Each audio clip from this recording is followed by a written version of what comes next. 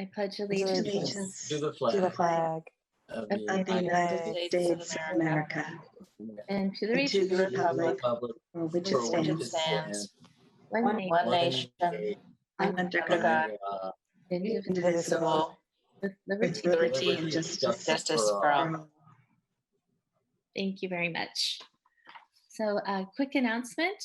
This meeting will be conducted in accordance with State of California Executive Order N2920 dated March 17th, 2020. All members of the City Council are participating in this meeting by video conference with no physical meeting location. Members of the public wishing to observe the meeting live may do so at mountainview.legistar.com, on YouTube at mountainview.gov/YouTube, and on Comcast Channel 26. As noted on the meeting agenda, members of the public provide oral public comments online during the public comment period for an item by signing up at mountainview.gov/cc_speakers or by phone by dialing 669-900-9128 and entering webinar ID 940-2305-7436. Any emails received before 5 p.m. today were forwarded to the City Council. Emails received after 5 p.m. will not be read during the meeting, but will be entered into the record for the meeting. And because of the large number of items and also participants, we will be setting the speaker time to 1.5 minutes. And all votes will be taken by roll call vote. And now I'd like to ask the City Clerk to do roll call, please. Thank you. Councilmember Clark. Here. Councilmember Hicks. Here. Councilmember Matichek. Here. Councilmember McAllister. Aloha here. Councilmember Ramirez. Here. Vice Mayor Kamei. Here. Mayor Abikoga. Here. Thank you. Thank you. All members are present, and we will go on to item 4, the consent calendar. These items will be approved by one motion unless any member of the council wishes to remove an item for discussion. The reading of the full text of resolutions will be waived unless a council member requests otherwise. Would any member of the council like to pull an item? Councilmember McAllister? I'd like to comment on 4.6 and a question on 4.10. Okay, thank you. Councilmember Matichek? I'd like to pull item 4.4, please. And Councilmember Hicks?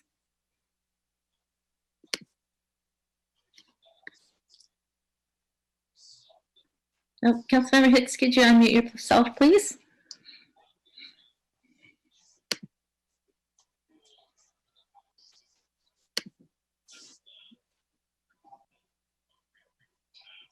Oh, you should be unmuted, Councilmember Hicks. Oh. Try again. There, sorry. No.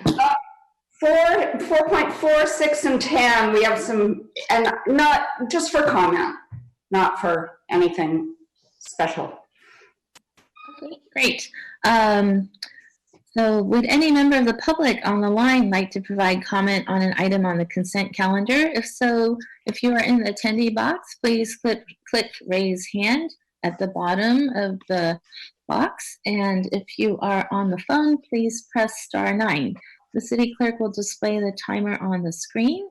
And we'll start with, in the attendee box, David Page. Please unmute yourself. Hi, thank you very much, everyone. I'm with a group called 350 Silicon Valley Telework Team, and we gathered together to promote remote work options during this crisis. As you know, there's many employees that have been working from home, and consequently, there's been a tremendous reduction in air pollution.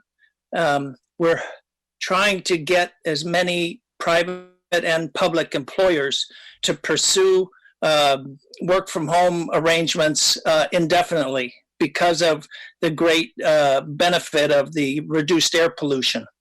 You got a resolution on your agenda tonight about telework, and I just am happy to say that, you're addressing the issue, but unfortunately, it seems way too weak. There's no mandates, there's no incentives.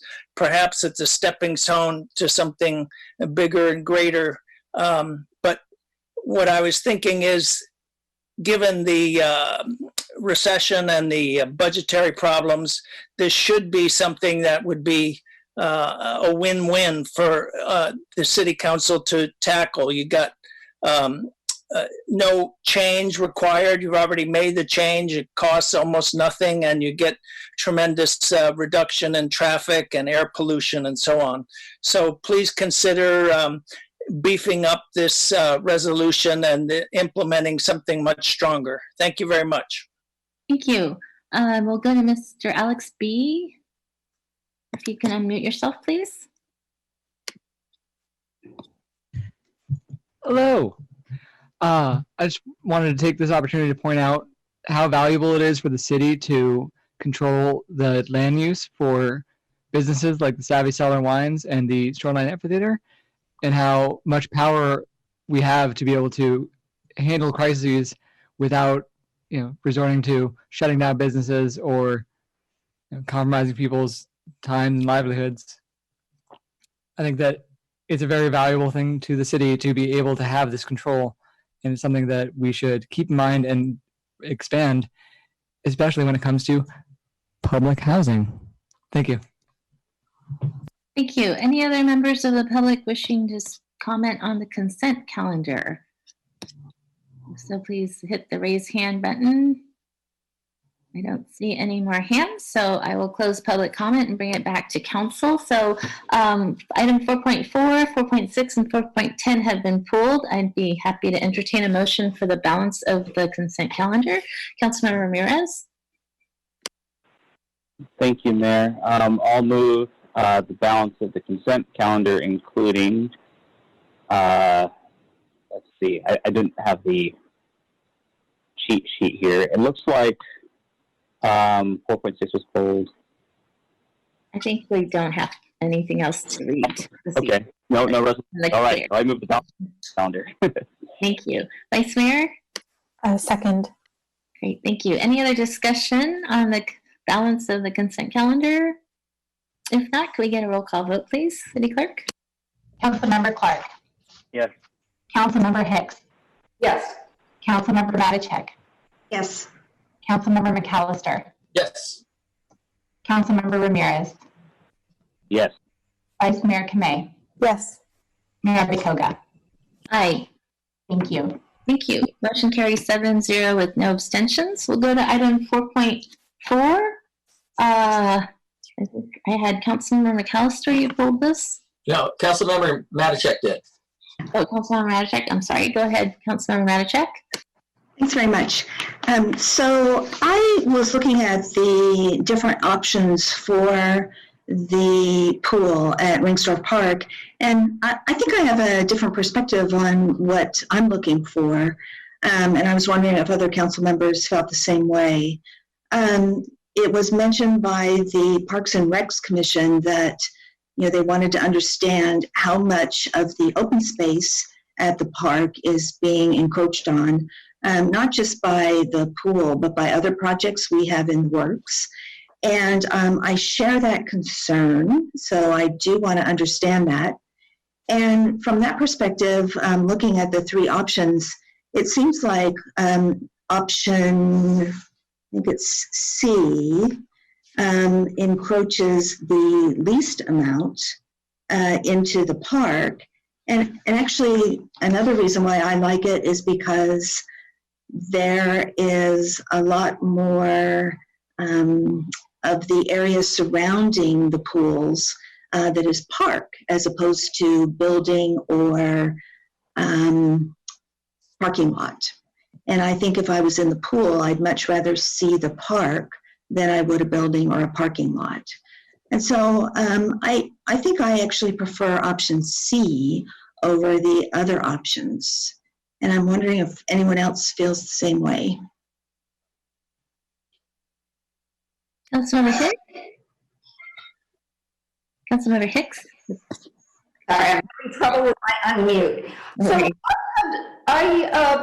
pulled it just to comment, but I had my comment is similar to the reason that you pulled it. I was going to commend I guess it was the Parks and Rec Commission for asking for an open space impact analysis, because I do have an ongoing concern that a resident once joked to me that we're a city that likes to build on parks. And that's not what I want to be. And I think when we're putting sort of citywide serving services at a park, we have to be careful that the people who live in the neighborhood, and this is a relatively low-income neighborhood, that they still have. When I go to that park, there are there are lovely trees, and there are people walking there all the time, teaching their kids how to use a trike. You know, the paths and trees are really used. Now, I can't say so I wanted to commend that analysis. I can't say that I looked over the 3 options and decided, that I liked option C better. That hadn't come to mind. But I was wondering whether John Marchant could comment about what did residents and other people who commented on it, was there strong preference for option A, or were people like A, C, whatever? How did that go? Maybe you can give us more detail. Hi, good evening. John Marchant, Community Services Director. So the PRC did look at this, and the item related to open space, we said we would look at even further. If you look at option A, the blue line as well as the red line showing the perimeter of the pool space, that can actually be changed. This was just a general idea of where that fence can go. So in the next iteration of design, we will be looking further at the actual location of the fence. So we will be determining kind of where that can shift and go through the trees, if you will. As far as it goes with the alignment of the actual facility itself facing Ringsdorf, the PRC did like seeing the alignment with the community center. So having a pathway that goes from the front entrance of the pool to basically the front entrance of the community center, that they liked that. And just from looking at option C, the facility will be costing us a little bit more, so that I think they were taking that into a bit of a factor. And the option A was a preference of staff based on the ability of the layout compared to the almost elbow-shaped facility in option C. There was some efficiencies in the facility design that the staff saw in that as well. So happy to answer any other questions. Councilmember McAllister? I just was going to comment on I remember having quite an extensive discussion on this, and we were leaning many ways. I think there was a lone duck, no pun intended, about trying to get as many lanes as possible. But I wanted to pick up on the concept of infringing on the park. And I recall that was part of one of the discussions going forward, that people were concerned it was moving into the park. But then when the Councilmember Matichek mentioned other projects, we're also taking a look at Magic Bridge, and that's going to take more park space. So maybe we need to take a step back and take a full analysis of what is Ringsdorf Park, which is a regional, it's a citywide park. It's not a neighborhood park. It's designed for the city because of the space.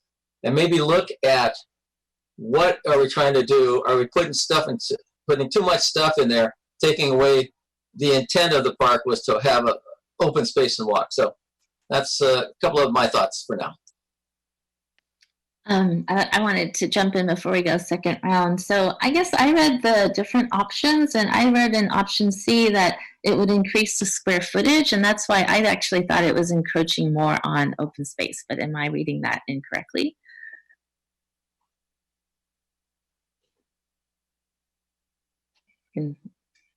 Design C does have additional square footage. That is correct. Okay, so yeah, so I thought A actually had more open space to it. Councilmember Matichek? Well, then I have a question, because the red dashed line appears to be the same in all of the options. But for option C, the area that has like the perimeter fence is in from that dashed line.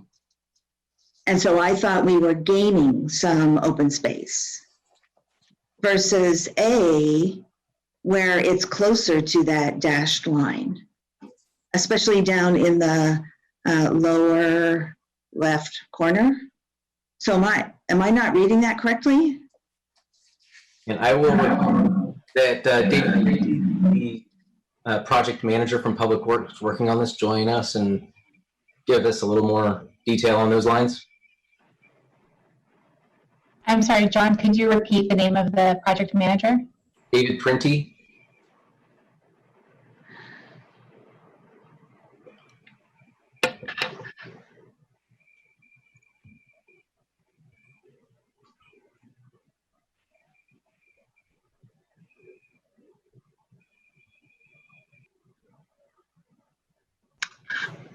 There we go, David is in. Hello. Can you hear me? Some reason I'm having technical difficulties. I was on earlier and it crashed on me. Apologize, you can't see my face. So I heard the conversation and the question about the various schemes and which schemes encroached more or less on the open space, correct? That is the question before the panel. What I can say is the perimeter fence on all of them at this point is malleable. It can be changed and reduced or enlarged as needed to kind of finalize the design. That the line is not set in stone, if you will, on frankly any of the schemes. And so it'll be a balance between the end user's enjoyment of the facility inside the fence and the park's needs on the outside of the fence.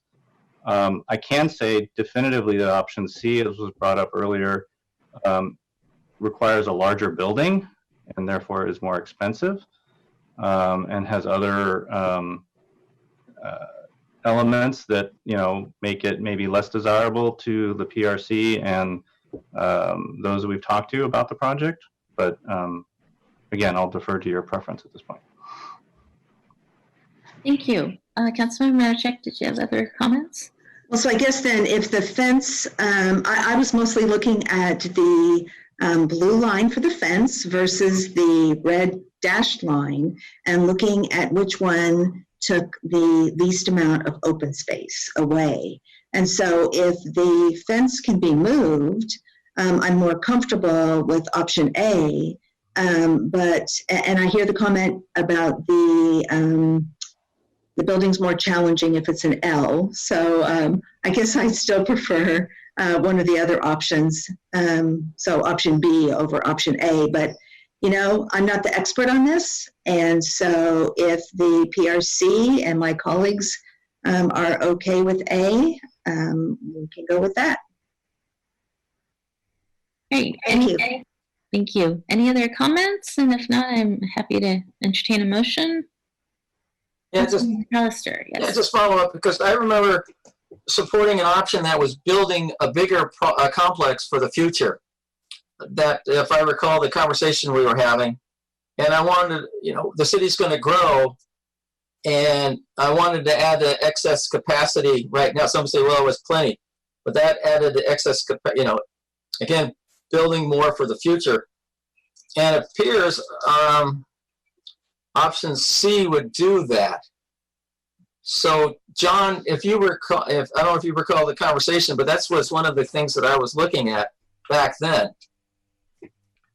And does C then build, other than the pool, the building's larger, I recall that there was more lap lanes in one pool over the other, but it looks like it says the lap pools are both the same size of that 6,200.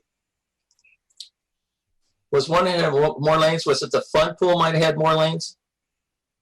Correct. So if you look at option A, as part of the fun water, there is a shadow of additional lap lanes that could be added to the project. And so that is something that we will be bringing to council as part of the next iteration of the design, and providing the additional cost for those additional lanes, and then get some feedback regarding that. This is, we're looking for your direction on the location of the facility, the location of the pools itself, and then we'll be bringing additional options back to you in the fall. So only option A has the optional to expand swimming lanes. The other being I use that as an example. The others do as well. Oh, well, which one would eventually have the most lanes? Potentially.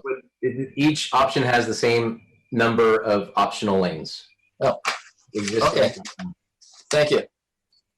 Councilmember Clark? Yeah, so just getting the additional info from staff that, you know, we'll see this again, and the vote at the PRC was unanimous. I'll go ahead and move the staff recommendation for item 4.4. Thank you. Is there a second? I'll go ahead and second that. Any other discussion on item 4.4? If not, can we get a roll call vote, please? Councilmember Clark.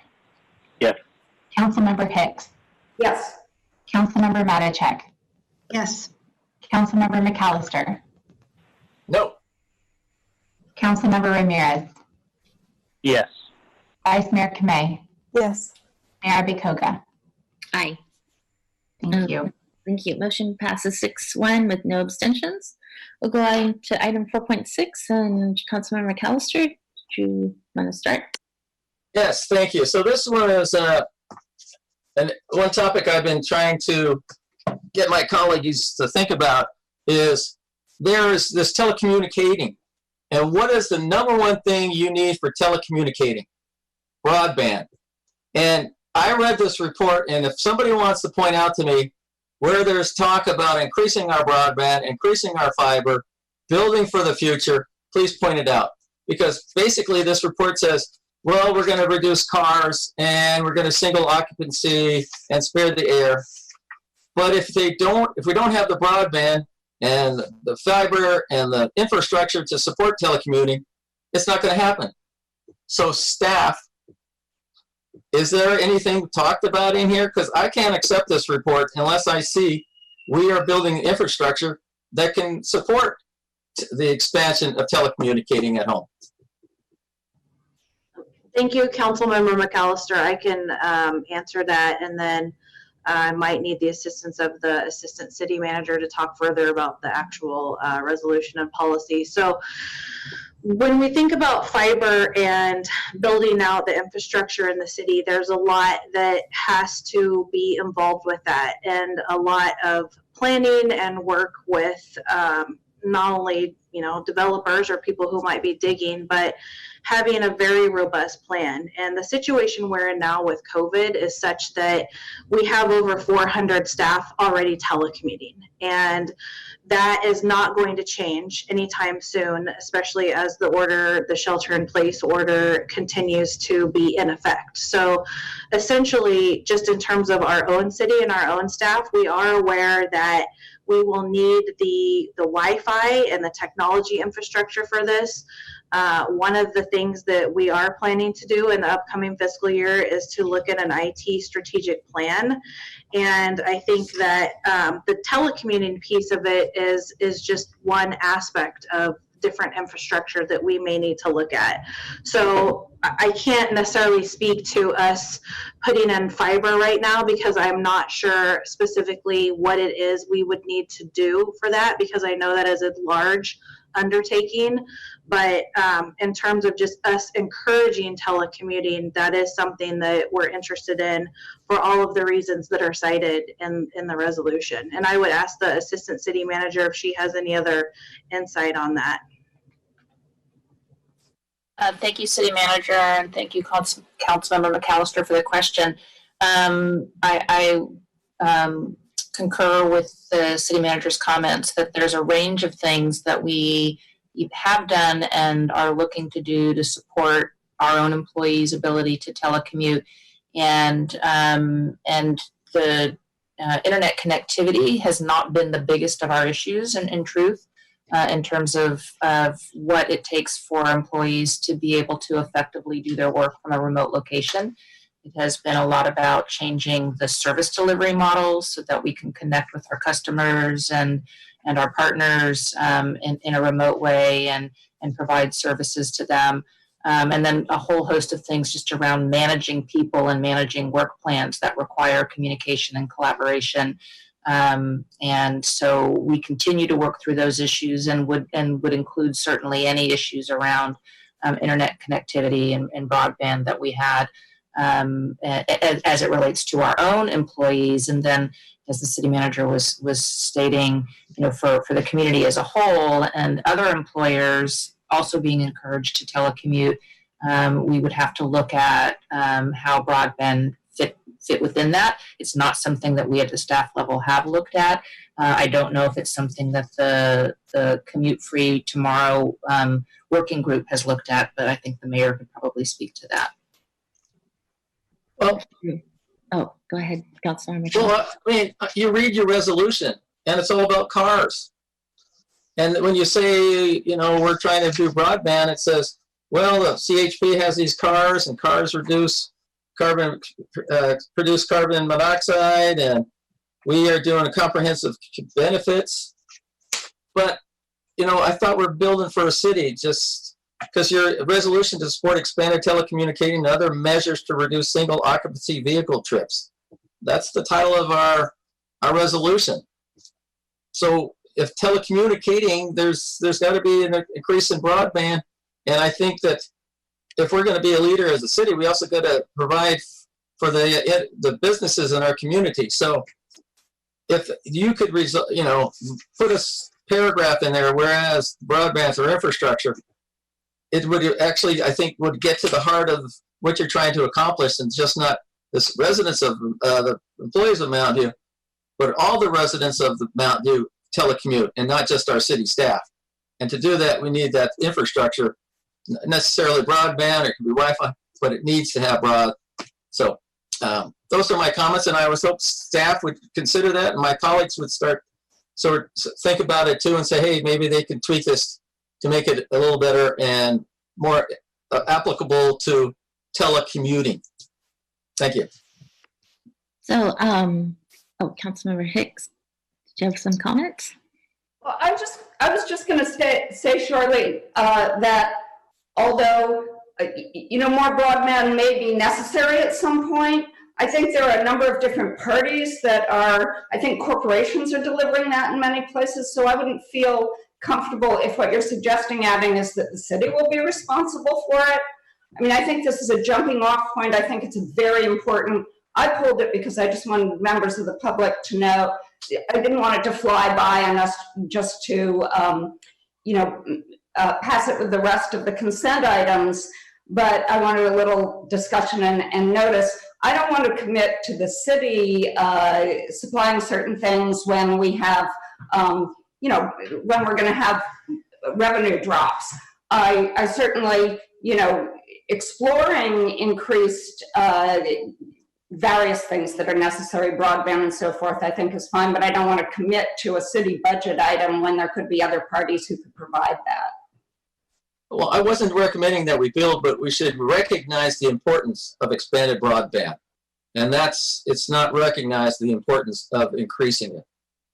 Yes, other companies are doing it, but the city needs to recognize that it's important for this to be successful. Broadband needs to be widely available. So I was going to pull this to speak to it as well. As you know, I was the one who brought this forward as part of the task force that I've been on, the Commute Free Tomorrow task force that County Supervisor Cindy Chavez put together, wearing her hat as an Air Quality Management District Board member, which I serve on with her, and VTA Chair, and the county's board president. And so we've been meeting over the last 6 weeks or so weekly, and it's been a group of folks from transportation, MTC, VTA, other agencies throughout Santa Clara County, as well as the other counties in the Bay Area. Air Quality Management District staff, and we've been bringing in speakers, or County Supervisors Chavez has been bringing speakers from the private sector.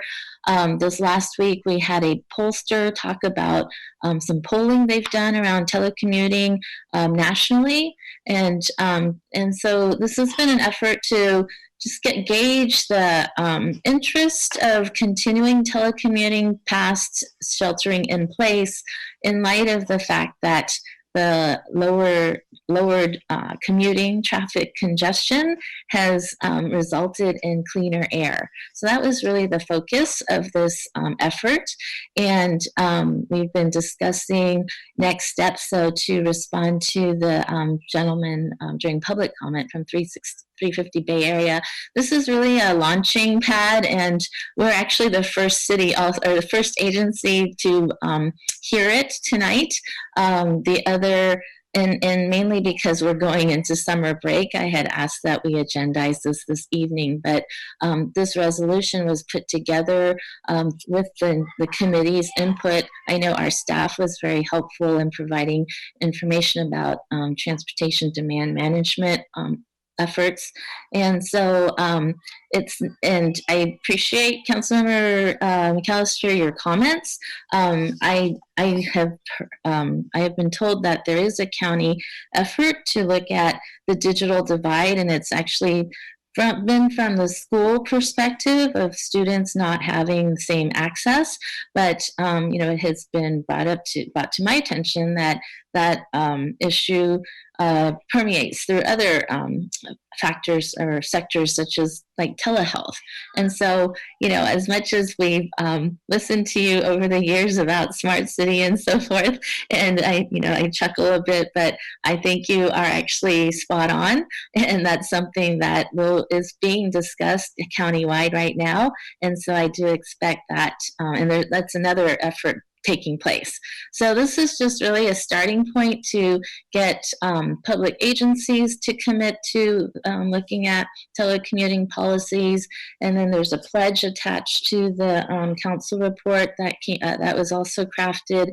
And the task force will be going out to companies to ask them to sign on to that pledge. But it was really mostly about looking at how do we change our policies and procedures for our staff so that they can be able to telecommute and therefore not have to drive in and create air pollution or GHG emissions. So that's the focus of this. There's a lot more coming forward. The polling, the pollsters, that conversation took us to, we should probably do a more focused polling in the Bay Area to get better understanding of our, residents' real preferences and feelings, and that will probably instruct us in terms of policies, public policies that we can look at adopting into the future. So apologies for the length of that, but I did want to just give some background and context to what this resolution is. So with that, I'll go ahead and make the motion to pass item 4.6, and I guess I have to read this. So I will motion to adopt a resolution to support expanded telecommuting and other measures to reduce single occupancy vehicle trips, to be read in title only, further reading waived. And Councilmember Hicks? I was going to second. Thank you. Any other discussion on this item? If not, can we get a roll call vote, please? Oh, the city manager wanted to say something, I think. Oh, I'm sorry, yes. Oh, sorry. Thank you, Mayor. No, I just wanted to add to what you said about the smart cities and looking at the digital divide, that this is something that staff is working on right now, actually, and we've been communicating with the school districts on it. This will be part of our effort as we think through some of our equity efforts over the next year. And also just touching on the smart city piece, we are actively looking at smart city projects right now, and looking at ways that we can bring fiber in, just in terms of projects that can relate to our transportation projects, or at least look at what we can do with IT in terms of broadband and expanding it. So these are all efforts that are underway. So just to add to what you said, I think that we are going to see movement on this over the course of the next fiscal year. Great, thank you, City Manager. Any other discussion on this item? If not, can we get the roll call vote, please? Councilmember Clark. Yes. Councilmember Hicks. Yes. Councilmember Matichak. Yes. Councilmember McAllister. A reluctant yes. Councilmember Ramirez. Yes. Vice Mayor Kamei. Yes. Mayor Abekoga. Aye. Thank you. Motion carries 7-0 with no abstentions. We'll go on to item 4.10. And Councilmember McAllister, I believe you pulled this. Yeah, I just had a question for the Community Service Director. Oh, Mr. Marchant, good to see you. I just wanted to clarify that this item will be coming back to the City Council for further discussion or going forward. That is correct. So tonight's action is just to defer the rent to give staff as well as Live Nation an opportunity over the summer to continue dialogue related to rent due and be able to come back to the council in the fall with a strategy for how to manage the rent due at this point and a path forward. So yes, this will be coming back in the fall. Thank you. I make a motion that we approve item 4.10. Thank you. Is there a second? I'll go ahead and second it. Any other discussion on this item? If not, can we get a roll call vote, please? Councilmember Clark. Yes. Councilmember Hicks. Yes. Councilmember Matichak. Yes. Councilmember McAllister. Yes. Councilmember Ramirez. Yes. Vice Mayor Kamei. Yes. Mayor Abekoga. Aye. Thank you. Motion carries 7-0 with no abstentions. We go on to item 5, oral communications. This portion of the meeting is reserved for persons wishing to address the council on any matter not on the agenda. Speakers are allowed to speak on any topic for 1.5 minutes this evening, and state law prohibits the council from acting on non-agenda items. Would any member of the public wishing to speak, if you're in the attendee box, please hit the raise hand button at the bottom of the box. And if you are on the phone, please hit *9. And we'll start with Ellie. Hi, Council. Can you hear me? Yes. Okay, great. Hi, my name is Ellie Green. I've lived in Mountain View for 17 years and coincidentally the length of my lifetime. I really want to say, as I attended the subcommittee meeting earlier today, one of the members of the subcommittee stated that it was in the council's capabilities to authorize a commission run through the HRC to investigate police reform. As we previously established at the subcommittee meeting, and for those who weren't there, I'll give a brief summary. While the subcommittee meeting was intended to address a broader scope of racial issues, the community and the public has been calling for police reform. I know that the city council seems to shy away from the words, but that is what we're calling for. And as we are aware that the city council holds the power to address police reform and to issue a commission, I would like to call upon the council to both authorize a commission through the HRC, as well as put on the agenda come September that they will be addressing and discussing the progress made by the subcommittee, to have an open forum for discussion to review the policies that the subcommittee has proposed and prove in a way the progress that has been made and show and demonstrate to the community that progress is going to be made. Thank you for your time. Next, we'll go to Dana Peaty. Please unmute yourself. Hi, can you hear me? Yes. Thank you so much for your time. This is Dana Peaty. I've lived in the Bay Area. I'm a Mountain View resident. I've lived in the Bay Area teaching middle school math to 6th and 7th graders in San Mateo for the past 6 years. I was also at the subcommittee, and I just wanted to share a couple highlights for anyone who wasn't there. First of all, thank you so much to the council for making this space to tackle racism broadly in our community and for taking opportunity of this time here in 2020. I'm pleased to report that the subcommittee is committed to exploring broader issues like redlining and zoning and hiring contracts and equity-based budgeting. Obviously, each of those requires an extensive look, but I'm really excited to see what you're able to learn in the future about that. And that they're letting the HRC take the lead on engaging the community around policing. I think that'll be really productive dialogue and learning opportunities from each other moving forward. We also, as Ellie mentioned, we learned that the City Council ultimately does have that authority to create the citizen-led commission that we've been asking for. So I just want to make it clear to City Council, thank you so much for being interested in this conversation so far. We are calling for, when you return in September, please investigate this process of how this citizen-led committee or commission can come to light, because it's felt a little bit like hot potatoes so far in terms of, is that subcommittee, is that general counsel, who does what? Please, City Council, put this on your general agenda in September so we can figure out how to make this happen. And please also make sure to actively include the HRC in the process of putting that commission together. Thanks for your time and have a great evening, everybody. All right, thank you. Let's go to Miriam C. Please unmute yourself. Oh, hello. Hi. There you go. Hi, my name's Miriam. I am a Mountain View resident. I've lived in the I live in the Rex Manor neighborhood, and I've worked in Mountain View for about 7 years. So I'm also here with the Mountain View Coalition for Police Reform and Accountability, and I want to echo the requests, the ask that we have this citizen-led commission, that the HRC be actively included in the process for the reasons that Dana and Ellie listed, and that the General Counsel come back and investigate this process when they come back in September.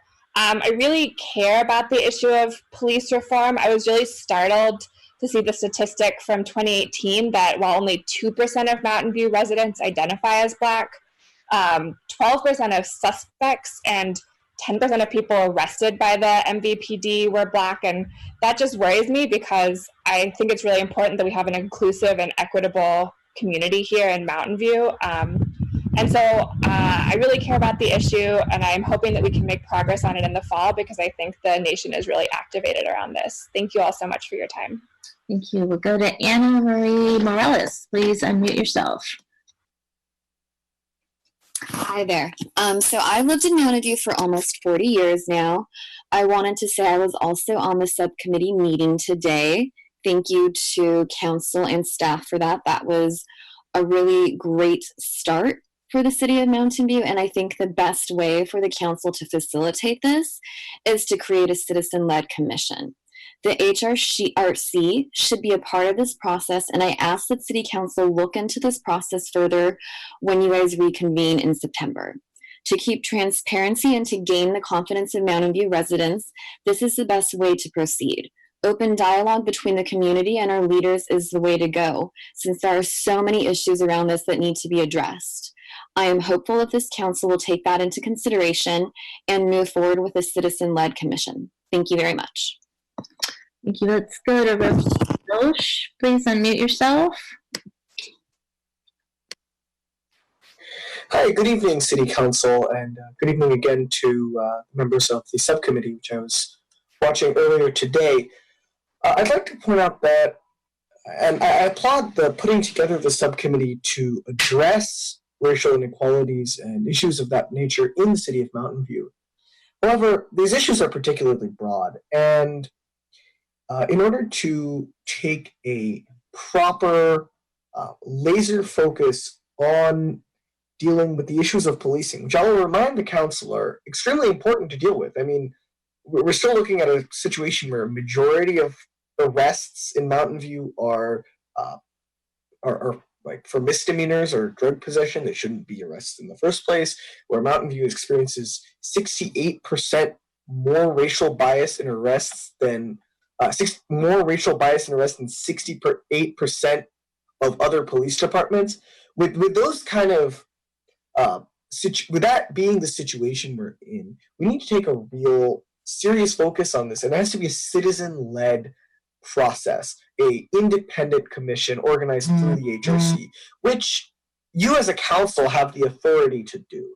So what we're asking for today is acknowledging that organizing the subcommittee is a good step, and we're proud that you guys are doing that. But that we need to have this independent, citizen-led commission to look specifically at police. Thank you. Thank you. Let's go to Kelsey Josen. Please unmute yourself. Hi. For those who don't know me, I am also a Mountain View resident. I've lived here for a couple of years, and I'm also with the Mountain View Coalition for Police Reform and Accountability. As we move towards the summer break in the City Council, I'm looking toward fall already. I'm eager to hear when we reconvene what progress the subcommittee on race, equity, and inclusion makes in the coming months, and you can rest assured that I'll be there to follow as it goes. Specifically, since we've learned today at the subcommittee meeting that it's within the council's power to create an additional independent citizen-led commission, and since we've seen that the subcommittee has a lot on its plate and a lot of really important things that you guys are talking about addressing that are all really important to address, I urge you to use your authority to empower citizens when it comes to police reform. So please put a discussion about how those most impacted by policing in our community can lead the way on addressing those issues. Thank you. Thank you. Let's go to Alex B. Please unmute yourself.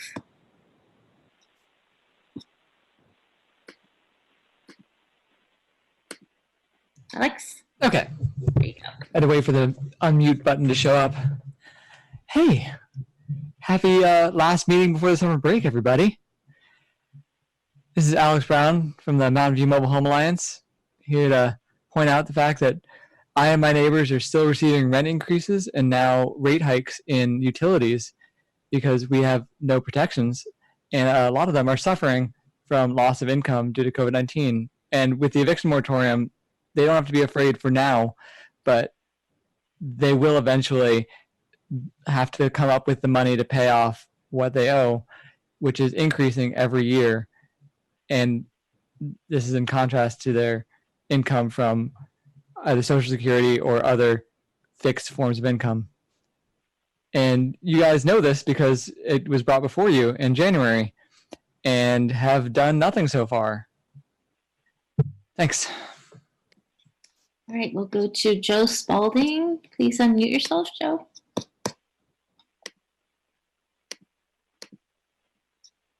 Oh, hold on. Oh, there you go. You should be on, Joe. Yep, this is Joe Spalding. Pronouns are he, him, and his. I live in Oakland. I frequently am in Mountain View. I just wanted to encourage the council to consider the independent commission for reviewing police accountability. We can see across the country that things are pretty intense, and it's not something that just kind of happened in a vacuum. It's not something that happened because 25 million people are bored. People are risking their lives against a viral pandemic in order to make sure that we have accountability in our city governments. And part of me calling here, although I am a person of color, is because I have a responsibility when I do have the opportunity to speak to local elected officials to let them know that we need to do everything that we can to become actively anti-racist. It's not just enough to not be racist. Thanks, I yield my time. Thank you. Let's go to Eva Tang. Please unmute yourself. Hello, sound check? Yep, you're on. All right, thank you. So I'm Eva Tang with the Mountain View Coalition for Police Reform and Accountability. I grew up in the Bay Area all my life, have not moved past an hour away from my hometown of Santa Clara, but I am in Mountain View now as an educator for underserved populations. And I was also at the subcommittee meeting, and I am hoping that the HRC is not just a part of the conversation, but leads the conversation. I'm glad that we have a space to not only reflect on the fact that our population is 19% Latinx, but 48% of arrests are Latinx people. But we've also got redlining, zoning, disparities in health, including how COVID affects Black and Brown populations disproportionately, equity in our workplaces, including at Google, right in our backyard, which neighborhoods get resources like parks and swimming pools, and a plethora of other issues. And we've learned that the General City Council ultimately has that authority to create the citizen-led commission that we've been asking for. So please include the HRC actively in a citizen-led commission formation and investigate this process when you come back in September after your summer vacation. Thank you. I yield my time. Anyone else in the attendee box who'd like to speak? You can raise your hand. Oh, Sebastian, please unmute yourself. Hey, can you hear me? Yes, go ahead.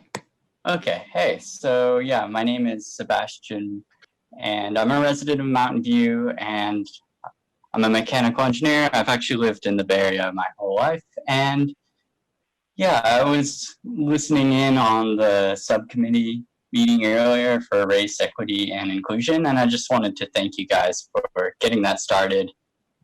It's a promising start to see there be a discussion about this, especially in this time when it's a very important issue. And I just think that, Mountain View is, pretty good in general, but, the race and arrest statistics others are bringing up and that I've looked at myself in the police reports really worry me, that there might be more that we can do to help these people not be unfairly targeted potentially. And so I think that I just want to echo what others have said about the need for an independent citizen-led commission run through the HRC. And yeah, I look forward to checking in the fall and see how this is all going. And I'm looking forward to the future where we can hopefully be making some changes on these issues. Thank you. Thank you. Let's go to Anna. Please unmute yourself, Anna. Hello, my name is Anna Zeiger. I was born in and have lived in Mountain View since 2004. I'm part of MVCPRA, and after attending the subcommittee meeting this afternoon, I'm pleased that the subcommittee is continuing to explore broader issues such as redlining, zoning, hiring, and equity-based budgeting. Also, that they're asking the HRC to take the lead on engaging the community around policing. And finally, that council has the authority to create the citizen-led commission that we are asking for. We call on council to ensure that the topic of police reform and creating the independent commission will be on city council meeting agendas when we return in September. We're committed, and we look forward to continuing to work with you. I yield my time. Thank you. Let's go to Nina. Please unmute yourself, Nina. Hi, I'm a resident of Mountain View over the last 2 years and a member of the MVCPRA. I was also present for the subcommittee meeting earlier today, and I am so glad to hear the broad scope of the subcommittee, given that our entire country was founded on racism, as the mayor has pointed out in previous meetings. There is so much work to do, and it is really important. In addition to this work, in order to meet the moment and listen to the calls of the not-so-silent majority that is called into meetings like this and taken to the streets in Mountain View and all across the country, I would like to echo the calls heard earlier for a citizen-led commission with HRC to address police reform specifically. Thank you. Thank you. And Francisco Ochoa, please unmute yourself. Good evening, council members and mayor. Thank you for taking the time to address this very important issue. My name is Francisco Ochoa. I'm a 38-year Mountain View resident, veteran of the USMC as well as the U.S. Army, Mexican ethnicity, member of the Community Emergency Response Team, CERT, and I participated in the past 3 presidential elections as a volunteer for the DNC. I'm also a small business owner here in Mountain View, and yes, I've been a subject of excessive police force, use of force by the MVPD. So this is a matter very close to my heart, and it has at times caused me great stress.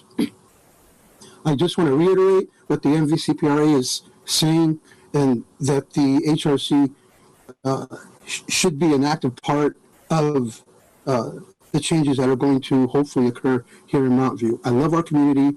It's a wonderful city to live in. We have educational benefits. We have work benefits beyond what I could have ever imagined when I grew up in this valley in the 60s and 70s.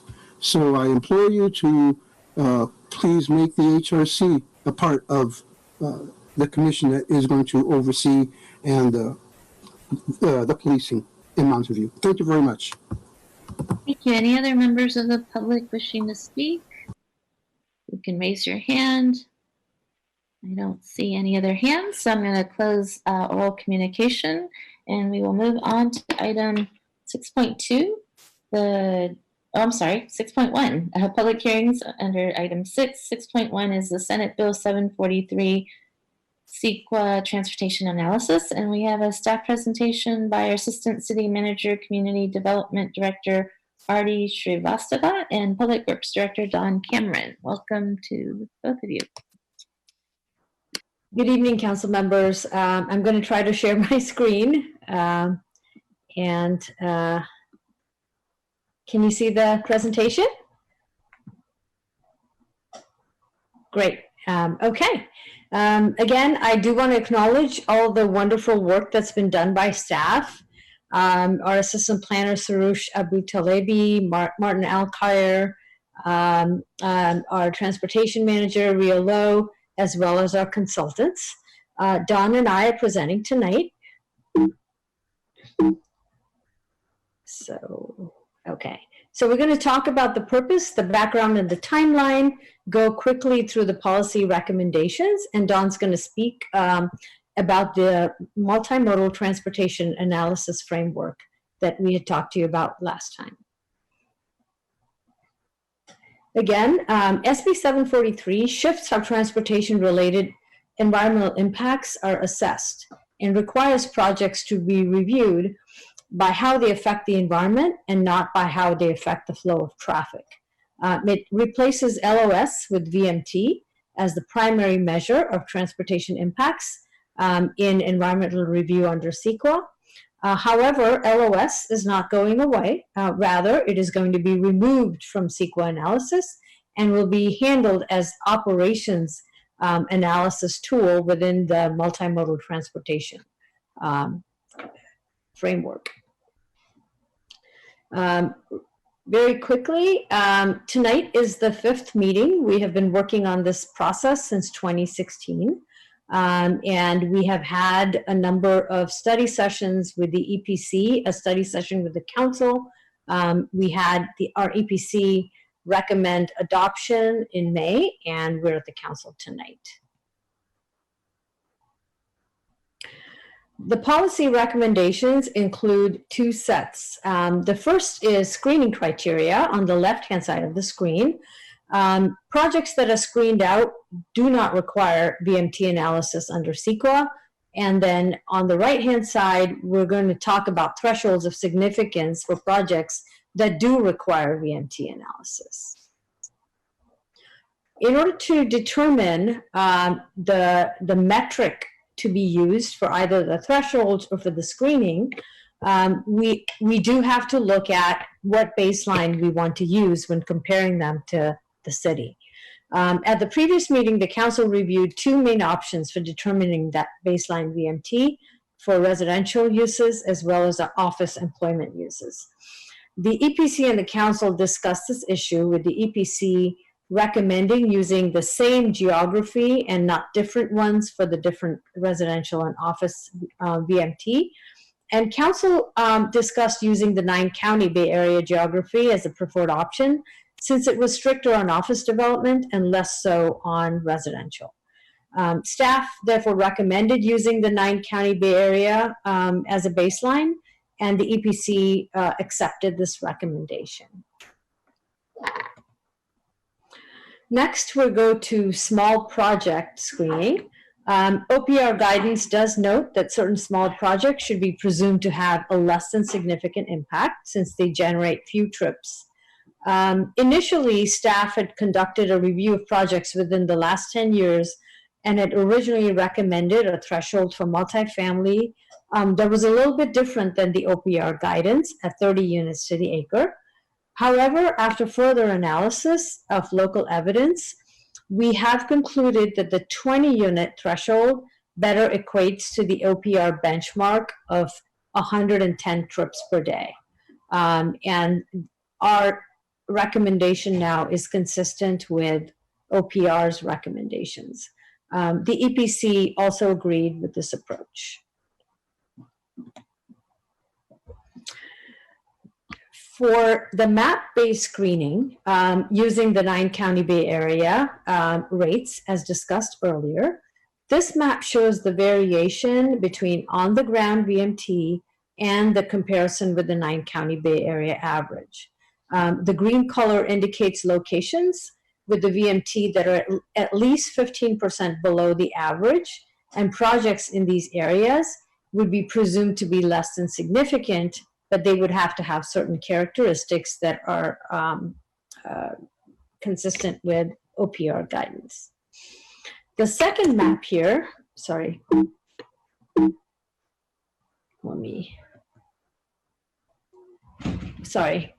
the second map shows the variation between the on-the-ground VMT and the 9-county Bay Area average for office uses.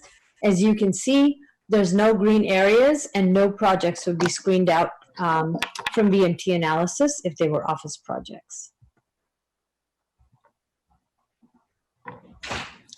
On the issue of affordable project screening, staff had recommended, consistent with OPR guidance, that projects with 100% affordable housing be presumed to have a less than significant impact. At the council study session, the topic of using a lower percentage was discussed. We did find out that while CEQA allows agencies some discretion to deviate from OPR recommendations, they must be based on substantial local evidence to support those. Staff was not able to find any evidence that justified that projects with a much smaller proportion of affordable housing would have similar characteristics or be substantially similar to those that were 100% affordable. And therefore, we are recommending consistency with OPR recommendations. However, we would like to note that even if such projects that are lower than 100% affordable housing go through an analysis, they would be credited with VMT reductions based on the amount of affordability. So there is a built-in incentive under VMT analysis to provide more affordable housing, which is essentially what the council wanted to provide. The EPC did accept this recommendation as well.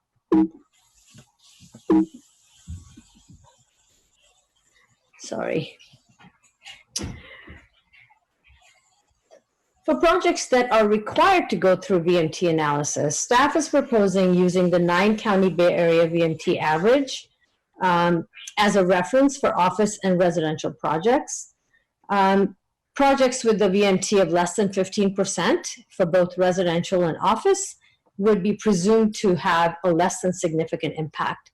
There was agreement on this issue at the council as well as the EPC study sessions, and the EPC agreed with this recommendation. For retail projects, council discussed making sure that neighborhood serving retail was presumed to have a less than significant impact. OPR recommends using a 50,000 square foot a guideline to consider neighborhood serving, uses as neighborhood serving. Such uses would be presumed to have a less than significant impact, and regional serving uses would go through VMT analysis and would be presumed to have a significant impact if they did result in an increase in VMT. Finally, under the thresholds for mixed-use projects, we had originally recommended that each land use be independently analyzed given project-specific information, and this recommendation hasn't changed since the council saw it last time. We reserved this last category for a little more discussion because there was a fair amount of discussion around the screening criterion. Projects that are within a half-mile of transit are recommended by OPR to be screened out of VMT analysis. The transit proximity map on this slide shows the half-mile buffer within the thin black lines, and projects within these areas would be screened out. Some council members did have concerns about the quality as well as the declining ridership, as well as the COVID issue. that reduced that ridership even further, and asked staff to review if the council had some flexibility to exclude certain stops and corridors from this map. We did some research on the issue, and what we did find is that state law has two categories exempting projects close to transit from CEQA requirements. The state mandates under SB 375, a Sustainable Community Strategies, that projects be required to be screened out, and those are on the left-hand side in the green column. The SB 375 requirements are shown in green, and then SB 743 casts a broader net and is more inclusive, and it has projects on the right-hand side.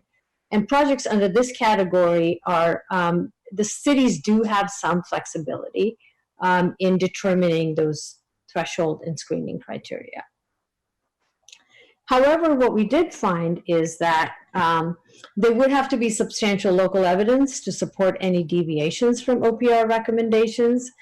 That evidence would need to justify how the new criteria would still promote the goals of SB 743 and would have to be weighed against the extensive body of research compiled by OPR. Staff was not able to find research that was different from the OPR conclusions, and so we are recommending consistency with this approach. However, we would like to note that projects, even if they were screened out from VMT analysis, would not be screened out necessarily from the multimodal transportation analysis, which would then identify operational effects, including LOS, pedestrian, bike, and other transit impacts or effects. And these would require improvements, some of which could result in requiring TDM measures in order to reduce trips.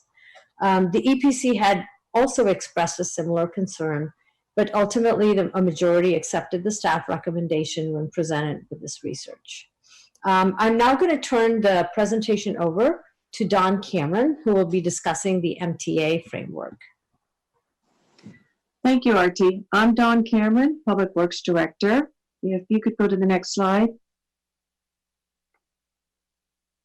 So while VMT is an effective metric for evaluating a project's environmental impacts, it does not inform us about how the project may affect the functioning of local nearby roads, nor what the project should be required to do to reduce any adverse impacts on the operations of the local transportation system.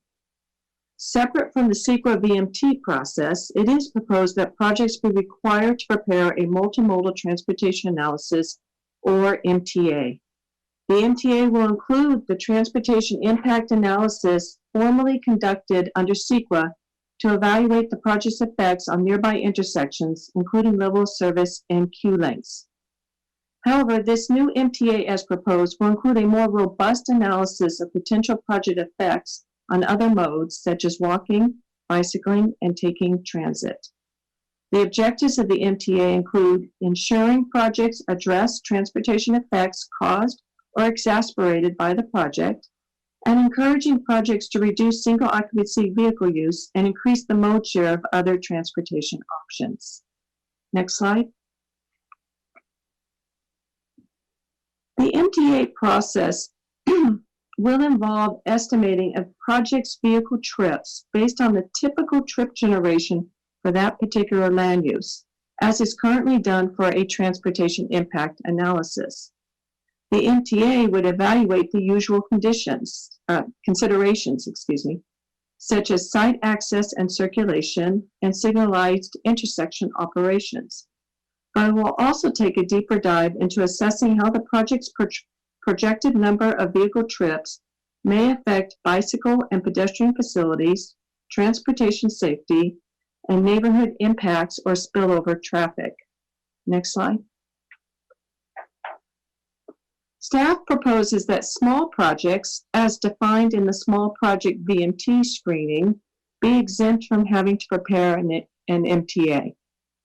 The MTA would focus on localized transportation effects.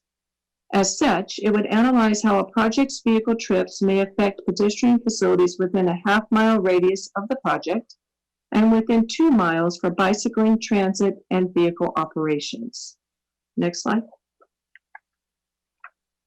Should the MTA identify adverse effects to any mode, the project will be required to address or resolve these effects through conditions of approval.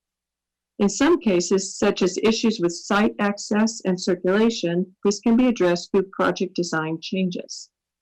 For most adverse effects, however, the primary method will be to reduce the estimated vehicle trips through trip reduction requirements using TDM programs.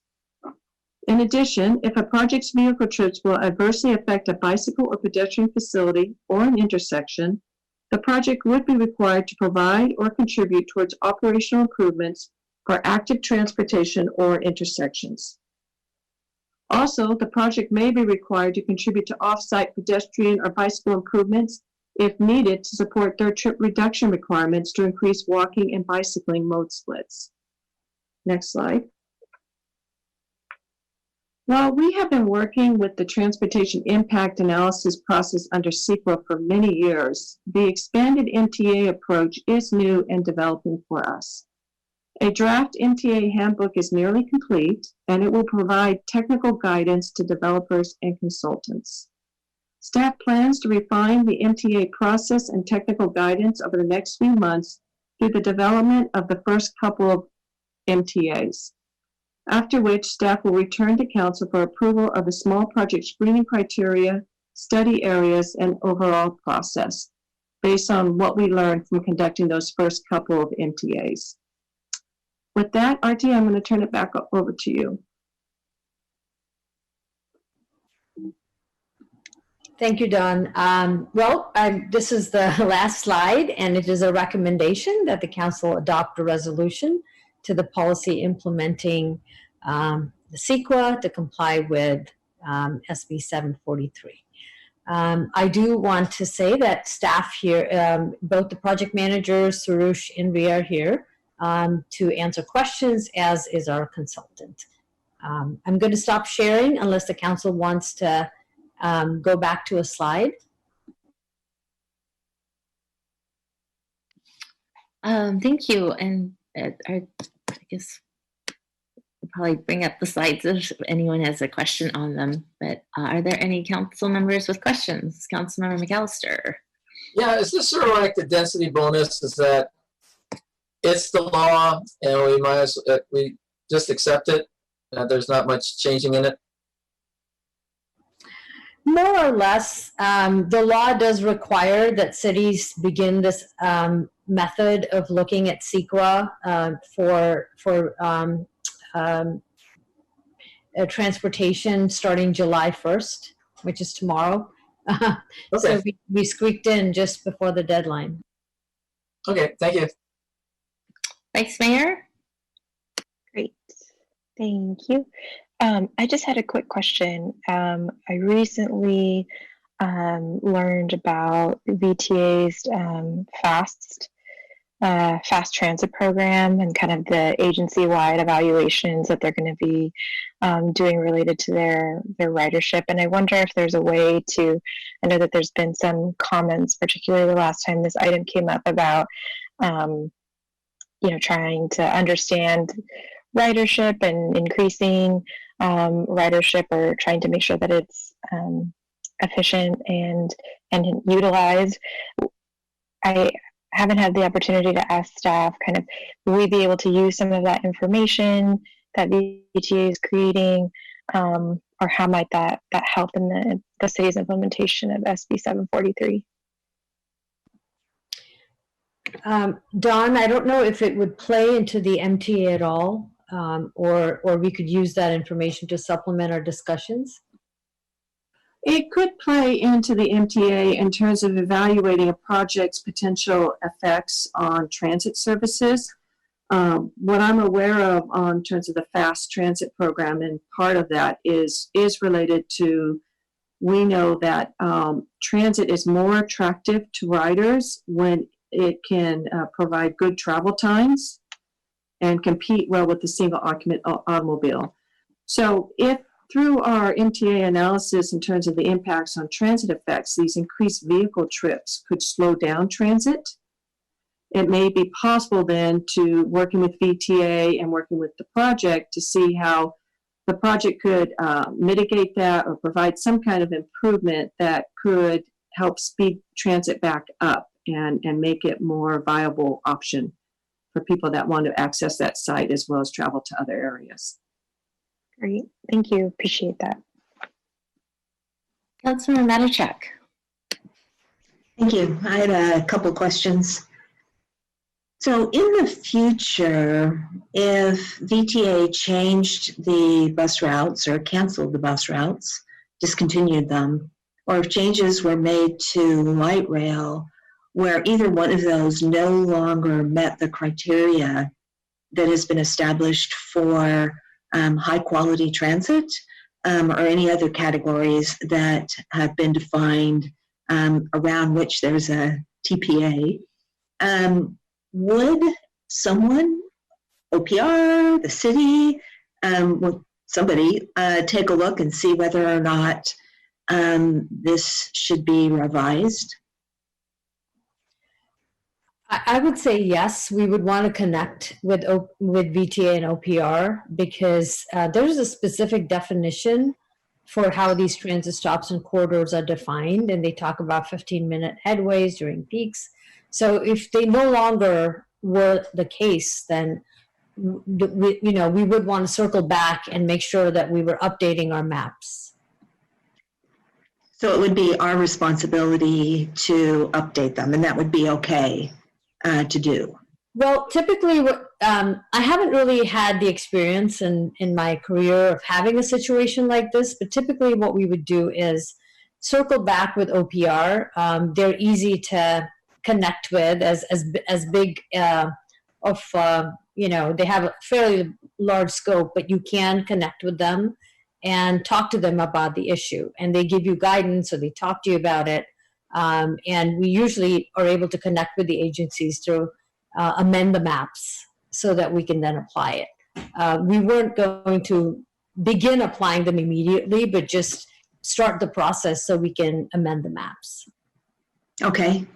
And then my other question is, and I appreciate having more detail on the MTA this time, but in looking through it and then hearing about it more tonight, I got to thinking that the level of service analysis that is done often results in information that you kind of scratch your head and say, really? That's a, functioning intersection when, actually, if you go through that intersection, it might be absolutely miserable.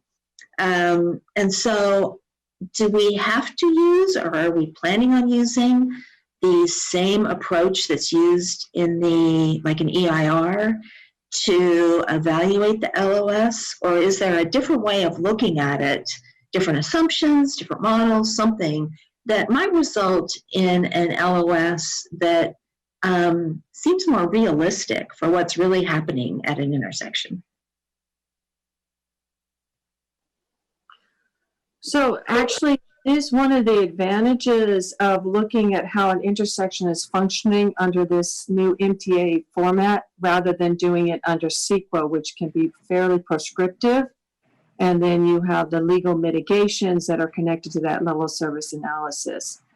So under the MTA, first there is a technical way that you calculate level of service. You are correct that it might not take into account Q spillbacks from a upstream intersection that is now affecting this intersection, but we can do that when we look at it under the MTA lens in terms of, so what is causing this intersection not to function well? And it can look at the Q lengths. It can look like if there's a particular movement that's having a problem, or is the problem really at a different intersection and it's just having a residual impact on the intersection we were looking at. So the short answer is yes, we will have more flexibility in how we look at how an intersection is operating under the MTA. Okay, great, thank you. Those are the only questions I had. Thank you. Any other questions from council members? I don't see any hands, so I will open this up for public comment. If you are In the attendee box, again on Zoom, please hit the raise hand button at the bottom. And if you are on the phone, please hit *9. Any members of the public wishing to speak on this item? I don't see any hands, so I will bring it back to council. Councilmember Ramirez.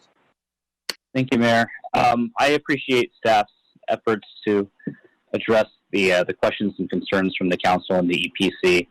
I think there's been a lot of concerns about the transit priority area, and we were talking about the data used to generate the heat maps in our last study session, and I think it'll probably be an iterative process as we better understand the implications of this policy change. I think Councilmember McAllister asked the key question, and that's related to the discretion that we have in modifying the policy. And based on my understanding of staff presentation and the lack of discretion that we have, I'm going to go ahead and move to adopt a resolution to adopt a policy implementing the California Environmental Quality Act to comply with California Senate Bill 743 regarding the use of vehicle miles traveled in transportation analysis, to be read in title only, further reading waived. Thank you, Councilmember Ramirez. Is there a second on the motion? Vice Mayor Kamei, you have your hand up. Yes, I'd like to second the motion and want to echo the thanks to staff. I feel like this is a big shift for the state and for local jurisdictions, and really appreciate kind of all of the information given. And really also want to share that, I think it's incumbent upon cities, policy leaders, stakeholders to, support making transit successful and providing these other options so that people can drive less, and taking into account what we do have purview over, whether that be traffic signaling or kind of using our data in conjunction with other quasi-governmental agencies to make sure that we're kind of making the changes necessary, are really critical for us moving into VMT. So, thank you. Thank you. Councilmember Hicks, do you have comments? Yes, I concur with what other council members are saying, and in going with the staff recommendations. And my main comment is that I think that what's going to really make a difference in terms of whether we're designing, more livable communities or less livable communities in this case, is the multimodal transportation analysis, and also other associated documents like the bike ped master plan, maybe updates to our general plan, and other things that can allow us to sort of easily use other forms of transportation, whether they be, bikes, all sorts of other vehicles, or walk further more pleasantly, whether we're young or old. So I really think we're going through a paradigm shift, both in terms of this kind of traffic analysis, but also in terms of, clearly because of the pandemic, the way we're getting around, and because of global warming and wanting to reduce our carbon footprint. And I really hope that because of that paradigm shift, we can take a very close look at some of those things. I even think our parkland ordinance, to make sure that we're creating the kinds of places that not only that we can walk and bike around, but that we really want to walk and bike around, pleasant neighborhoods for being in and doing those things. So with that, I will be supporting the motion. Thank you. Councilmember Matichak.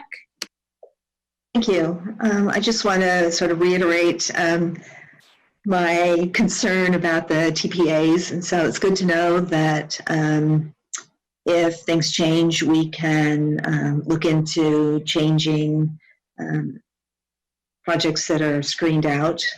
And I'm looking forward to the MTA, because I think it's going to be really critical to make sure that it is analyzing and addressing the things we want it to, and similar to Councilmember Hicks, while intersections are used by vehicles, they're also used by people and bicycles.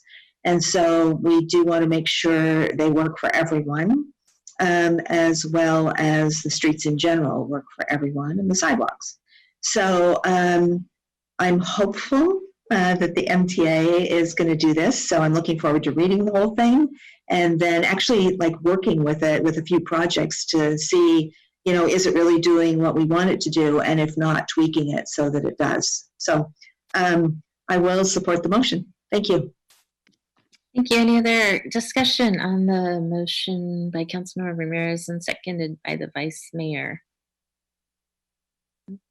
I just also want to thank staff. I know when we had the study session, it seemed like we had some disparate opinions, but you've all culled it quite well, and so I'm very pleased with the results. And as mentioned, this is the first time. I know it's been a long time in coming. We've talked about this for many, many years. So I think we've hit that milestone in getting it done, and we'll look forward to how it works. And I do expect that there will be some tweaks along the way. So with that, I will ask for a roll call vote, please, City Clerk. Thank you. Councilmember Clark. Yes. Councilmember Hicks. Yes. Councilmember Matichak. Yes. Councilmember McAllister. Yes. Councilmember Ramirez. Yes. Vice Mayor Kamei. Yes. Mayor Abitoga. Aye. Thank you. Thank you. Motion carries 7-0 with no abstentions. If you don't mind, I'll keep going. So item 6.2, the new mixed-use development at 1001 North Shoreline Boulevard. And do any council members wish to make any disclosures such as contacts with the applicant or site visits at this time? Councilmember Matichak? Sorry. I will disclose that I have talked to the applicant and probably had several meetings with them over the years, and I have absolutely been by the site many, many times. Thank you. Thank you. Vice Mayor Kamei? Yes, I want to disclose that I met with the applicant. Thank you. Councilmember Ramirez? I also met with the applicant. Thank you. Councilmember Hicks? I met with the applicant, I met with community members, and I have been by the site. Thank you. Councilmember Clark? Yes, I've also met with the applicant a number of times over the years and have been out to the site a few different times now. Thank you. And I also have met with the applicant, viewed the site, and met with neighbors in the area. Councilmember McAllister? Yes to all the above. Great. Thank you very much. So then we will go to the staff presentation by Senior Planner Diana Pancioli. Welcome.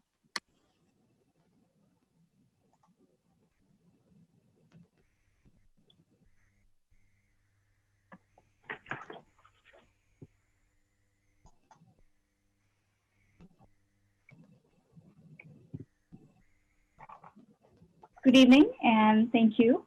My name is Diana Pancioli, Senior Planner, and with the city's planning division. I'm trying to say, sorry, so how do I adjust the slides? Just a minute.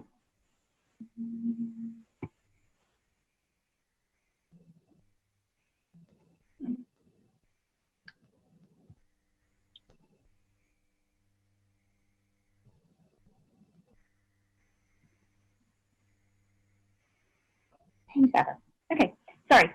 So I'll start again. The item in front of you tonight is a mixed-use development at 1001 North Shoreline Boulevard. The 7.81 acre project site is located to the northeast corner of Terabella Avenue and Shoreline Boulevard. The project site is currently zoned industrial and is currently developed with an office building and a surface parking lot. The developer, Ceres Regis, is proposing to develop the project site by replacing the surface parking lot with a mixed-use development consisting of 2 7-story residential buildings, a 6-story parking garage, and a 3,000 square foot of ground floor commercial space. The residential portion of the project would include a 203-unit apartment building closer to the 101 highway ramp, a 100-unit condominium building closer to the Tarabella Avenue, and both the buildings will include 2 levels of podium parking for the residents. The project would also include the 6-story parking garage, which would serve the parking needs for the existing office use on the site. And the project is also proposing a shared parking arrangement between various users on site as described in the staff report. As part of the project, the applicant is also requesting to remove 23 heritage streets and 238 non-heritage streets because of conflict with the new building footprint and the impacts from the construction. The applicant is proposing that if approved, they will plant 192 new trees with a total new canopy coverage of 52% at maturity. The project is proposing a vesting tentative map to develop all the developments that I just described. Located at the Shoreline Boulevard, the project is designated to create a strong sense of arrival into the city. The proposed buildings employ contemporary architectural style with the use of high-quality material and finishes.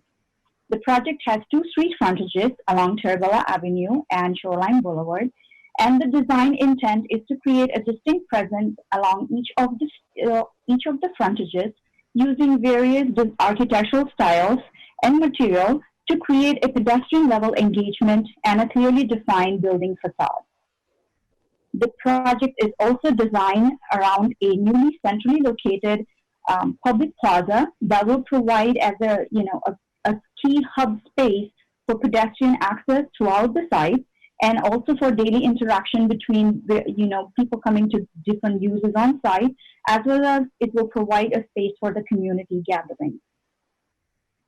As part of the Gatekeeper project itself, the applicant is proposing $4.1 million as community benefit contribution. $2.8 million of this contribution will go towards the sewer and water easement credit, and $1.29 million will go towards the city CIP fund. The sewer and water easement credit is required for future infrastructure growth of the city. In addition to this, the applicant has also offered $1.5 million as a voluntary school contribution above and beyond the state-mandated school impact fee. A project-specific traffic impact analysis was prepared to evaluate the potential effects of the project on the roadway system. The study determined and reviewed 12 signalized intersections around the project site, and it determined that the study intersections will operate at an acceptable level during the AM and PM peak hours, except 2 intersections which would not operate at an acceptable level. However, based on the VTA traffic impact analysis guidelines, the project would not have resulted in a significant impact at either of these intersections and would not push any of the intersections below the level of service threshold. In addition to that, we do have some future priority transportation improvements in the area, such as the reversible bus lanes, which would further reduce the delays on the roadway and improve the circulation around the site. An environmental impact report was prepared for the project in conformance with the California Environmental Quality Act, CEQA. The draft EIR includes the project mitigation measures that will reduce most potential environmental impacts to less than significant levels. The mitigation measures have been included as part of the conditions of approval, as well as they're being added to the mitigation monitoring program. The project has gone through several rounds of review, including the early council and EPC gatekeeper authorization in 2015, followed with study sessions in 2017.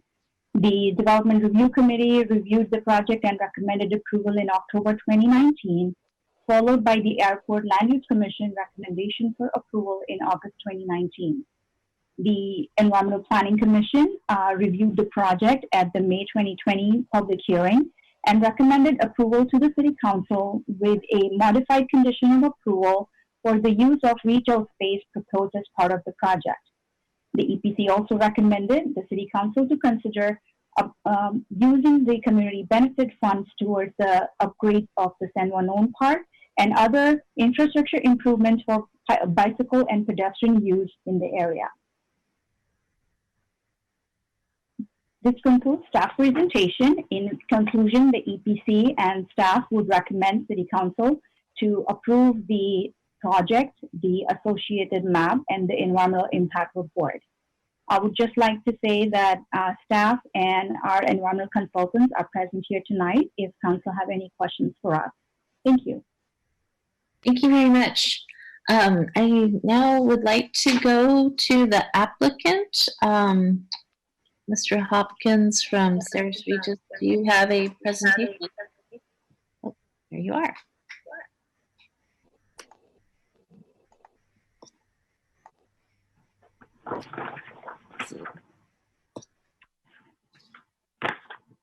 Am I in? All right. Nice. It's always an adventure these days. So thank you. I'm going to share my screen, and hopefully that worked. Great. Okay. Well, thank you very much, Mayor, Vice Mayor, City Council members. My name is Dave Hopkins. I'm the Chief Operating Officer at Sarah's Regis of our residential development team, and very excited to be here. Like Diana said, it's been a journey. It's been a great experience though, working with staff, and particularly as we rounded into the current conditions, all the efforts to work with us to get to this evening, we greatly appreciate. Out of respect for your time, I'm going to try to keep my comments brief and leave plenty for questions and answers. Quickly on who we are at Sarah's Regis. Most know us because we've been around for 30 years, and most of that time had some active work in Mountain View.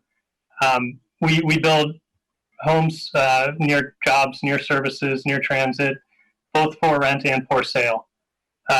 We really focus on the home, the product, the experience, and the environment that it provides for families, looking at sites and figuring out how to create the best home we can on any given particular site. Most recently, we completed 52 condominiums on El Camino between Castro and Miramonte. And we're very excited to be back here with both apartments and condominiums. In terms of the property, so this property is central to thousands of jobs, really. And, it's in an existing older light industrial neighborhood. It currently has a 71-foot tall office building on it. It's adjacent to a site that's owned by formerly Palo Alto Housing, now Alta Housing. And eventually that will bring some much needed affordable housing to this neighborhood. On the other side of 101, there's, through the precise plan that's been completed in North Bay Shore, very high density residential as an allowable use. A lot of that vision includes mixed use, walkable streets, a lot of integration of housing and jobs. This location, if you go back to the gatekeeper approval several years ago, the vision was to put housing near jobs, to put height where it could be accommodated without directly imposing on single family residences, and to put housing and development in general where it doesn't displace residents or either residential or existing commercial uses. And in a location where future residents who live here could walk, bike, take a bus, and be proximate to services and the things that they need on a daily basis. And then lastly, it was very important at that point in time to have both rental and ownership housing. So to accomplish that, this site offered an opportunity to repurpose parking lots. And you repurpose parking lots by replacing the parking in a more efficient structure that accommodates the same number of parking stalls, but does so in a well-designed and smart way. In addition, this project brought to the city an opportunity to create some really important infrastructure, a key link between North Bay Shore and the other side of the freeway that's really critical for the future growth over in North Bay Shore. Part of this project includes, and always has included, an easement that'll be dedicated in perpetuity that would allow for these two very large pieces of infrastructure to run through the site. And clearly we planned our buildings directly around those. The project also, as always, and continues to include both apartments and for-sale condominiums. But more importantly, it provides a range of housing types and options for people. We call the ladder of opportunity as it relates to housing, such that folks from many, many different levels of income can qualify to live here and can afford to live here. Because of the ownership component, there's your income levels are going up towards the moderate level, and in the apartment homes there are a number of units at the low level. We also understand the priority of the city to maintain affordability, so there's not a situation where it needs to be preserved, as is happening quite frequently currently, and we're prepared to offer these in perpetuity as below market rate. As it relates to mobility, I think if you're going to start with the right site, what's important is to thoughtfully connect to the existing infrastructure that's around you. We really started by looking at creating a place, a district that had mobility solutions for many different uses of mobility, from your feet to a bike to a car to a bus and other options as it relates to transit. The parking garage itself is the best utilization of parking one could come up with, where it's working hard during the day for the office use, and it's working hard during the evening and the mornings and the weekends for the residential use. It just optimizes the use of that structure. There will be access through the site from all surrounding streets for pedestrians and bikes. There's over 300 secure indoor storage lockers for bikes to encourage the use. We're going to add revenue to the Mountain View TMA, which has been mentioned this evening. Very important, great organization. The MV Go Stop is right at the corner of our site. We understand that there's an interest in a dedicated bus lane, and that would further create efficient transit to this particular location down and along shoreline. And then, of course, the bike and pedestrian overpass project, if that continues on the path that it sounds like it's on, would certainly provide wonderful access for bikes and pedestrians directly to North Bay Shore in a very convenient and short manner. We've also included some space to serve as neighborhood retail, as was mentioned by staff, which we hope the tenants and residents of the buildings and the community and neighborhood will access for convenience. And finally, we've included in the pink shaded area here a community plaza, which will remain open and accessible with high quality landscaping and fixtures to allow people to gather and relax outside. We worked really hard on the design. We've met multiple times with staff and then eventually with the design review committee, and ended up in a great place. We have a design that announces itself. It's at a gateway location. It's an important building, and it doesn't compete with the buildings that are right next to it as it relates to the existing office building. We looked at key locations to add distinctive elements. As you can see here, there's some curvature expressed on this is from the 101 perspective, a tower element, which is enhanced with metal panels, and a very discernible different top to the building. If you look from Terabella, this was mentioned a little bit by staff, you can see the apartment building in front. And this is really the heart of the new place district. And it's, the point here is to draw interest, and rather than have the property turn its back on the street on Terabella, invite people in to come and see what's there. And then finally, the condos were designed, very thoughtfully as it relates to a transition. Right now, a transition to a light neighborhood, light industrial neighborhood, clearly a neighborhood that's going to change over time. And so we looked at ways to articulate the building. It's incredibly articulated in many different ways, horizontally and vertically, and it steps up in mass as you go along the sidewalk. The fact that the courtyard is facing Terabella creates an instant break in the mass. So roughly a third of it is just that two-story volume that you see at the street. And then we push the top floor back here on the side that is closest to this view so that we're matching the office building height as sort of a data point from this elevation. As you're experiencing this from the pedestrians, experience. You're going to walk on the sidewalk and have about 12 feet to the home. And if you look at the entire step back or setback from the curb to the structure, it's on the order of 30 feet. So there's a very generous combination of sidewalk landscaping on two sides, and then these walkways to the front entrances of these homes that are flats that are designed to look like really brownstone townhomes. From a sustainability perspective, we've really followed the city's aspirations as it relates to sustainability. Mountain View's been a leader, and we're right in line with that. Our buildings are all electric. They'll be, among the first. These are very high-performing buildings. We've committed to the solar PV. There will be plenty of electric vehicle charging and a lot of new trees. While the footprints of the buildings do displace some trees, we are replacing, as you can see, 192. So the community benefits has been an ongoing conversation. We've worked very closely with staff over some time and put a plan together, but also working with the community to understand really where the priorities are. And we love the idea of community benefit dollars going towards the local community that's going to be impacted and benefit from the project. In addition to the easement previously mentioned, we've included a voluntary contribution to the schools, understanding the importance of the schools on the community and the students that we hope live here, and a community benefit contribution to the city. Our understanding is, I'm sorry. Your 10 minutes is up, so could you wrap up? Oh, of course. Sorry. Well,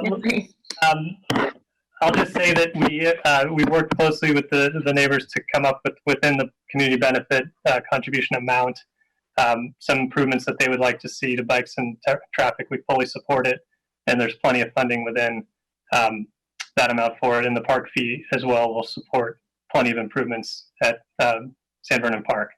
And with that, I will close and say thank you. We have our entire team here to answer any questions. Thanks. Sorry. Thank you. Any questions from council members for either staff or the applicant?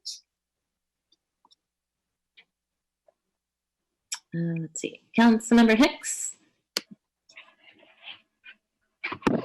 A couple of questions, probably for staff and the applicant as well, I guess. One is, did I hear you say that you would offer the below market the BMR units in perpetuity? Because I thought I read differently in the staff report, but I would be very happy if what you said in the presentation that they would be in perpetuity is correct.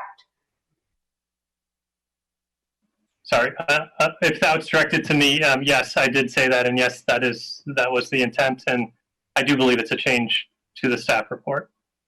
Okay, thank you. That makes me happy. And then I also, just out of curiosity, something that I've always been curious about, so with gatekeepers, how do we decide on the sidewalk width changing? I understand that with this project, the sidewalks have already been widened, but I'm just curious how that works as you add more people who hopefully will be walking to some degree. When you decide to, was the sidewalk width that was recently changed in this area on Terabella, was that in anticipation of the volume of new units, or can you fill me in on how that works? Councilmember Hicks, I wanted to clarify the question. Are you talking about the site and in and around the site itself? Yes, I asked on Terabella, one of my council questions was how wide the sidewalk is and how wide it would be with the increased use of the property. And the answer I got back was that it was 7 feet with a 5-foot planting strip and that it had already been recently widened. So I just wonder, as we go through gatekeepers like this, when we determine what the width will be and, how that whole process happened. Well, in this case, I could say that a lot of it depends on the site design. I believe the sidewalk, and maybe Diana can correct me if I'm wrong, was set because of the original, because of the office building that was built.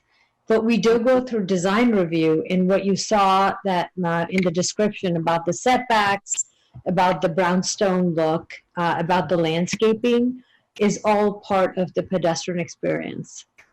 So the sidewalks themselves had already been built, but we're trying to fit the project within a certain envelope, on a certain site. But we're trying to make sure that at every stage in the design review process, we are looking at how does a pedestrian experience this visually and as they walk. So it's more of a project by project, site by site design for gatekeepers. Whereas in precise plans, you can look more holistically at an entire area and set standards for that. Okay, well, I don't want to make too much of a comment at this point because it's time for council questions, not comments. But I do appreciate the pedestrian experience. I think it's a fabulous landscaper, and the paths leading up to the condos, but or the townhomes. Yeah, but I just wondered what the process was and how we made sure we got wide enough sidewalks as we scale up, and the other amenities that make it a pleasant place to walk. So thanks for filling me. Thank you. Councilmember Ramirez? Thank you, Mayor. Just a couple of quick questions based on some of the questions I received from the public.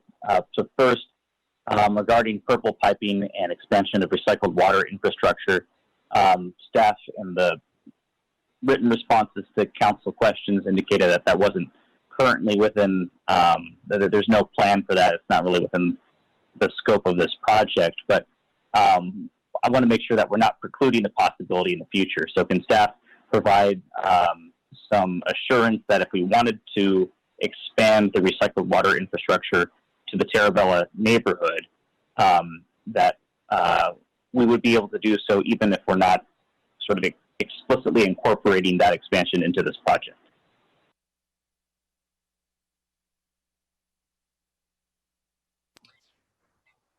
This might be a question. Councilmember Ramirez, are you asking if there's purple piping in the project? Because it's my understanding that you actually have to build it into the project.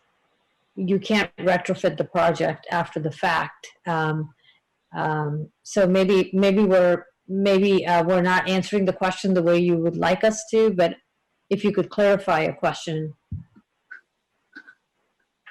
Sure. Well, I'm primarily interested in the expansion of the recycled water infrastructure from North Bayshore into the Terabella neighborhood, and there was some interest from the public in since we're creating this public easement, for utilities, and there was some consideration for maybe this is an opportunity to do that. Staff made clear in the written responses that that's not possible, but I want to make sure that we're not precluding the possibility of such an extension down the road. And if we were to do that, what would it look like? So thank you, RD. I'll take this, Don Cameron.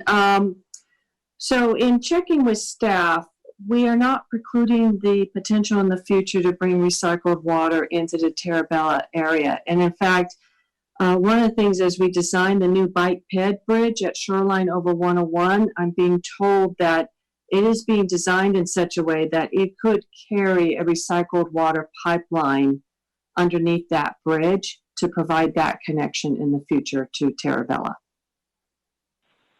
Well, that's good to know. Thank you. One other quick question. There were, I thought, several good ideas from the neighbors about the investment of the community benefit funding and maybe some of the parkland dedication in lieu funds in San Verone Park. So if we wanted to explore those, conduct a feasibility analysis, or create a capital improvement project associated with that, would that have to be wrapped up in the motion? And can staff provide maybe some language for how best to accomplish that?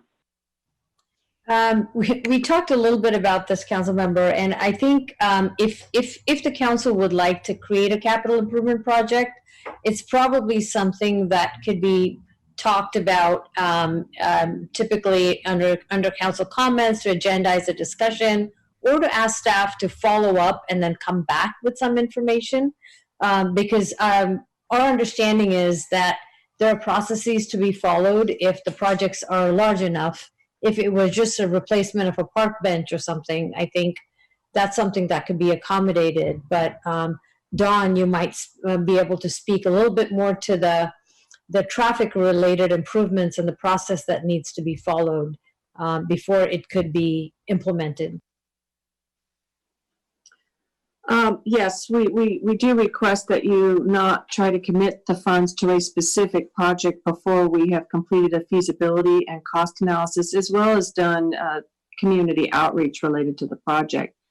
However, if the council wants to provide general direction that for these community benefit funds, you would like to see staff study and consider them towards various active transportation type improvements in the Terabella area, and bring that back to you as part of the 5-year CIP planning process, we can do that. And then we can bring back feasibility studies as part of the CIP, that type of thing. Great, thank you. Councilmember McAllister. Yes, thank you. So I got a couple of questions concerning the economic study report, and I'd like to get a better understanding of it. It's concerning the retail space, that there was a consultant said that could support 3,500 to 5,000 square feet of retail, and yet there was comments from the EPC saying they didn't think it would be viable, and the space was 3,000. So what made the EPC say it wouldn't be viable, yet the consultant said it would be viable, and it would also be at a larger retail square footage wise? So, Diana Pincholi, Senior Planner. The EPC concerns were around the existing pandemic issues with COVID-19 and how that's going to affect the businesses, and what does the future of retail business looks like.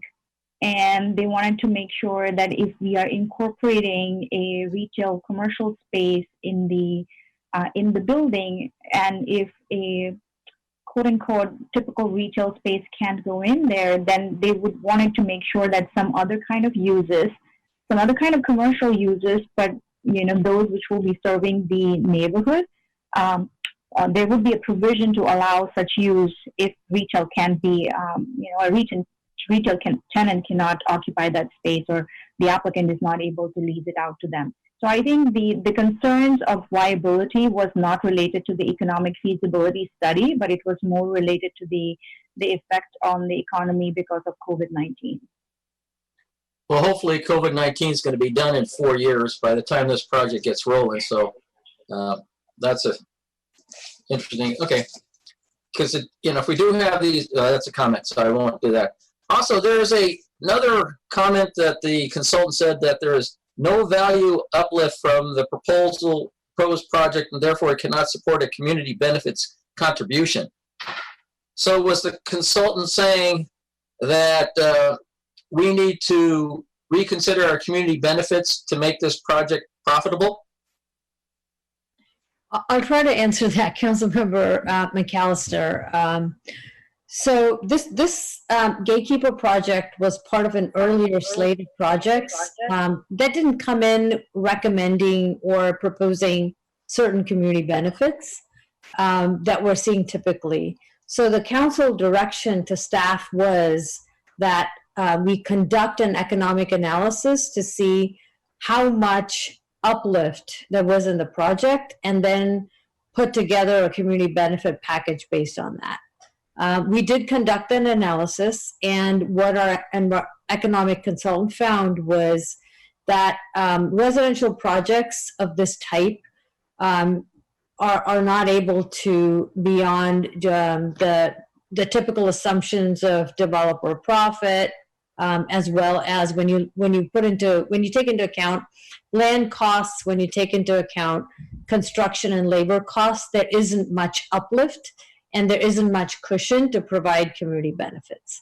Now that analysis, again, is based on generic information. It's not based on a typical, like a specific developer's pro forma. So most of the analysis that we see are based on general information that the consultants are able to get based on land transactions and other data. So again, with this project, there was not any evidence of an uplift. And so then it fell to the applicant themselves to look at their own pro forma and look at what they could contribute looking at their own specific pro forma.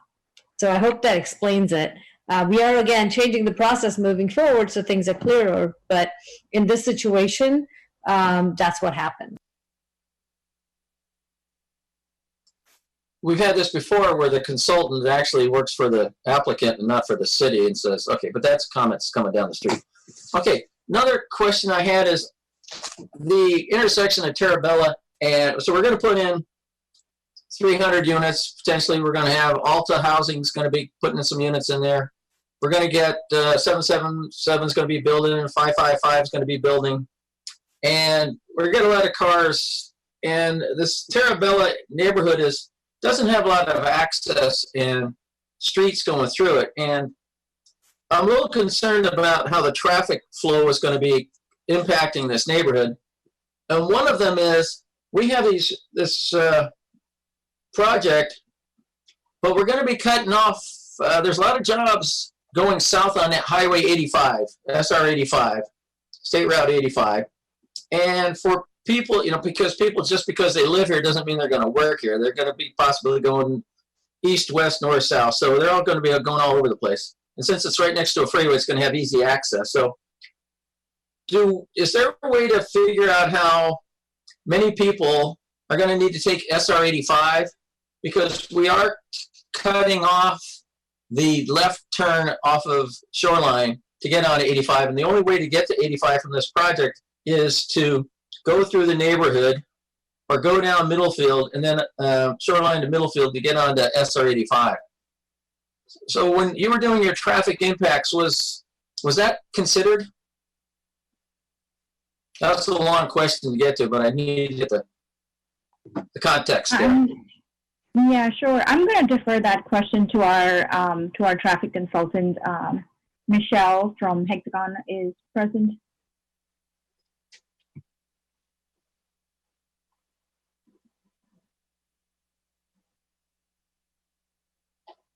Is that Michelle Hunt?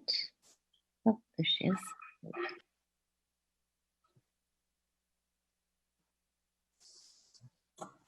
Hi, can you hear me? Yes. Okay, great. So let me just pull up our the distribution, because we did have in the traffic study, it does show an estimate of how much traffic we believe would be going to and from the south on 85. So just need to go to the right page.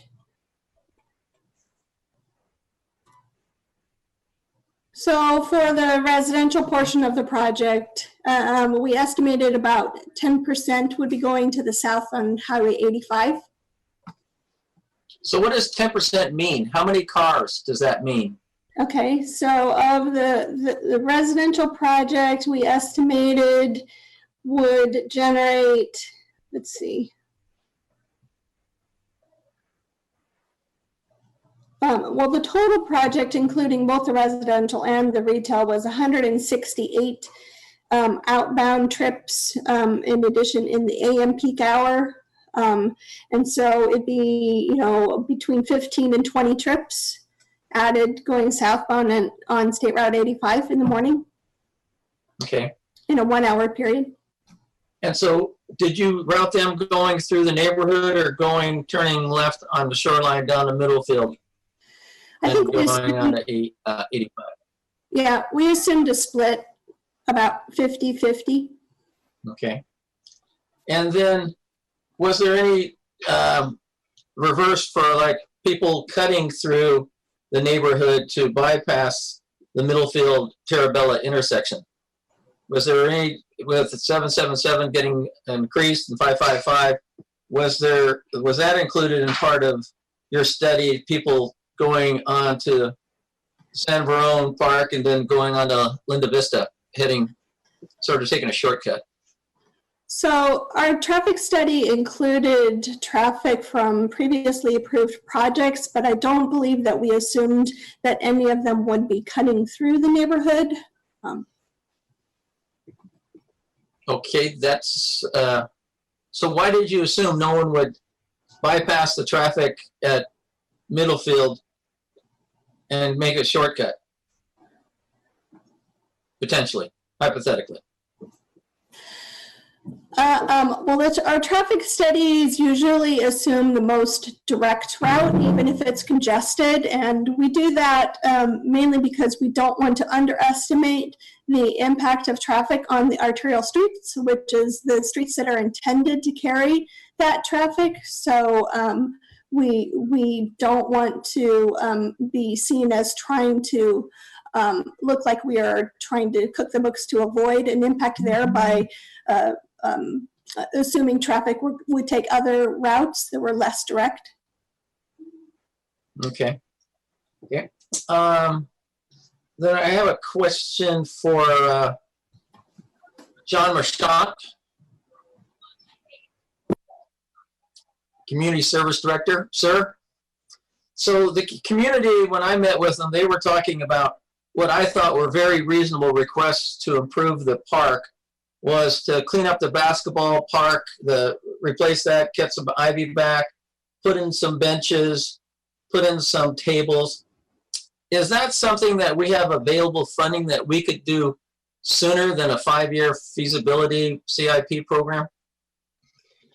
Let me start with the basketball courts. Each year, our Parks Department does go through and look at areas that need improvement throughout our park system. San Verone was already identified for the basketball court to get improved this fall. So we already completed a bid for that. Pre-bid walkthrough was last week. We're waiting for those bids to come in. And so that is already on the table to be repaired. So happy to say that. As far as additional benches and tables, if council would like to provide us some direction, yes, there is some funding available at this point for some of those minor improvements that I would call it. Otherwise, anything above and beyond a minor improvement, as Dawn said, should be made in a motion for us to review and take another look at and bring back to council in the future. Okay, thanks. Well, I have you there. I was kicking around the idea that this area, with all the various projects being developed, that the potential, just hypothetical, of using the San Leandro property that we have down there at Terabella, the recycling plant, potentially as a new park for this area. And if I was to propose it to my fellow council members, just to look for a feasibility study of that, what's the best way to do that, John? I know that the Public Works Director has been working on this as well. And so I will allow her some time to speak to that. Thank you. So I think in terms of process, that's not really related to this agenda item. So it might be more later in your agenda under some kind of council referral type situation if you want to direct staff to come back with a response about looking at the feasibility of that site being a park. That's purely in terms of process. I will point out for the council that that site is currently used as the Mountain View Recycling Center. So it provides customer service related to recycling for the community, as well as the office location and storage for Recology under contract to the city. So if the council were to at some point ask staff to look at the feasibility of that becoming a park, we would also have to bring it back to you in the context of the next Recology agreement in the fall in terms of whether or not there would be a Mountain View Recycling Center or not. Okay. That's why I was just thinking hypothetical, just to get it discussed. So the next question I have is that there was some discussion at the Terabella about an undercrossing going underneath shoreline connecting east and west Terabella as a potential underpass. And that could be potentially something that we were thinking about with community benefits. If we wanted to, would that also be another item to, or if the council felt that that would be a bike ped improvement, that could be sort of given direction through tonight to try to get that reviewed sooner than later? Councilmember McAllister, if I could just speak to that. We've typically done these with precise plans when you've connected improvements with community benefits. In this case, I think the council did not want to move forward with one, but if there was interest in taking a look at the Terabella area and potential conversions, I think what we might want to do is take a look at you know, what kinds of uses we need, what kind of improvements we need, and put together some kind of a package and then develop a community benefit contribution amount similar to East Wisman. Alternatively, I guess the council could always ask staff to look at adding that particular improvement to the CIP, but it wouldn't be easy to link it to community benefits and have a comprehensive program in that case. Well, aren't we supposed to try to keep the community benefits within the neighborhood? There isn't a policy, but we always try to do that. But at this point, we don't have any other gatekeepers in that area. Okay. And I do have another question for the applicant, Dave. So, Dave, could you confirm that you said you were going to keep the apartments in perpetuity, but did that also go to the condos in perpetuity? Yes, applies to both. Applies to both. Great. Okay. Good to hear that. So there's also one other, I got one more ask of you, if possible. I was talking about broadband for, you know, earlier on, and I know a lot of the below market rent housing people are always having a tough time with all kinds of expenses. Is it possible that you guys would be willing to cover the cost of Wi-Fi or broadband for those 30 below market units? Yeah, that's a great idea. First of all, I think having broadband service easily set up and accessible for households that don't have to make the phone calls and figure it out on their own is just a good idea. So fully support it. We need to work with the providers, and I think the question you're asking is, let me confirm the question, it's that when you move in, you have access in your home to wireless, right? So the wireless is free that you can use from your home. You don't need to be in a community room or a public area. That is correct. Yeah. Yes, okay. we can work with that. Okay, that's it. Thank you. Any other questions from council members? I don't see any hands, so I will take this to public comment. So if you are in the attendee box, please hit the raise hand button at the bottom of the box. And if you are on the phone, please press *9. And we'll start off with Richard Spillane. Please unmute yourself. Hello, can you hear me? Yes. Hi. Yes, so I'm Rick Spillane. I live in Steelin Estates, which is the neighborhood right outside of the proposed site. And, you know, I've been working with the community here, folks like, you know, Albert, Kati, as well as people from, you know, across Mountain View like Eric and Stabell. And what we've been doing is we've been looking at what the impact this project is going to have on our neighborhood is going to be. And it seems like it's unavoidable that it's going to have a massive impact, not just because of this one project, but because of the precedent that it's going to set and allow future projects of similar magnitude to be built. So needless to say, I'm opposed to the project, but I do think that there are significant community benefits that would, or at least intelligent ways to direct community benefits that would help the current residents as well as future residents that would move into the project once it's built.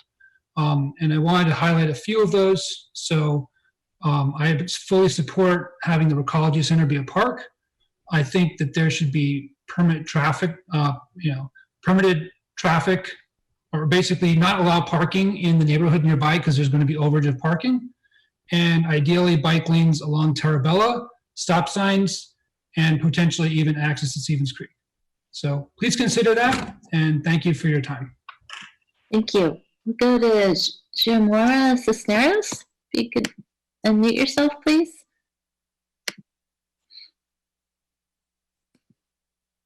Good evening, Mayor and Council members. Xiomara Cisneros with the Bay Area Council Regional Public Policy Advocacy Organization.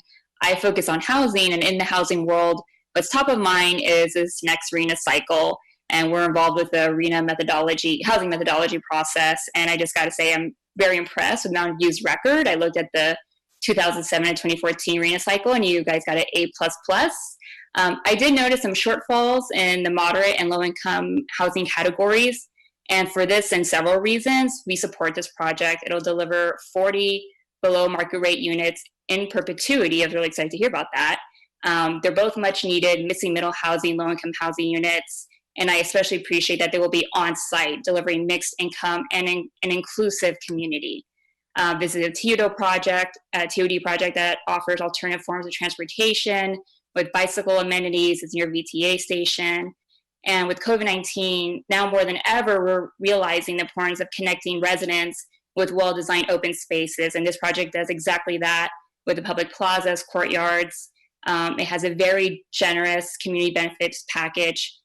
For this, we support EPCs and staff recommendations to approve this excellent project that will bring hundreds of much-needed homes in this area and your jobs. Thank you. Thank you. Thank you. Oops, I'm sorry, I'm echoing. Roheen Ghosh, please unmute yourself. Hi, Council. I would first like to take a moment to thank the City of Mountain View for really actually taking a pretty strong lead on building housing. I think we've Mountain View done a pretty good job so far. And I think it's very important to keep up that good work. That's why I think that we should approve this project here tonight. I think that 300 new units of housing is really important, especially because there's a fairly significant below market rate piece in there. And I think it's really important we build that housing, build places for people to live in the city, and keep up that good work. So I'd like to thank the council for their work so far on this, and encourage you guys to keep up your good work. Thank you. Let's go. I yield my time. Stephen 2, could you please unmute yourself, Stephen? Stephen, you should be on. Oh. There, it took a while for us. Here we go. Hi, yes, my name is Stephen Tu, Director of Transportation Policy at the Silicon Valley Leadership Group. And on behalf of our over 350 member companies, we're excited to support this project as proposed by Sarah Regis.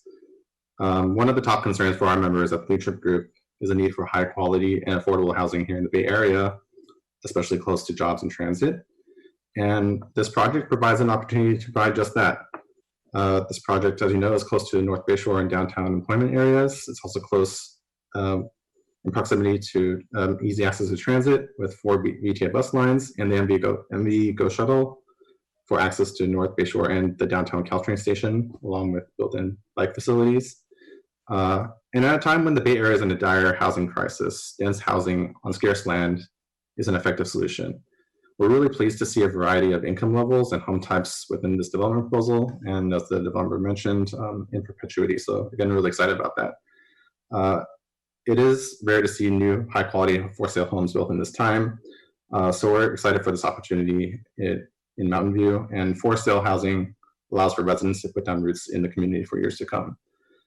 And I'll just close by saying that the Leadership Group really appreciates Mountain View for being a regional leader in prioritizing housing at all income levels. And we hope to see that work continued with approval of this project this evening. And thanks for your time. Thank you. We'll go to David Watson, please. Oh, I'm sorry. David, Yes, that's right. David Watson. My eyes are blurring. Please unmute yourself. Hi, I'm David Watson. I've been a resident of Mountain View all my life. I think I've actually talked to each one of you before at some point or another. But as we heard earlier tonight, just the previous item, I think 6.1 in RT's presentation, the city has a serious lack of housing. The office uses are generating the majority of vehicle miles traveled into the city because there aren't enough homes here for the people to live near their jobs, ideally walking distance to their jobs. This is a terrific opportunity for City Council to help get those missing homes built as soon as possible. Please approve this project to help make Mountain View a place where anyone can live.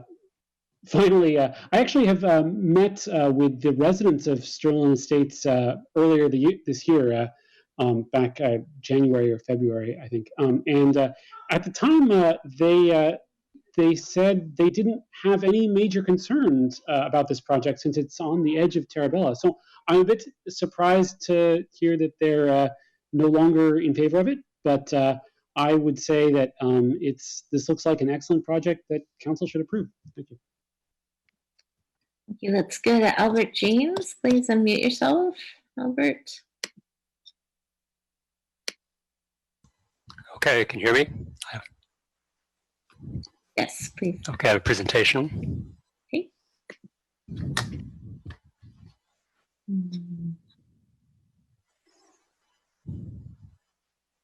Is the presentation on?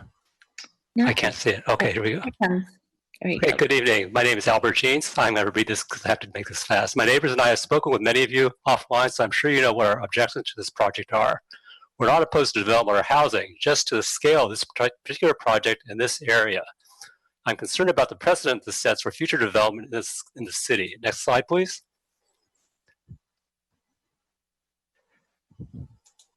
I'd like to refer back to the Mountain View 2030 General Plan, which is supposed to serve as a roadmap for measured, sustainable growth in our city.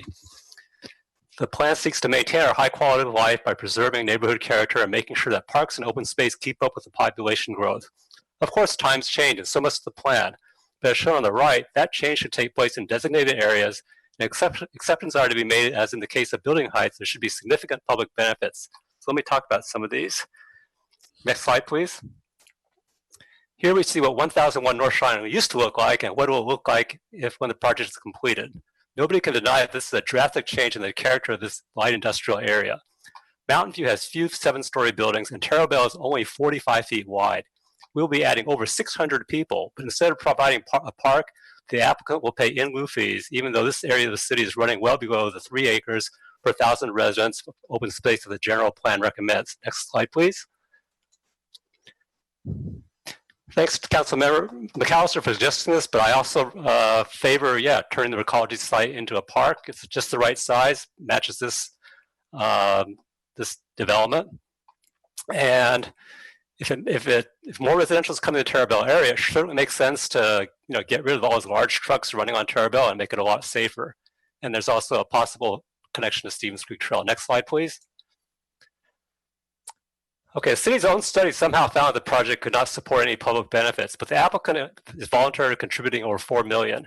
However, most of that is going towards a capital improvement project benefiting North Bayshore, leaving only $1.3 million for the community. To put that in perspective, the annual property tax for the site is almost $2 million. In addition, staff estimates that the assessed value will almost double once the project is completed. This is on top of the $100 million made by the original owners who sold the project in 2018 to the current owners. The city is enabling these windfall profits, but not reaping any other rewards. I'm probably out of time, so I'll have to leave it at that. But I sent you the rest of the slides, and I hope you look at them. Thank you. Thank you. We'll go to Alex B. Please unmute yourself. Hey, Alex Brown of the Santiago Villa Neighborhood Association. Unlike many of the other developers in the area, Eden, Sobrato, Cy West, name a few, Saros Regis has not met with us to discuss their project, though they did label us on their map. But I'll try not to hold it against them. I speak tonight in support of additional housing in our backyard. In order to continue to develop both North Bayshore and Terabella, we need housing. Complete neighborhoods are not complete without neighbors. The more residents we have, the better the chances of success for businesses that depend on foot traffic and regular business. I, for one, really want a grocery store in walking distance. And honestly, mock-ups are kind of ugly and I wish it were LEED Platinum, and I'd much prefer public or exclusively affordable nonprofit housing, but I'll take what I can get because we need more housing. And John, I want municipal broadband and more park-like parks. Shoreline is big, but it is not a community park. All right, thanks. Thank you. We'll go to Alex Nunez. Please unmute yourself. Everyone, this is Alex Nunez, Alex Brown. Thank you for your comment too. It's always great to talk after Alex. I'm very much excited about this project. 303 new homes, 40 of them, just like John McAllister said, for the BMR people. Definitely a very good outcome for Mountain View. There's almost no downside to this project, no displacement, a lot of walking distance. Starbucks is around the corner. I think that's really all you need to live these days. I'm extremely looking forward to having new neighbors and maybe even buying a house there so that I can be a longtime resident of Mountain View one day as well. This is exactly the kind of project that we need to be able to sustain our economy in the future. And I just really call on the council to approve this project. I love the walkability of it. I love that it's close to the 101. Really looking forward to this approval. And I also thank the developer for engaging the community. Sorry, Alex, I wish they would have spoken to the Santiago Villa residents as well. In my interactions with them, they did, I think, some outreach in terms of what they knew they could do, and I found it pretty compelling. So I definitely appreciate all of that and call on the council to approve the project. Thank you. Thank you. Go to Joe Spalding next. Please unmute yourself, Joe.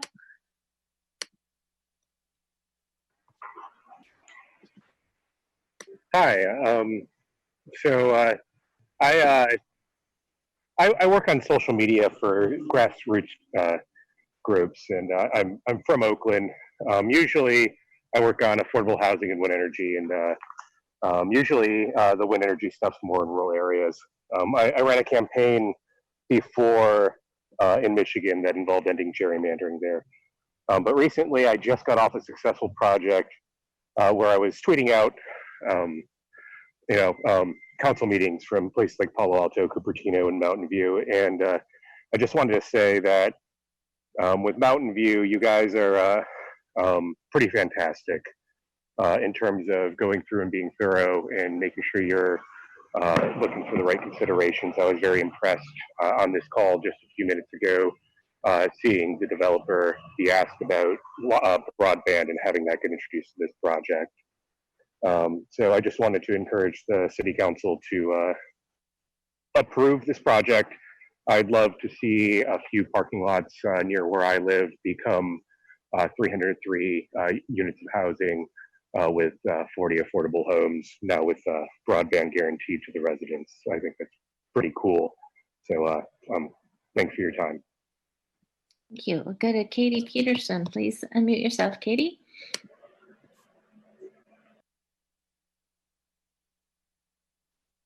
Oh, you should be on. Sorry. Hi, my name is Katie Peterson, and I'm here on behalf of the Bay Area Housing Advocacy Coalition. As a lifelong resident of Santa Clara County, I've always been aware of the housing shortage and affordability crisis in the Bay Area. But working with BayHag helped me realize that homes like the ones proposed at 1001 North Shoreline Boulevard are critical in solving this issue. This project creates well-designed, well-located homes with a myriad of environmental and transit features and gives millions in fees that will go towards our communities. By approving these homes, you're taking an important step in solving our housing shortage, creating a more equitable city, and showing the leadership necessary to combat one of our region's most pressing issues. Thank you for your time. Thank you. We'll go to Kelsey Baines. Kelsey, please unmute yourself.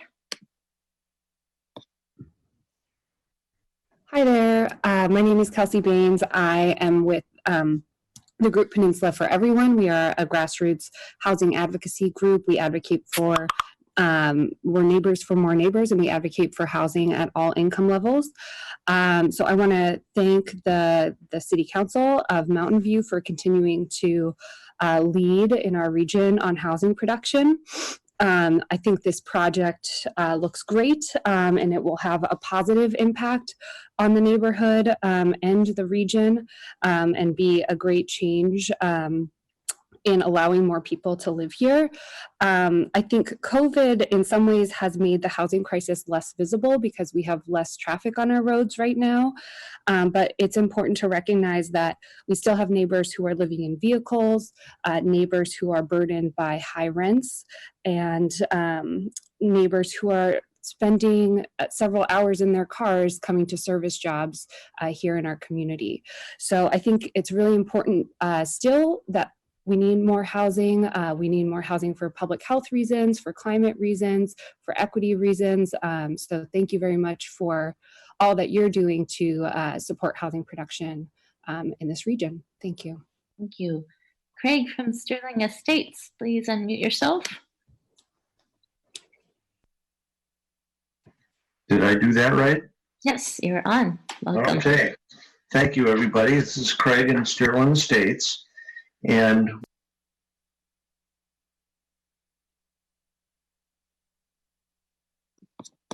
oh, I'm sorry. I think I lost you, Craig. Where'd you go?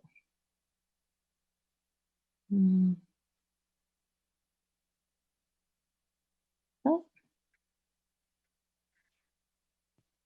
Am I still here? There you are. I'm sorry. I lost you for a second. All right. So if this project is approved, we're going to see an increase in traffic and cars. And so we would like to see four-way stops put at Terabella, Linda Vista intersection and the Terabella San Rafael intersection to slow Terabella traffic and make the intersection safer. If we can eliminate high-profile vehicle parking in East Terabella and get rid of big rigs and motorhomes, it can allow some space for potential overflow parking. We expect overflow parking from surrounding projects into Sterling Estates, and we would like to see a meaningful parking restriction program for the neighborhood.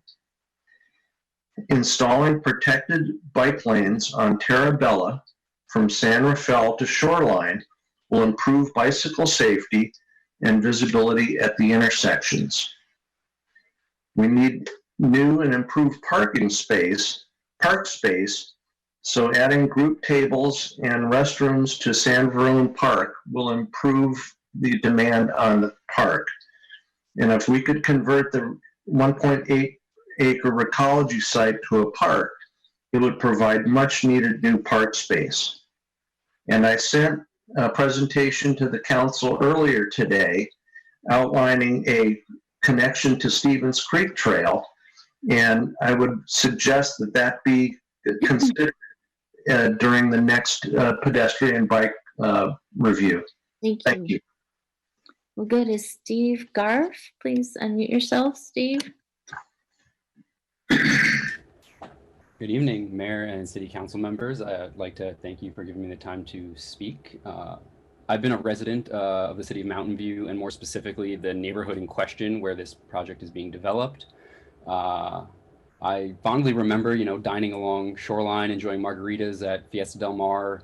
It was until it was demolished for this current Google monolith. And now, you want to put up two more close to 70-foot monoliths there.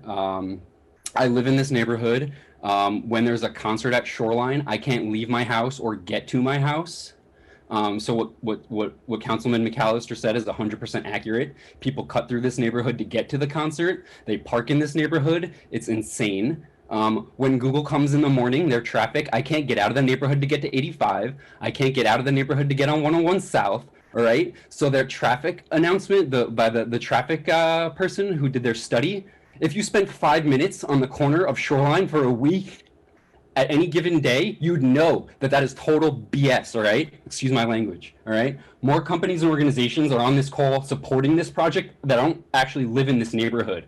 And I don't agree with any of the things I have to say. We do need more affordable housing. We do need more housing, but this project is too big, too large, and just not the right thing. It doesn't connect us to Terabella, to the other side of to the other side of Stevens Creek Trail. It doesn't do any of that. So as a resident, and clearly a passionate resident, I really hope you consider against this. Thank you.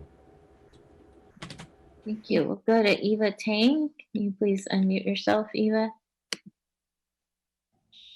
Hello, can you hear me? Yes. Great, thank you. My name's Eva Tang. As I've said earlier, I grew up in the Bay Area my whole life, and I have not moved more than an hour away from my hometown.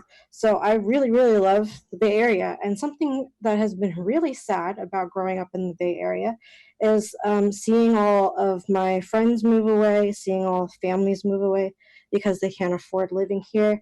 It's also been sad to see that I might never own a home in the Bay Area thanks to my teacher salary. And but this development makes me really excited. There's affordable housing being added to our stock. There's housing in general being added to our stock. It's close to transit. There's open space planned. The community benefits seem to be abundant, and so I hope that you support this. Thanks. I yield my time. We'll go to Nicole. Nicole, please unmute yourself. Hi, can you hear me? Yes. Great. Hi, good evening. My name is Nicole Martin. I'm a resident of Mountain View. I urge the council to support this development. Infill development allows for the protection of other sensitive environmental areas, and moreover, this development will support diverse housing needs. I yield my time. Thank you. Thanks. Let's go to Katie. Please unmute yourself, Katie. Hi, you can hear me? Yes. Hi, thank you. Okay, just want to quickly correct Alex. It's not Starbucks, it's Taco Bell across the street. And David, maybe the developer can clarify. I don't think it was 30 feet from the curb. I think it's 25. So maybe I'm wrong, but I think I would like to get clarification on that. Okay, let me read my notes quickly. My name is Kati. I live in Sterling Estates. Just wanted to add that it's very confusing and actually upsetting to be in this position again after Bella visioning plan process. I thought that before approving any additional significant projects, we will have a better understanding and vision for the area. Approving one project at a time without looking at the area as a whole is basically hit or miss. People that support this project who don't live in Sterling Estates have nothing to lose. These people are not fully aware of any existing issues. Pre-COVID-19, we had plenty of existing traffic on that corner without 7 stories. We can send a picture to Michelle if she's interested to see. Changing a character of existing neighborhood should be planned very carefully. And if there are people that disagree with this project, this means it's not planned very carefully. I just want to be clear that once again, I'm not against development in Terabella. Please develop. I just want a better planned community as a whole and not be restricted in my own neighborhood with the 2 entrances or exits. Thank you. Thank you. Let's go to Celine Demergy. Could you unmute yourself? Hi, Council. So first, I would just like to say it is really difficult being a council member in the middle of a global pandemic, economic collapse, and unrest due to racial injustice. And I just want to thank you for continuing to, doing the public good despite all the challenges you're facing. So thank you. It's a tough job. So I'm speaking in favor of 1001 North Shoreline. This project would bring 40 BMR units, which is 5 times the amount of affordable housing that Los Altos built in 2019. So it's nothing to scoff at. I think this is incredibly significant. It's true it's a large project, but that's why it has such a great impact for affordable housing in Mountain View. So that's one reason I strongly support it. I also think it's important to note that it's very close by major offices and campuses, both Microsoft and Google. And being able to have, a large, place to rent near these offices would reduce traffic overall for Mountain View by decreasing the amount of commute time that people have. It's near bus lanes. It's in walking distance of these campuses. Overall, it seems like a great way for Mountain View to be both a greener city and also a healthier city with shorter commute times. So once again, thanks. I really appreciate it. Take care. Thank you. I'll go to, this is a phone number that ends in 026. If you could please unmute yourself. Oh. Let's see. Let me try again. Can you hear me? There you go. Welcome. Hello, this is from 10 calling. I lived in the Tarabella neighborhood for more than 5 years as a neighbor with Katie, Rick, and Albert. I wanted to call and plus one to all the concerns shared from the neighborhood, just to shout out the huge potential traffic issues if you were to sort of like say develop a 7-story high-rise building just right at the corner of their neighborhood. My commute is like probably better compared to others because I work at Google and now LinkedIn. But then what really bothers me on the day-to-day basis is the huge traffic line to make the right turn to the highway. And I can't imagine that, like say, building like the 7-story rise at the bottleneck would add to sort of like say the current situation. So just wanted to call that out. I'm not again, not against building, solving affordable housing issues, but just want to question why do we choose that precise location that at the expense of the neighborhood. Thank you. Thank you. And Matt Fernald, will you please unmute yourself? Oh, let's see. You have an older version of Zoom, so City Clerk, we need to promote him to panelist to talk. Could you please help me? Oh, actually, I think I can do it. Let's see if that worked.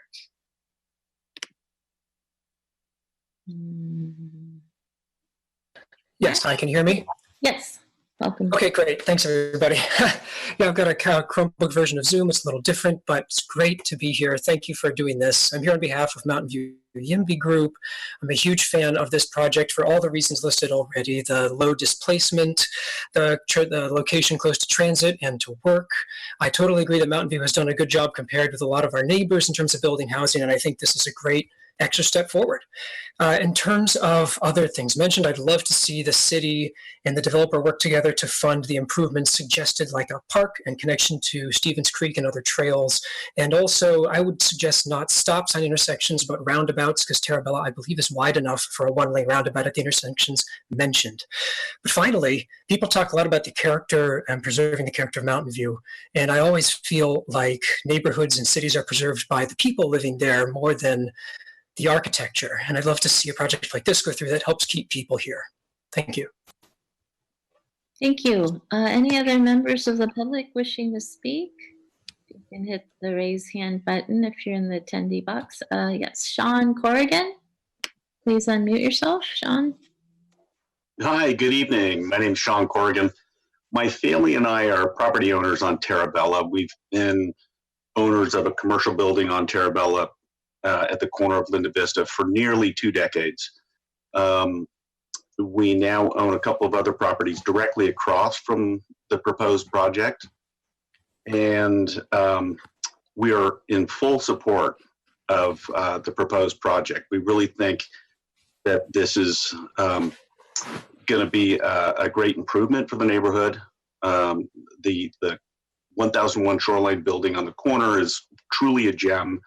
It's really kind of set the stage for how that neighborhood can transition into, a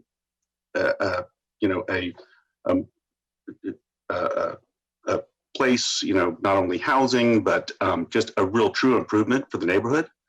And I really encourage the City Council to approve this proposal. Thank you very much.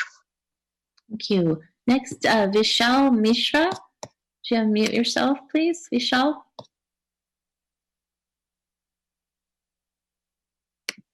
Vishal?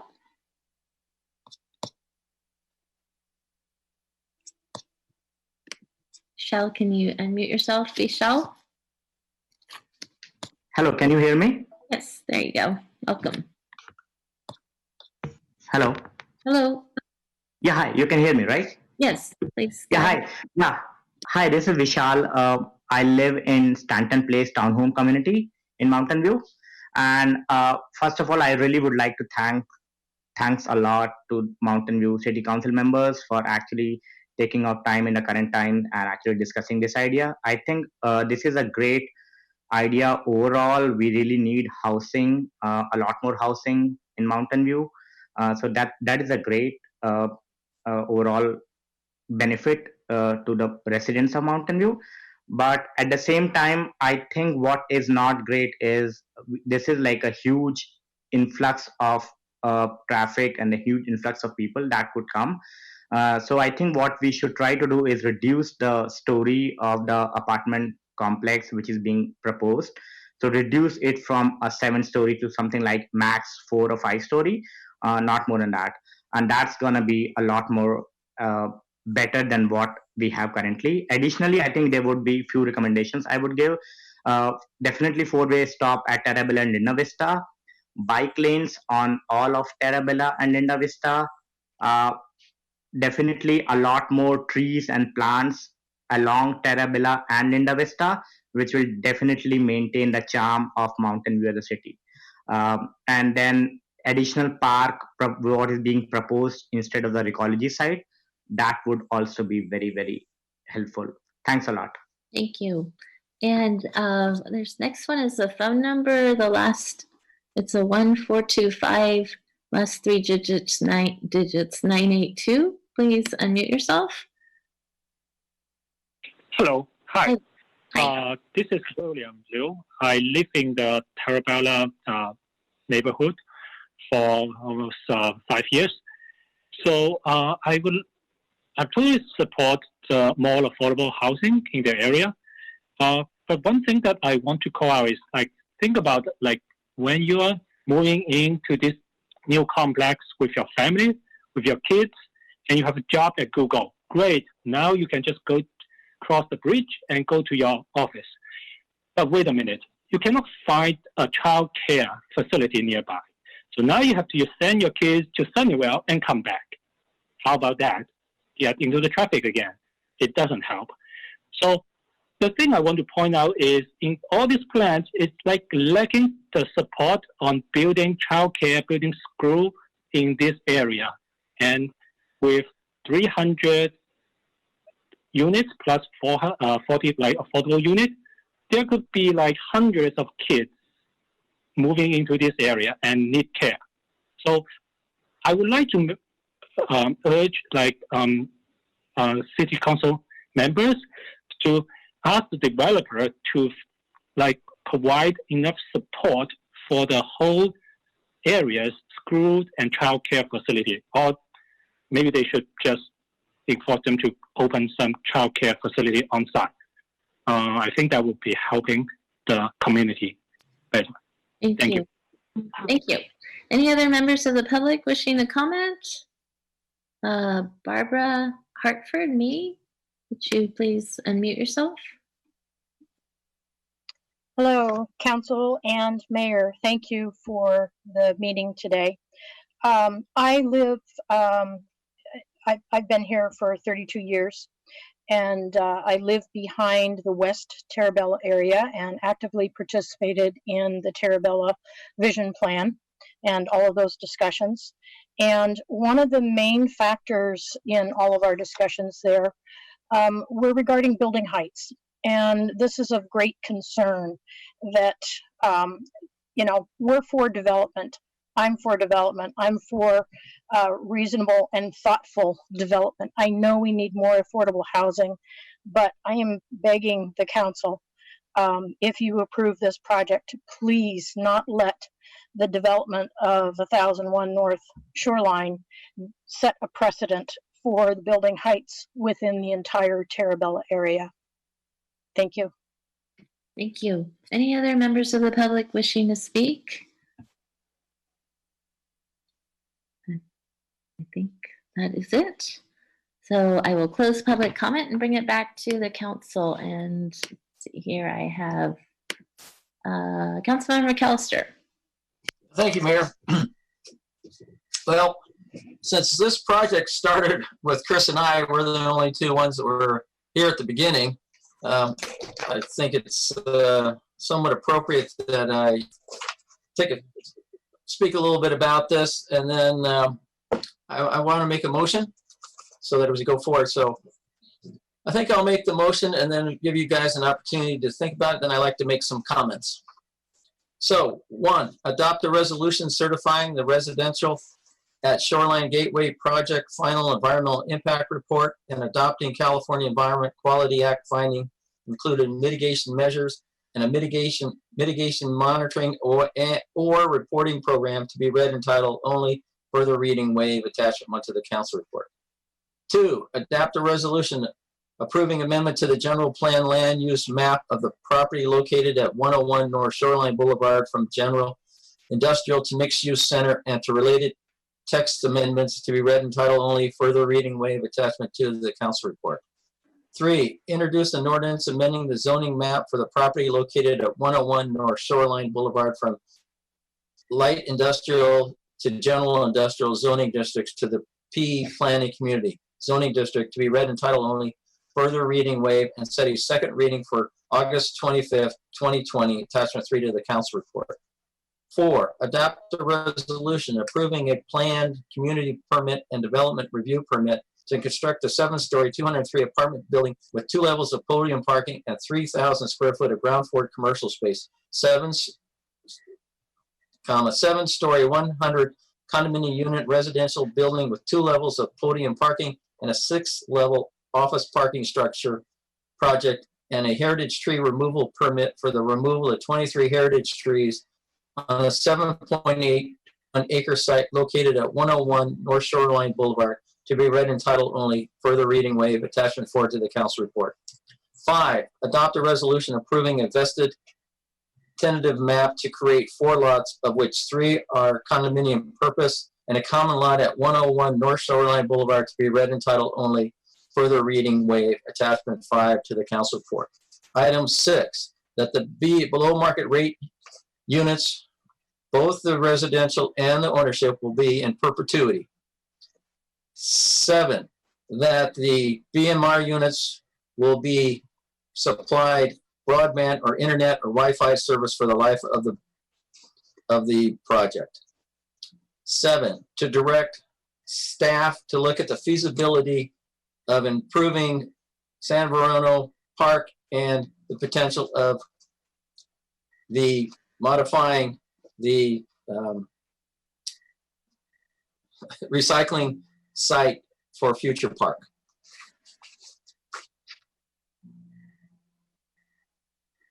That's it for the moment.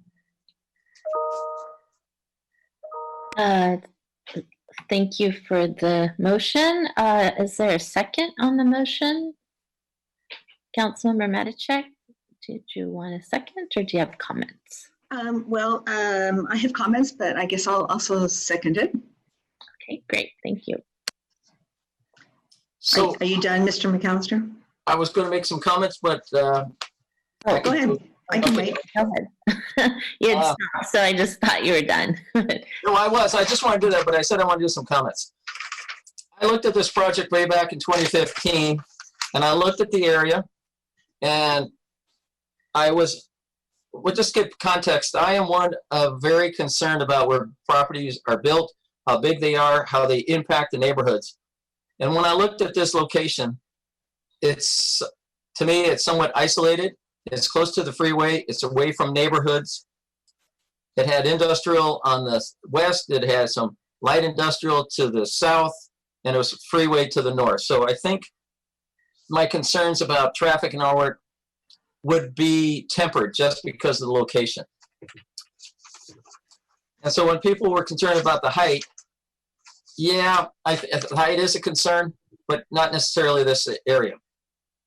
What I liked about this project was that, one, it was ownership. And at the time when we looked at this in 2015, a lot of ownership wasn't being done. And I knew this was important because as the city grows, we need to have a balance of ownership, rentals, below market rates. We need a smorgasbord of housing options, and this presented it to it. The other part about this thing that I liked was that now that they've talked about it, that the broadband, that was a personal thing I like, the perpetuity of the units. I like the design that there are balconies on it. And I think it's going to be served well in that particular area, well designed. What concerns me about this project, and to address some bigger concern, is that we need different zoning for this city because we have different job requirements, different needs for all types of people. And if we continue to go after our general industrial or limited industrial zoning, it's going to affect people's lives, people's job. And people say, well, let's take all this land and convert it into housing because there's no displacement. Well, there is displacement. You're displacing people's livelihood, jobs, and the variety of businesses that will sustain the city of Mountain View. Another thing that concerns me about this particular project, and although I hope you address, and I didn't think the traffic consultant could have been a little more thorough, is one that cut through traffic. I'm very concerned about the 85 traffic, SR 85 traffic, and the traffic going from Middlefield going north. I live over by El Camino Hospital, and I can tell you, cut through traffic is horrendous on Grant Road. It is, 3 hours in the morning and in the afternoon. And what are people cutting through? They're getting off of SR 85, going down Grant Route and bypassing that route. So I know people will find the quickest route, and there will be cut through traffic. And so the answer is, well, we didn't look at it, we didn't think about it. I think as we go forward that staff needs to really take another look at the traffic cut through and be prepared to put in mitigation devices, if it's four-way stops, if it's speed bumps, because I think Linda Vista is going to be really impacted. When I was talking with somebody in the neighborhood, they were concerned that the children in that area they don't feel comfortable going on Middlefield to get to Crittenton and the elementary school. And so they use Terabella as sort of the back road to get to those two schools. And that's why they were also asking about bicycle safety measures in there. So that's something we got to consider about. There was also an economic report. And I hope we sort of, and I think our community works director said, okay, we might be getting away from that, or the community public works director, that we had a consultant said, well, there's no real benefit, or there's no extra dollars that the developer is going to have, so we're going to keep our community benefits low, or we're not going to ask for any. But that is the wrong approach. We have a great place to build, we have a great place to live, and I think it's a very attractive place, and people will be willing to pay premium dollars to do it, and therefore I think that whole idea of looking at that should be resolved. I'd like to thank the developer for his persistence for hanging in there and willingness to talk to everybody. Again, it's 5 years. We had another project last time that was 5 years in the making, the landings. So persistent does work out.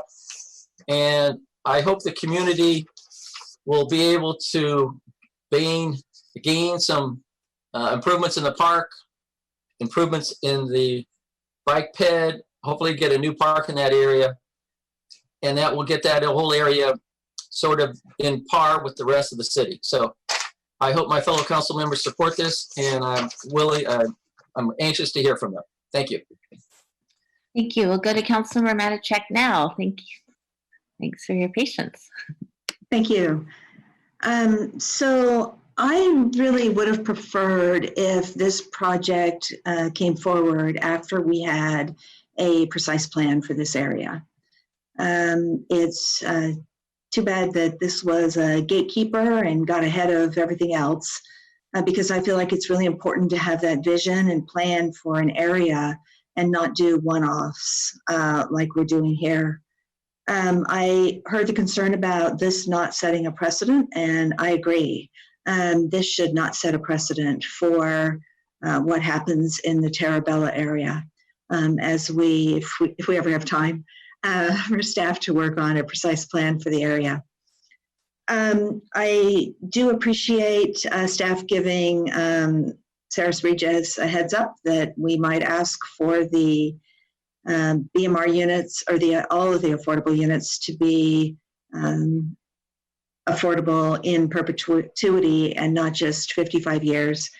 So when I brought it up with Mr. Hopkins, he was well prepared to answer that question. So I appreciate both staff and Mr. Hopkins being open to changing that.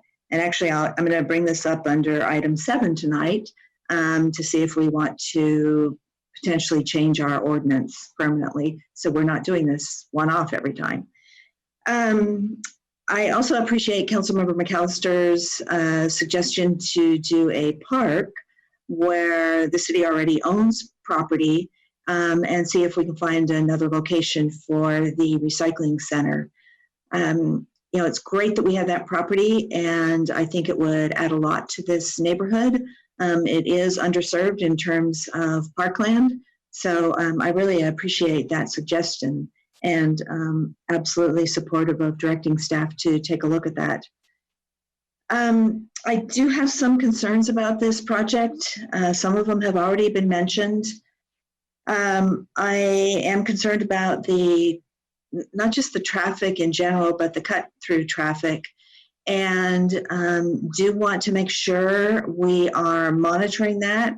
And while it has been suggested that we do stop signs on Tarabella, I kind of feel like we need to take a look at the whole area and figure out what is best to calm traffic and potentially even like not make it easy for people to cut through, because that is a concern of mine.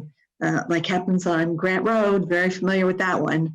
You kind of avoid it at certain times during the day, and I don't want to see the same thing happen here. So I do want to look at the whole area to figure out how do we not do that. I also appreciate the comments about folks riding their bikes on Tarabella to get to Crittenden rather than Middlefield. And I do want to take a look at adding bike lanes, especially along Tarabella. I sent in the question about whether or not that was in the bike ped plan, and apparently it wasn't, but I think we should look at that for this area, especially because we will then have the overpass over 101. We might see increased bike traffic in this area, and I want to make sure it's safe.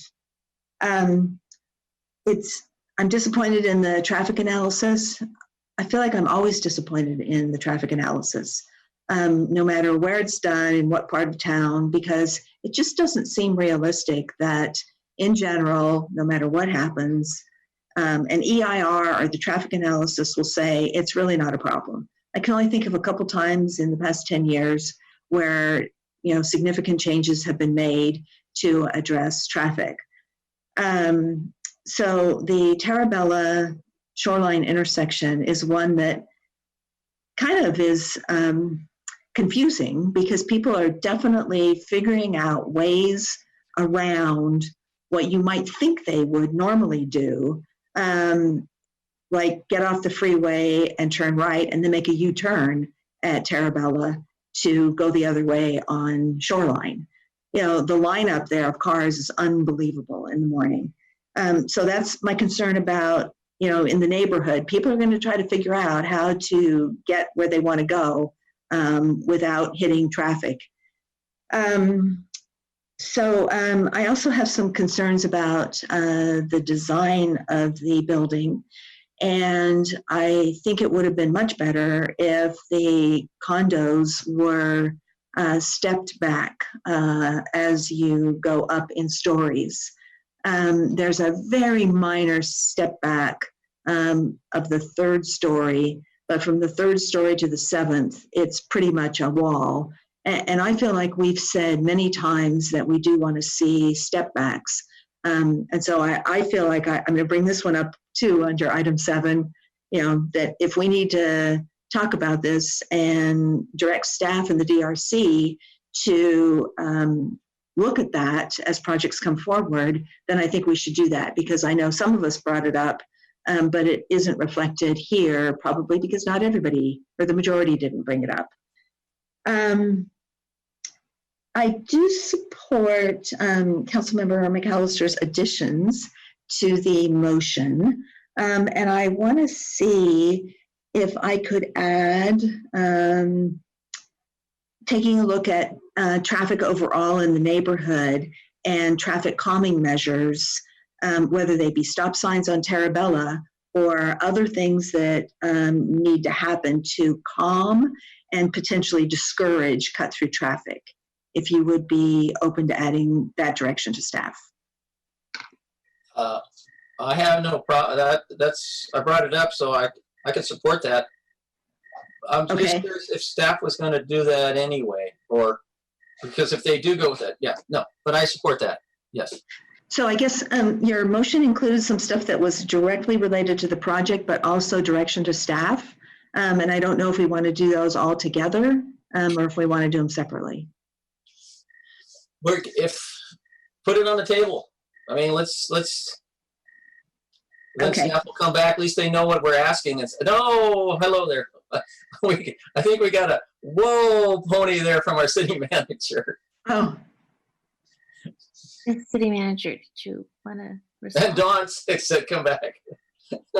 Thank you, Mayor and council members. Yes, I just wanted to provide some context on one of the portions of the motion, which includes the look at the feasibility of the park, where Recology is now, and just wanted to provide a little bit of context for that. So right now, staff is scheduled to bring a new contract forward for council consideration of a new Recology contract in the fall of 2020.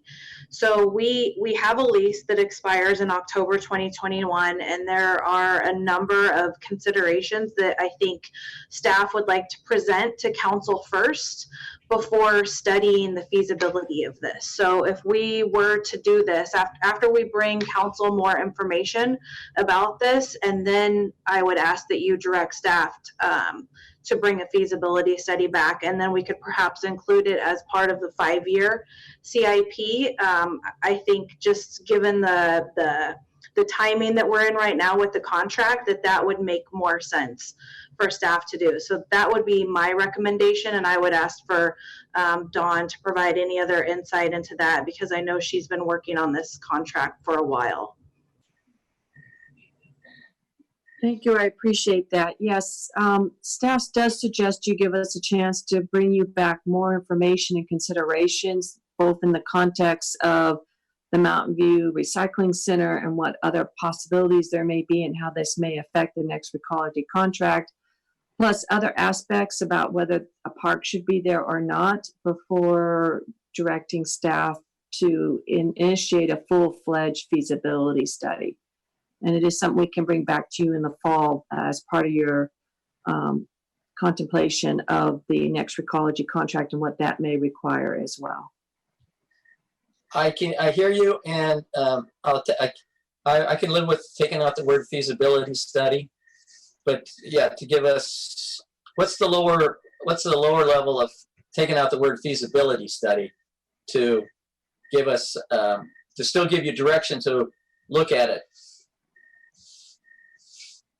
Councilmember McAllister, I think we can just bring back an item in the fall for council to study this issue holistically with all the items that Dawn said. So I would just take out the word, as you said, feasibility study, and just bring it back as a general item for you to understand what's happening with the contract now, and essentially the other items that Dawn said, the park piece of it, what we would do, what would happen, discussions that we would need to have with Recology, etc. I'm comfortable with that. Is the second comfortable with that? Yes. Okay, but the part where I was asking the community service director about what things they could do now, I would like to keep that in there. That for San Verone Park? Yes. Okay, great. So Councilmember McAllister, I was trying to write down all of the additions you made, and I wasn't sure I heard take a look at bike lanes on Tarabella, protected bike lanes. Was that part of your motion? I think that, I don't think I included that because I was interested in doing the underpass under shoreline to do Terabella, but I thought that would be, Dawn said that would be better served at item 7 because it's sort of independent of the project. And so if we're going to do a holistic look of the bike ped, it'd probably be better if we say, let's bring it back under 7. And that would clarify it so it's not tied in directly and give a clearer guidance to staff, if that sounds correct to Dawn. Yes, item 7 would be good since it's not directly connected to this project and this agenda item. Generally, in terms of all of the transportation improvements, whether it be protected bikeways, other connections, our request would be that you direct staff to bring forward possibility of feasibility studies, because they do require feasibility studies in the context of the next 5-year CIP, so that you can consider this in context of overall staff workload and all of the CIP priorities of where you want it placed, as opposed to asking us to take something on right now outside the context of being able to look at the entire workload and CIP. So that's why I said I wanted to bring it back to 7, but Don, what concerns me is this neighborhood is going to be impacted within the next 5 years. And I would like to be more proactive in finding solutions to mitigate it than to put it into a process that this neighborhood or any neighborhood, when it gets a major project coming through, will be affected. So that's why we could bring it back when you say in a 5-year. I know Dave would like to get this built in 2 years, but I'm sure it's going to take another 4 years to get built. But it would be nice to have any mitigation done before occupancy takes place. And that could be direction the council provides in looking at the 5-year CIP next spring, of saying they want this to be a year 1 or year 2 project, in which case we might move some other things out of what was going to be year 1 and year 2 in order to ensure that we have the staffing capabilities as well as the funding to do that work. But again, it's better if the council looks at it in the full citywide CIP in terms of prioritizing. But by directing us to make sure we bring it to you as part of the 5-year CIP, then that's what we do. I can live with that. Can you, Lisa? Council member? Yes. So my comment there is, I guess I have maybe a different perspective on community benefits than was put forth with this project. While we don't necessarily have a policy, I do believe we have a practice, and I personally have the philosophy that community benefits should be spent in the neighborhood that has the project that is generating the community benefits. And to me, the easement that is 2.9 million is not a huge benefit to the Terabella neighborhood. It's like a citywide or a North Bay Shore, or it's an infrastructure project that is important. And I actually think it should be funded some other way. I get what you're doing here, but I guess I would say, we have 2.8 million in community benefits that, other CIPs maybe get pushed out if we're going to use CIP money to do some of the things that I think are needed in this neighborhood.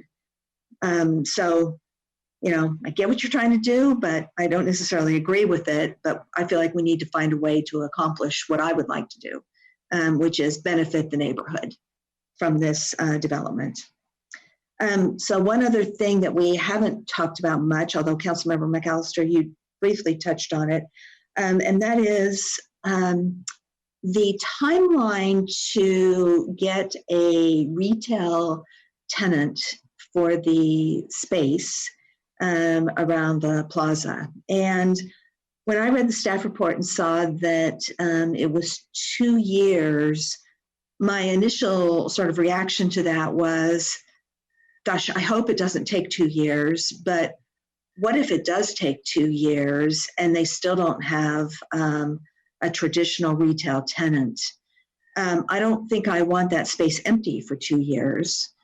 So I would be open to maybe a shorter time frame than 2 years before it's opened up to other uses, but not office use.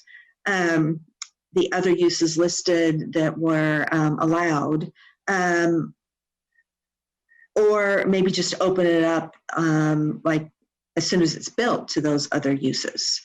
And I'm kind of wondering what you think about modifying that. No, not interested, because it came up on another project on El Camino that we were they required retail, and mayor, and we have to give retail's getting squeezed out of town, so let's give retail a chance. I mean, especially when this COVID-19 ends, we don't know what's going to be left standing, but we need to give retail an opportunity, and if it doesn't work in 2 years, then fine. But if we say we automatically going to make it something else, I think it's a little too early, because there was another project on El Camino. Took a while, but it's a doggy daycare right now over next to Didham's. They have some retail in there. It took a little bit, but they got it in there. So no, I'd rather give retail a chance. So I hear what you're saying. I would love to have retail there. I'm just concerned that it might take a very long time, and I don't really want that place to be empty. It seems like when it is, as the saying goes, retail loves retail.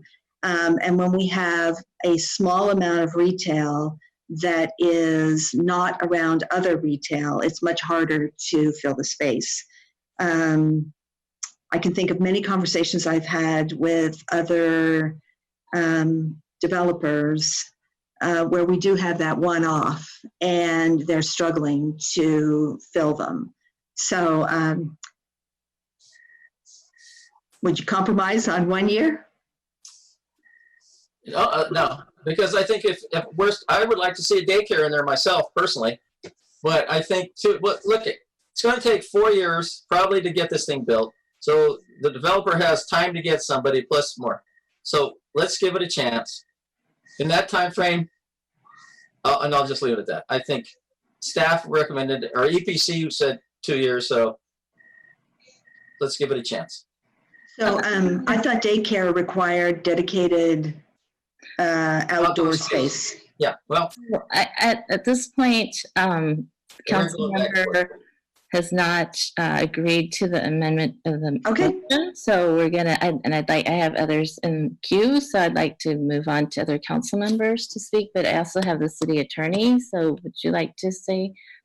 Yes, I just have one brief clarifying suggestion for the project-related BMR in perpetuity requirement.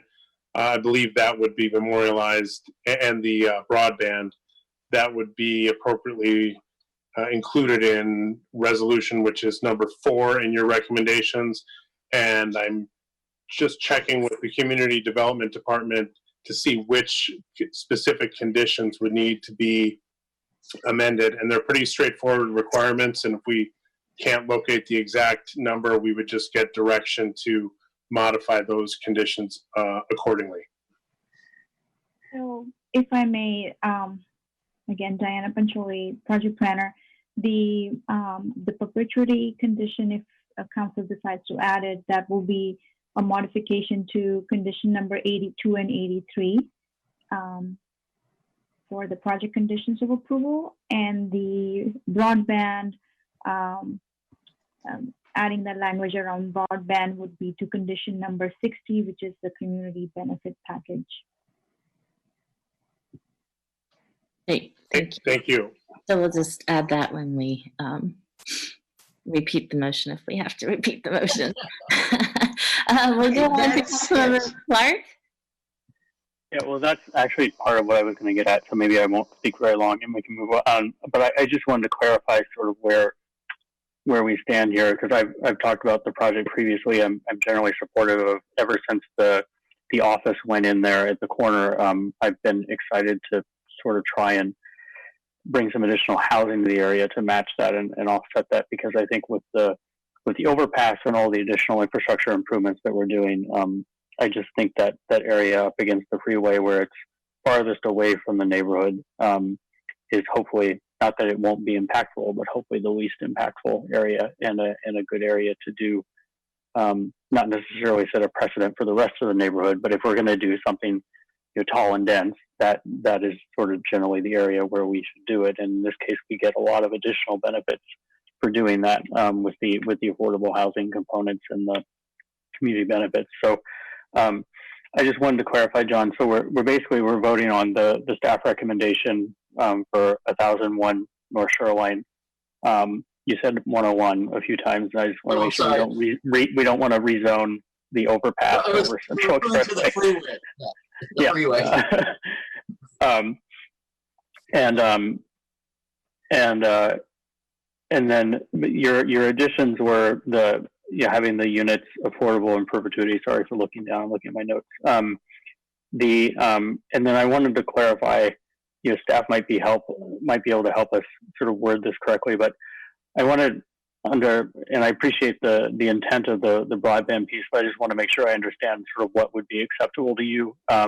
If the property were to, both the apartments and the condos were to have basically community Wi-Fi, and they gave free access codes to, or free access to that Wi-Fi to the BMR units or even to the entire complex, that would be something that would be one sort of permutation of that you'd be okay with.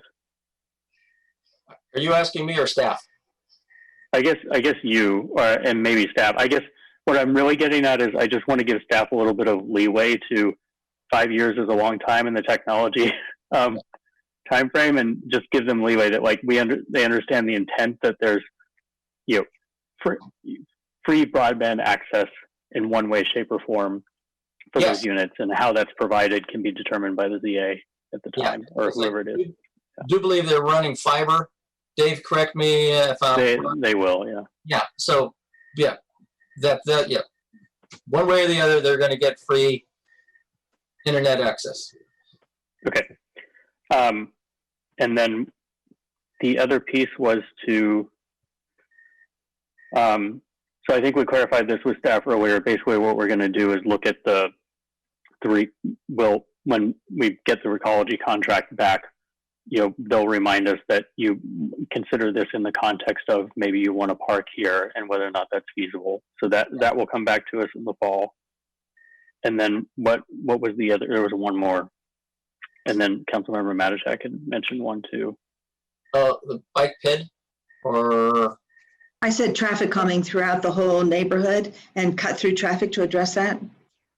Okay, and that's what I wanted to get at is, are we basically telling staff they have to do a neighborhood traffic management program at this stage? Is that sort of what the intent was, or was this outside of that program and just we're directing them to look at this someday, or when, or if the project moves forward, because I'm not even sure it will in the current time. So I don't know, and maybe staff has a better understanding, but it just seemed, I don't know, if I were staff, I wouldn't really know what to do with that. I'd like when and how extensively do I look at this, and do we do it outside the context of the neighborhood traffic management framework or not? So do you want me to respond to that? Yeah, so what the intent was, or what you're hoping. So from my perspective, once the buildings are built and there are people living there, taking a look at the traffic patterns to see, is there cut-through traffic happening? And should we do traffic calming, especially on Terabella, whether it be stop signs or something else? It is outside of the NTMP. It's looking at the issues that were previously brought up. That makes complete sense. I don't have any issue with sort of putting in a monitoring condition where we're monitoring those specific hotspots and making sure that we're adapting quickly if we need to. And then I don't think we added anything else at that point, right? We talked about a few things, but okay. What I did ask about, well, the basketball court was going to be approved and putting some benches in. Yeah, sorry, you're right. And that they were going to do that with current funding. Yeah, in San Verone Park. Okay. I think I fully understand it now, so I'll stop talking. Thanks. All right, Councilmember Hicks. I do support the motion, and I support the general direction that other council people have been going in. I share the concern about cut through traffic. I actually also have a concern about because the parking is some of the parking is unbundled in situations like that. I actually have and I have this concern in other neighborhoods as well, where there are lower parking ratios, that in order to actually encourage people to get out of their cars instead of parking all over the neighborhood, that we have some kind of street parking program. That we have some kind of street parking program that that actually makes those choices for people who say decide not to buy into the unbundled parking, you know, makes it so that they're actually reducing car use rather than parking all over the neighborhood. Now, I don't know if that's something we can incorporate right now, but it's something that I would like to look at increasingly in situations where we're reducing parking in either a residential or an office project. Make sure we're not just dumping the problem on the neighborhood.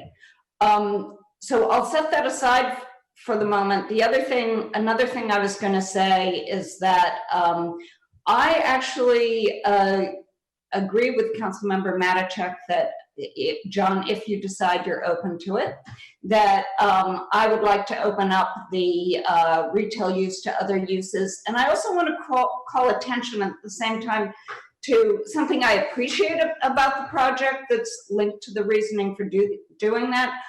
I actually really like the public square. I think it's a fabulous example of what you can do with public squares and public gathering places, kind of the commons,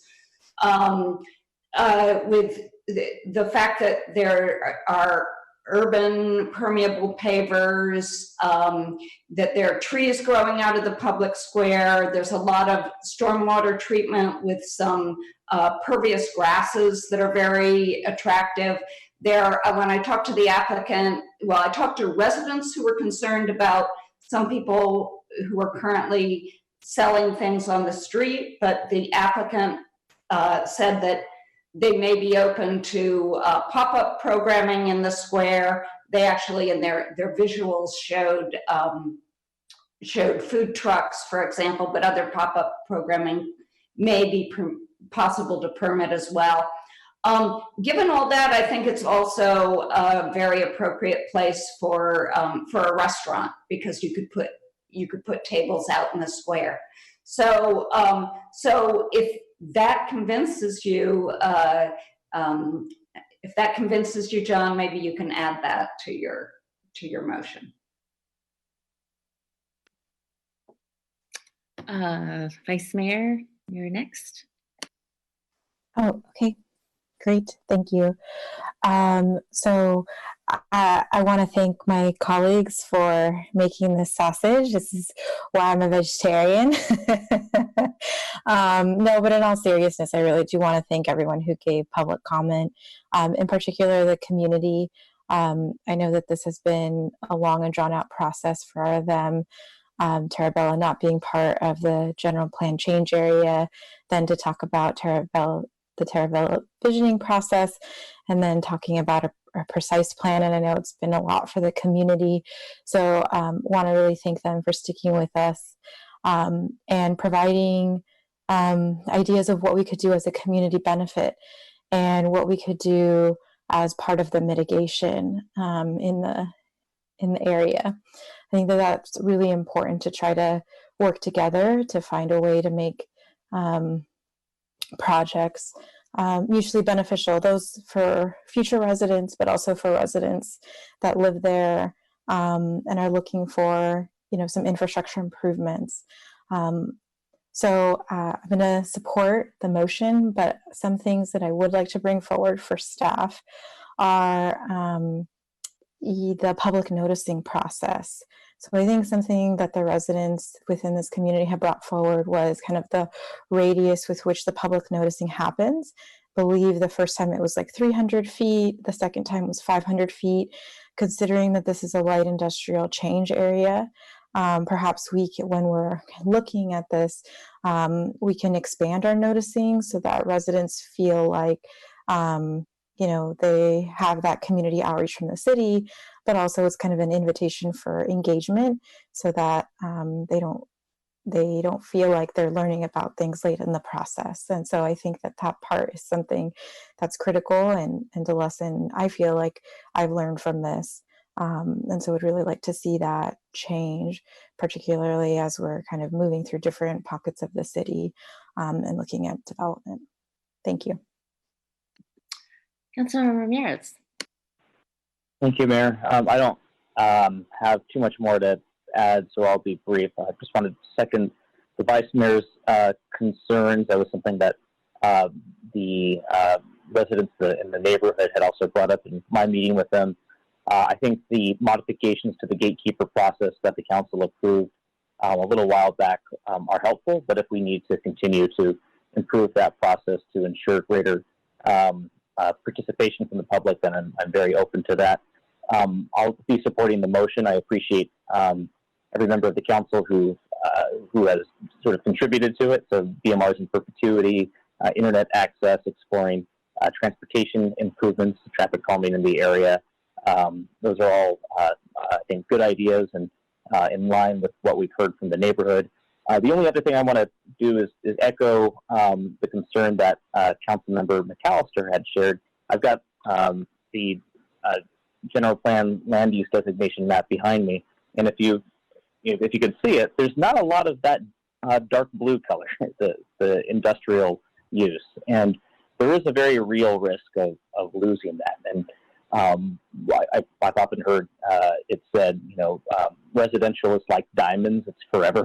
So this conversion is something that we do need to be mindful of, and it's partly we talked about it in the context of the Terabella visioning.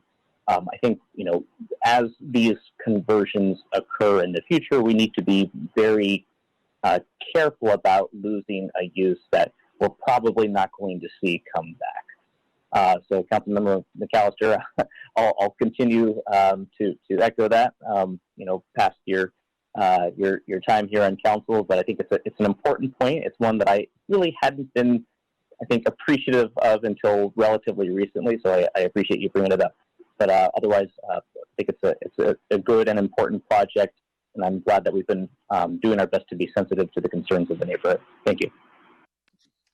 So I'm going to add my comments before we go second round. Actually, I had a couple of questions that have come up as we've been discussing, and one has to do with the public utility easement. From what it sounds like, the benefit is really for North Bay Shore, if I'm correct, or even if it was for the entire city. If part of it is benefiting North Bay Shore, could we be funding it through the North Bay Shore, the Shoreline District Fund, so that we save the community benefit dollars for this neighborhood? Because I know, like, if we have something that benefits the entire city, usually about 20% of it is charged to the Shoreline Fund. So if not the whole amount, could we at least charge some percentage of it to the Shoreline Fund? I may need the community development director to pop in about this as well, but there's a difference between the developer providing an easement over their property that has value versus asking them to provide cash to the city. Okay. So I guess my thought was, could we essentially take Shoreline funds to reimburse this neighborhood or whatever community benefits would have been generated from this amount, or apply that amount, from the Shoreline Fund to this neighborhood? I think we would have to go back and look at it with the assistance of city attorney's office, our finance director, and so on, in terms of as you said, first looking at how much this utility easement benefits North Bayshore versus other parts of the city, so that, you know, a right percentage. And then, is it possible to have the North Bayshore Fund, Shoreline Regional Park Community Fund, excuse me, kind of sort of pay for this easement? Right. You're suggesting, and I could not answer that right now in terms of whether we can do that. Okay. We would have to look at it. So maybe could I add? I would ask the motion maker, Councilmember McAllister, could we add that to your motion that we direct staff to look at the possibility of shoreline funds being applied to this area to benefit Absolutely. the area. I think Councilmember Matichak had the same concerns. Great. Okay. Yeah. Thank you. Does the seconder accept? Does the seconder accept that addition? I guess that's absolutely. That's kind of what I was saying, that I felt like we had 2.8 million of other funds from somewhere. Great idea for shoreline. So thank you. Great. Thank you. Thank you. Sausage making at its best. And then the second item was regarding the bike lanes on Tarabella. I know it was mentioned that there would be a feasibility study that would need to be done. And my question is the feasibility based on the parking on the streets? And is that the main issue? Yes, the main issue is the way to get the room necessary for the bike lanes would be to let go of parking along at least one side of the street. Mm-hmm. But also, you know, in general, taking an engineering look at it, you know, Tarabella curves, it moves, you know, what it would take to put in bike lanes. Okay. The other piece of it is being able to do substantial community outreach on it. Mm-hmm. We often find that one of the biggest roadblocks, not to use a pun, to bike lanes can be the idea of removing parking, and that can generate a certain amount of community concern. So do you know where, or have a sense of where the parking is coming from right now? Like, technically, shouldn't the projects be accommodating the parking? Well, a lot of this is older development, and technically, yes, but again, a lot of it's older development before, you know, we had some of the requirements we have today. Mm-hmm. It's an area that has a lot of parking on the street, so we would want to do that community outreach and do a parking study, similar to what we did with El Camino Real. That was very intensive. Sure. That one is understandable because of the retail, but this area doesn't have retail. It has the Google office right now, and they should be, you know, all the parking should be on the site. So I guess I'm just, was curious to know where the parking's coming from and how difficult it would be to remove parking on the street. So, but if that's part of the feasibility study, I can understand that. Great. So, okay. Just general comments. I echo what my colleagues have already said. I think in a perfect world, my preference would have been for us to look at this area as a precise plan area if we were supposed to. It was not in the general plan update originally, so I know it came later, and I think it's an example of why gatekeepers are a challenge.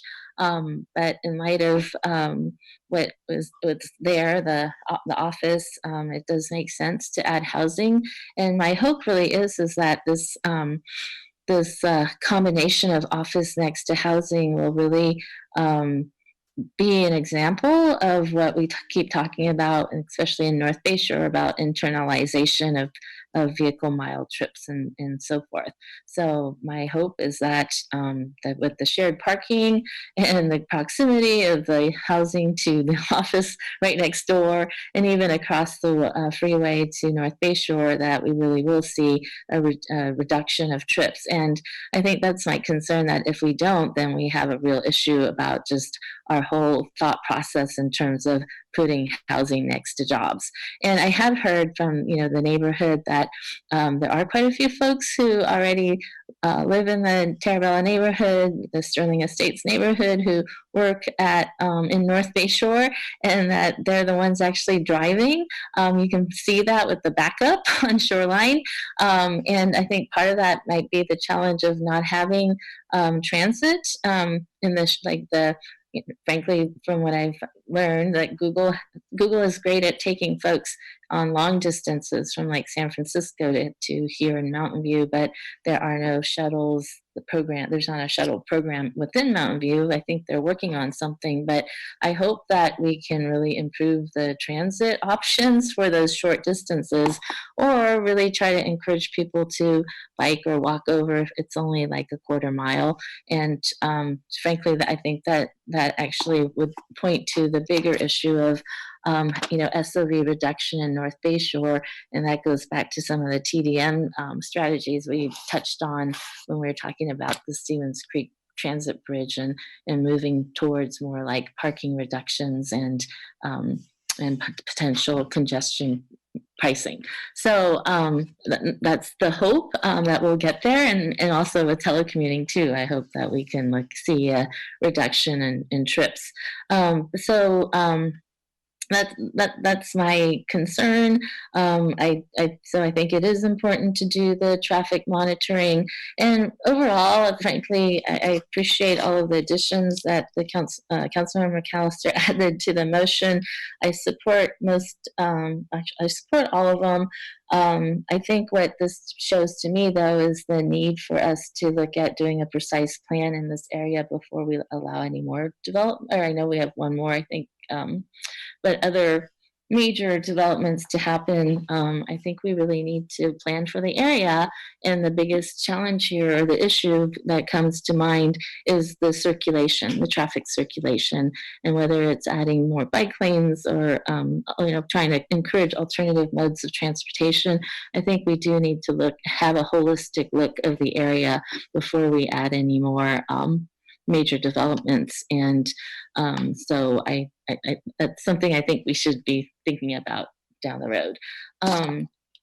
So with that, otherwise, I look forward to the ownership housing. The BMR units are great. I love the broadband idea, Councilmember McAllister. Definitely San Verone Park improvements. And I know we've changed the recology item. That was my concern, is that before we decide to make it a park, let's look at the feasibility of that. But also, if we do start to look at a precise plan, that's when we can start looking at what areas we should have parks for and bike lanes for. So again, I think it just strengthens the case that we need to look at this area as a whole rather than piecemeal. And then I think that pretty much covered, the retail. So I do support Councilmember McAllister giving that 2 years. I think with the economy slowing down, it might just take a little while longer. And I thought the city doggy daycare was really clever, and even mentioned that to the developer on this project. And that might be something that works really well here too, if not a daycare for children. So I think there are some creative opportunities, and I'd like to give those a chance. So with that, I'll go to Councilmember Clark if there's a second round of comments. It was more a question. So I actually agree with, I'm not sure we get to 4, but I agree with Councilmember Matichak that I just don't want another San Antonio situation where it's just so heartbreaking to see those nice ground floor empty spaces sit empty for 2+ years, and knowing that they could be utilized by a nonprofit or something during that interim period even. And so I guess my first question is, in the staff report on page 6, there was sort of the EPC discussion and sort of what they had suggested, and then there was the staff recommended condition. And so is the staff recommended condition sort of what came out of that? Was it modified from your original recommendation of the EPC before it came to us to have this because it's 2 years, but then there's some slightly different language where it's neighborhood serving uses listed in the CN district. Is that what's in the recommendation? So the EPC recommendation was specifically about the 2-year time frame and a neighborhood serving use. What staff did was to further refine the language to kind of add more structure to it in terms of the existing zoning regulations that we have. We already have a neighborhood serving commercial zone and uses this under the CN zoning district that can provide more guidance to what kind of uses that we would like to see, which will be truly serving the neighborhood. But the other thing that I would like to point out right now, since we're discussing so much about the time frame, is that EPC did mention in their recommendation that they would like council to know that they're flexible on the 2-year period.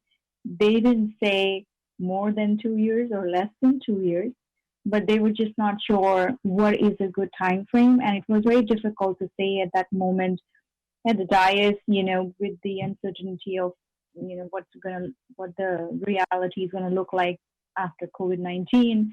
So the staff has not changed that part of the condition and has not refined the 2-year time frame. The only thing we refined was adding more language regarding specific zoning district. Yeah, and I think that was a good. I like the way that you cleaned it up and just made sure it was neighborhood serving uses in addition to retail that are listed in the district.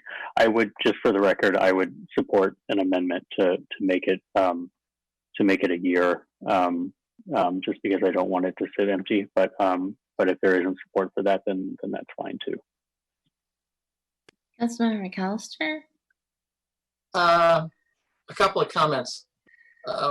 Since this was started, this is for the vice mayor and council member Ramirez to just to clarify a little bit about the notification. So remember, this started 5 years ago, and at the time it was 300 feet.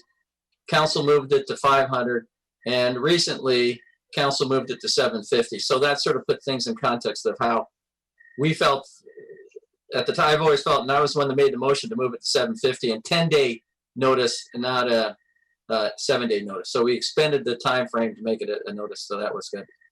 And doggone it, there was so much. So I forgot what the other point was, but the retail. So the retail. I'm sticking with my. Right.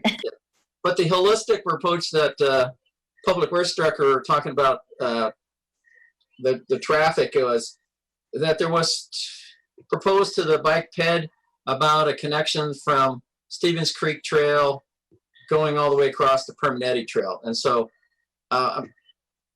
was that, when you were taking a look at a holistic approach to traffic, is that part of, Dawn, had you heard that about that, moving, getting from Stevens Creek Trail to Permanetti Trail along Tarabella, along Middlefield? Would that be something that would be looked at as holistic, or were you more looking at traffic holistic stuff? You mean in the context of this project and its traffic study? No, not this bike. Well, I mean, yeah. Well, no, I don't think, because there was a bike connection. What do you mean when it's time to update the bicycle transportation plan? Is this something that could be looked at? Yeah, absolutely. Yes. Because we're looking at bike lanes, we're looking at this, we're looking at, I'd like to see an underpass, but that would be quite an accomplishment to get a connection from Stevens Creek to Permanetti. And so that might, but that's what I was just want to make sure that it's still on the radar. Okay. All right, and Councilmember Matterchuk. I just have a quick process question. So I don't know if there's enough support to change the retail from 2 years to 1 year, but could we vote on the motion on the floor and then do a separate motion on that to see if there's support for changing that? It's going to be up to the motion maker, I believe. I have no control over what a motion. I could just make a separate motion right after we vote on the one on the floor, right? Maybe the city attorney could say. Well, the motion right now does not include, the motion right now is a comprehensive motion on the whole project. So if the motion maker is not interested in I didn't get that. Sorry, this. Could you try again? Excuse me. The motion on the floor does not include that change from 2 years to 1 year. What you could do is make a motion now, and that would have to be disposed of before the motion on the floor to see if there's a second and support for that particular item. Oh, okay. Well, then I would like to do that. To change I don't know if this is a condition number, but if after 1 year from the certificate of occupancy of the apartment building, if they're unable to find, if the applicant is unable, despite their reasonable efforts, to market the retail space, so change that from 2 years to 1 year, then other neighborhood serving retail could be used there. So that's condition number 23. Thank you. Is there a second to Councilmember Matichek's motion? Councilmember Hicks? I would second. Okay, so any other discussion on, I don't know what you call it, in the pre-motion or alternate motion? Amendment. Motion to amend. A motion to amend. Thank you. If not, we will take a roll call vote on the amendment. Motion to amend. Councilmember Clark. Yes. Councilmember Hicks. Yes. Councilmember Matichek. Yes, but I think Artie wanted to say something. Did you want to say that before the vote? She was waving her hand. Sorry, I didn't want to interrupt, but I just, we've been making notes and we want to make sure we've got captured everything in the motion because we have a lot of moving parts and I just don't want to delay council, but we want to make sure we're taking the motion in right. So this is just a motion on one element, which is at the bottom of page 5 of the staff report. Right. So it would be to amend Councilmember McAllister's motion. No, it's not. This is only the retail piece. Right. Okay, I get it now. Thank you. And then we'll just read the original motion of Councilmember McAllister's to make sure we have every item covered. But we have a motion on the floor. We got to finish that. Yes. So, City Clerk, can you start the roll call, please, again? Sure. So I had Councilmember Clark, yes. Councilmember Hicks, yes. Councilmember Matichek? Yes. Councilmember McAllister? No. Councilmember Ramirez? Yes. Vice Mayor Kamei? Yes. Mayor Abikoga? No. So motion carries 5-2 with no abstentions. So then we'll go back to the original motion. Councilmember McAllister, so can we dispense of reading the items and just go through the additions? City Attorney? Yes. We need to Yes. start from scratch. Okay, City Attorney, I knew you were taking notes. Would you like to give us a recap? City Attorney, do you mind if planning staff reads that out? That would be fine. That'd be fine. So Diana, do you want to start, and then we can go maybe have Public Works read out the Public Works portions. So I think the first one is amending condition number 82 and 83 related to the below market rate housing, that the applicant will provide the below market rate housing in perpetuity. Then the second one that I have is amending condition number 60 regarding community benefit contribution to include that the project applicant will provide Wi-Fi internet connection for all the units in the project. Just the BMR units, not all units. Yes, all the BMR, the below market rate units in the They've just project. stated this thing, so.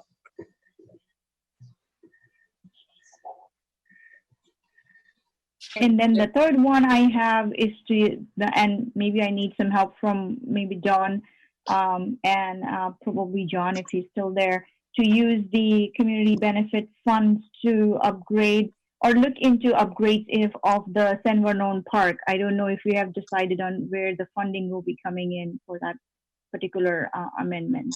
I believe the or motion addition. was to review the feasibility of the San Vernon improvements discussed.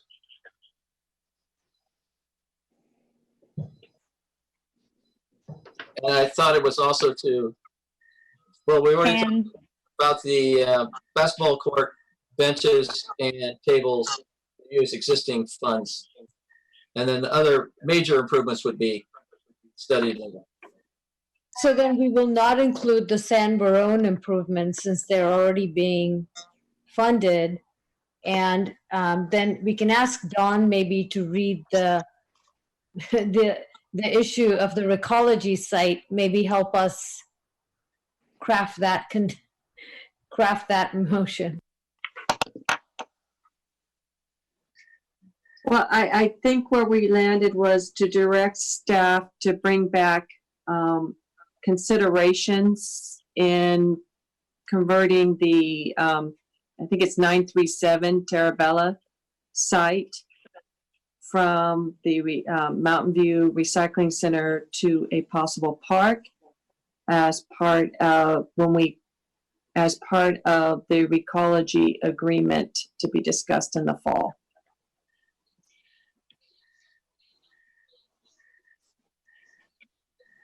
So I also, what I also have is, and yes, I'm putting my own spin on this. You have to let me know if I'm capturing it right. But, you know, we do have the community benefit funding of about, I think it's 1.2 million in cash. And what I'm hearing is to consider allocating that community benefit funding to various transportation improvements, generally active transportation improvements in the Terabella area for consideration in the 5-year CIP.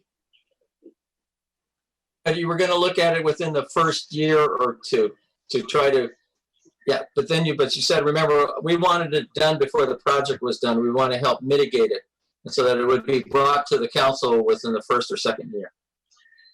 It can be proposed to that in the 5-year CIP, you know, and council can see what that means in terms of other priorities. Yes. Okay. Okay. Don, would that encapsulate the traffic calming and the bike lanes? So I heard two things here. One is definitely want the community benefits that are to go towards the Terabella neighborhood in consideration of, you know, transportation, active transportation. But also what I heard was that wanting some kind of monitoring after the project is completed and occupied of the traffic conditions and cut through traffic to determine if further traffic calming is necessary. Correct.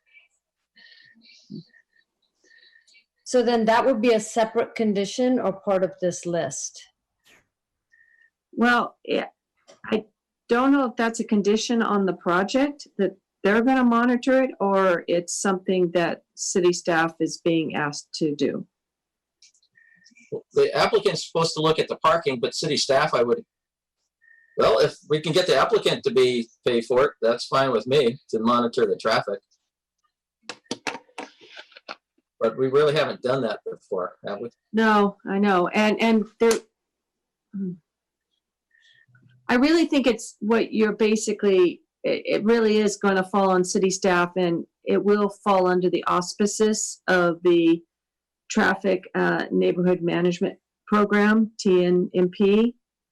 But basically you're saying initiate it after the project's occupied so that we could see what kind of traffic impacts to the neighborhood is being created by the project.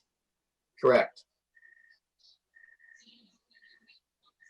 I think so. What I'm hearing is consider allocating funds for a 5-year CIP to look at active transportation, and then a separate look at the NTMP program after the project is in place.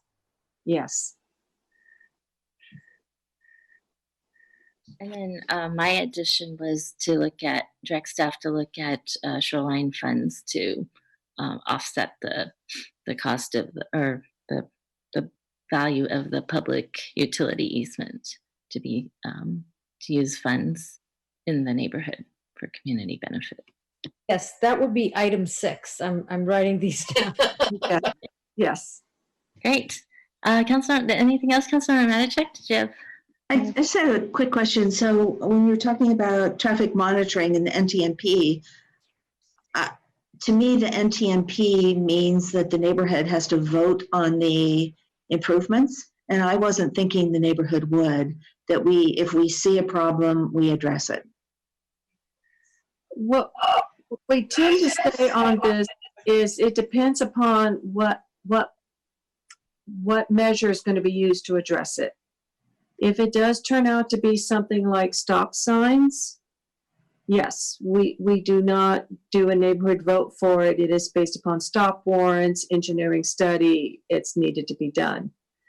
But if the measures to be used to affect traffic calming and reduce any cut-through traffic turns out to be something like speed humps, that is something that we would want to put to a neighborhood vote. So part of when staff had the study session on changes to the NTMP program, and we do need to bring back to you then the revised program guidelines, was breaking out that there would be some measures that the city traffic engineer and would just authorize to do based upon traffic engineering studies, but other measures would still require a vote. And so it can all be still encompassed under NTMP. Okay, thanks. Right. Did we capture everything? I just have one last thing, and I wanted to confirm with Dawn that the bike lanes on Tarabella would be part of the active transportation measures looked at. So it was such as bike lanes. Okay, I think that's it. Thank you for indulging me. Thank you. Councilor Matichak, did you have something else? Yeah. And then just for clarity, I just wanted to make sure, RT, we have the language we want to use for using the shoreline funds as Mayor just suggested. Yeah, it says look at shoreline funds to offset the cost of easements that could be applied to the community benefits for the neighborhood. Great, thank you. All right, any other discussion on the motion? If not, City Clerk, could we get a roll call vote, please? Councilmember Clark. Yes. Councilmember Hicks. Yes. Councilmember Matichak. Yes. Councilmember McAllister. Oh, yes. Councilmember Ramirez. Yes. Vice Mayor Kamei. Yes. Mayor Abikoga. Aye. Thank you. Thank you. So motion carries 7-0 with no abstentions. It's past 10 o'clock, so I do need to entertain a motion to continue. We have one last item to go. Councilmember Clark. Yeah, I'll move that since this is our last meeting, hopefully, before we take a summer recess, I'll move that we continue past 10 p.m. to the remaining items. Thank you. I'm going to go ahead and second that, I'd like to actually call a short break too before we start the item. Is there any discussion? If not, can we get a roll call vote, please? Councilmember Clark. Yes. Councilmember Hicks. Yes, but just because it's our last meeting. Councilmember Matichak. Yes. Councilmember McAllister. Oh, no. No. No. Okay. Councilmember Ramirez. Yes. Vice Mayor Kamei. Yes. Mayor Abikoga. Aye. So motion carries 7-0 with no abstentions. Oh, 6-1. I'm sorry, 6-1 with no abstentions. The old man votes. I'd like to take can we say a 7-minute break and be back at 10:45? We'll see you in a bit. Thank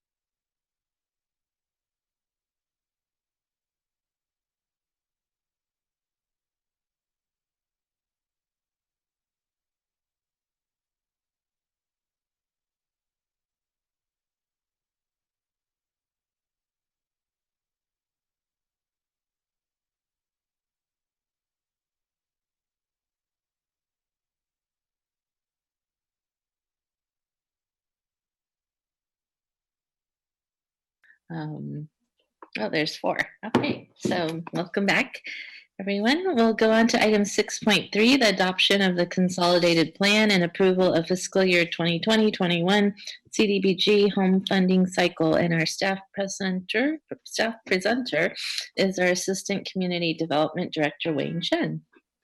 Welcome. Great, thank you very much. Let me just take a moment to pull up the presentation.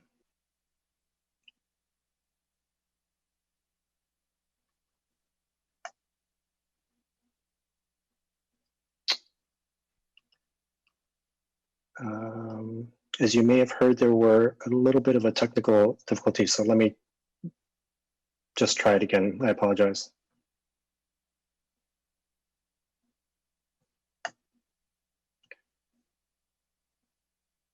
Okay.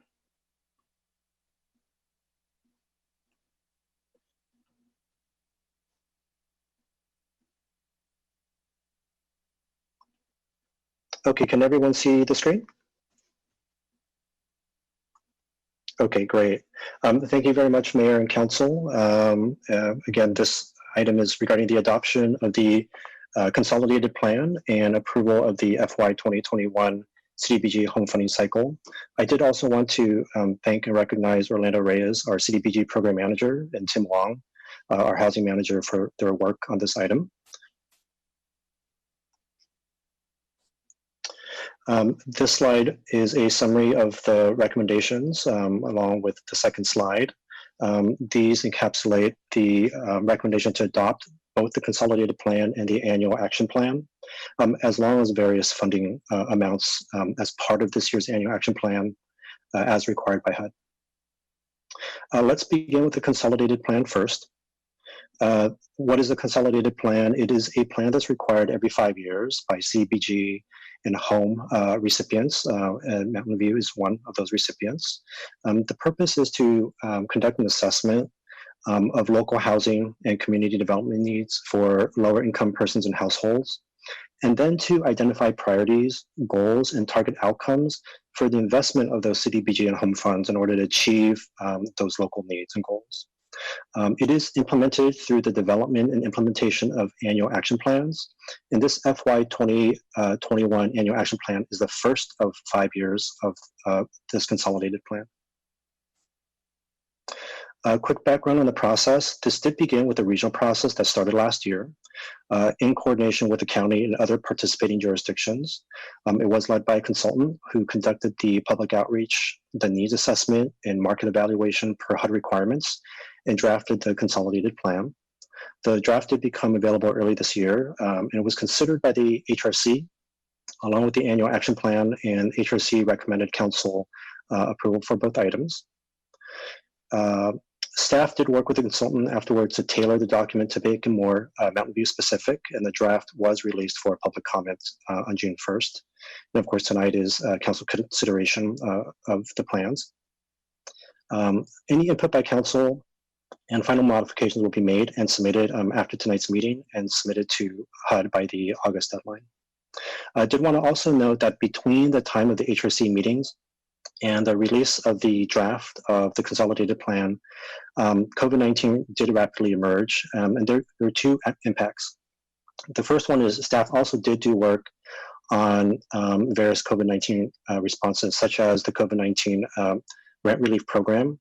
And that program, it was funded in part and facilitated by a substantial amendment of the FY 1920 annual action plan in mid-April. And that included using CDBG from the CARES Act, as well as this FY 2021 CDBG allocation to be used earlier than the beginning of next fiscal year because there was such a need on a rent relief program. And the second impact is that as it emerged, staff really became aware of the current and also potential unforeseen future impacts of COVID-19. And so understood that we also did have to review the consolidated plan, which was developed before the emergence of COVID-19, that we had to read the whole thing through that lens in mind. So it did become clear that it was important to have clear but broad and flexible goals to allow the city to respond to current and emerging needs over the next 5 years. But this was a fairly significant and unanticipated workload to essentially review the consolidated plan through this lens. The consolidated plan is an extensive document.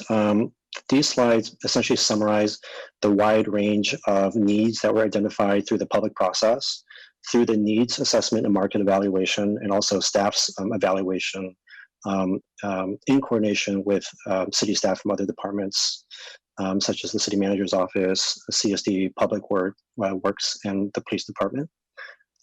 Essentially, the 6 needs summarized at a high level is the need to increase affordable housing opportunities, responding to homelessness, enhancing social services, strengthening neighborhoods, promoting fair housing, and then supporting economic development and resiliency.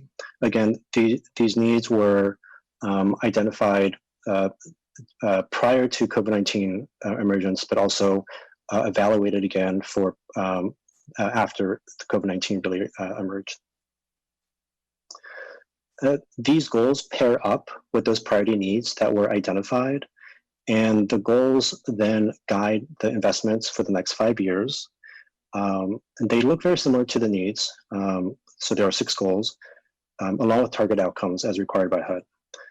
So the 6 goals are to increase affordable housing, and this could be through new supply or, for example, acquisition and preservation and de-restricting existing units, responding to homelessness through a variety of services and programs, enhancing social services across a wide range of needs, enhancing physical infrastructure. This could be the infrastructure of nonprofit facilities, but it could also include public infrastructure as well, projects that the city might undertake.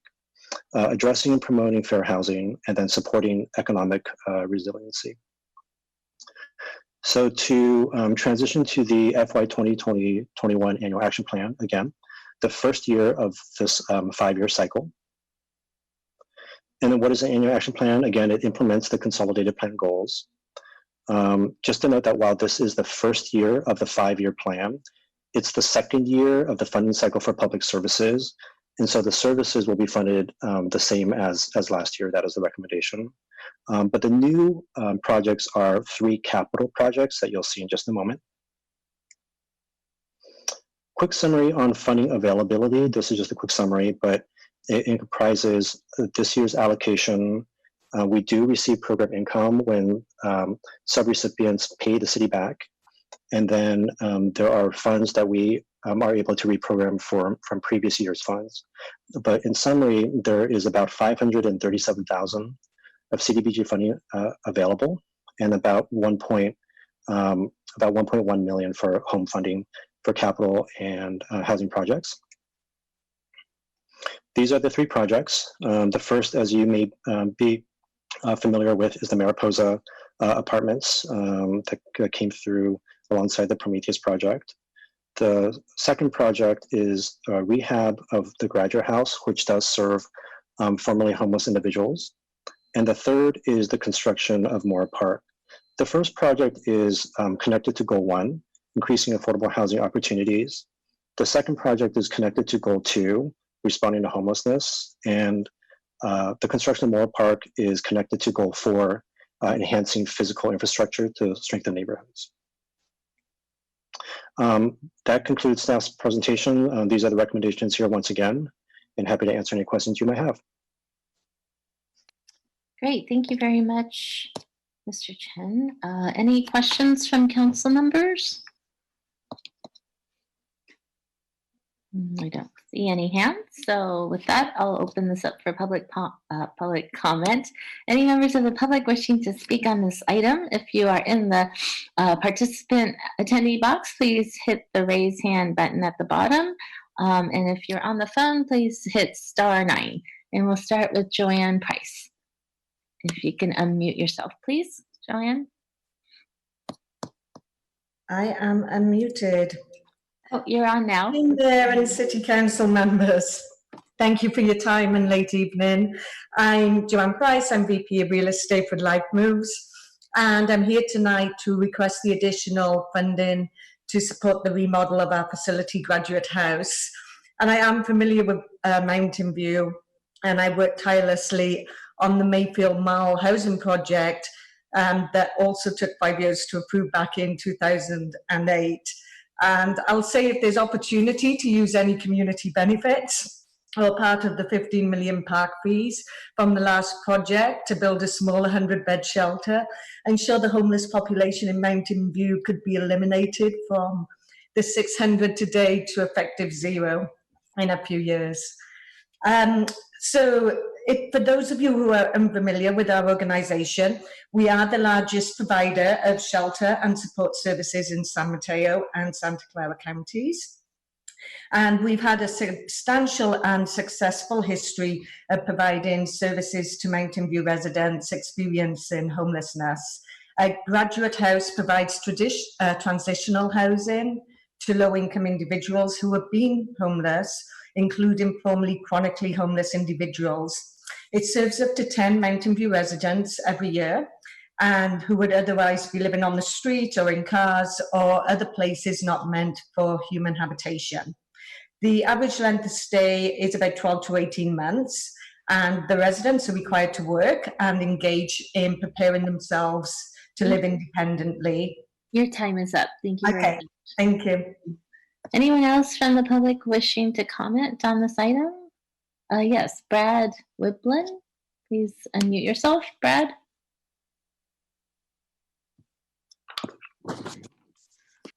Good evening, Mayor, Council, and staff. Tonight I'll call you housing warriors, the people that are still up promoting housing. Brad Wiblin with Bridge Housing. We are in the queue for some home money tonight. Just wanted to do a quick reminder. The Mariposa Apartments is a 48-unit 1960s era building that we will be acquiring in about a month. We're doing a significant rehab to that. We'll be recording a regulatory agreement in perpetuity. We expect to start construction in about 90 days. These home funds here, although we plan to use them for acquisition, they really are having a very desirous effect of reducing debt, which will be, have reduced pressure on the rents long-term in this building. We've already left rents where they are and decided not to raise rents going forward at the scheduled rate for all the obvious reasons, the housing crisis, COVID-19, et cetera. We're deep into design work, our general contractor's on board, and we look very forward to getting started. Thank you. Thank you. And next, Alex B. Please unmute yourself. Alex? Okay, now I can unmute myself. I don't know why it takes so long for the button to show up. I'd like to thank Joanne and Brad and all the other people who are working on the ground, helping all the people who are left behind by these other policies and projects that aren't helping them attain reasonable, good housing. People like them are doing great work and solving problems, and it makes me feel really good to see that there are people who care and are willing to put in the effort. So thank you.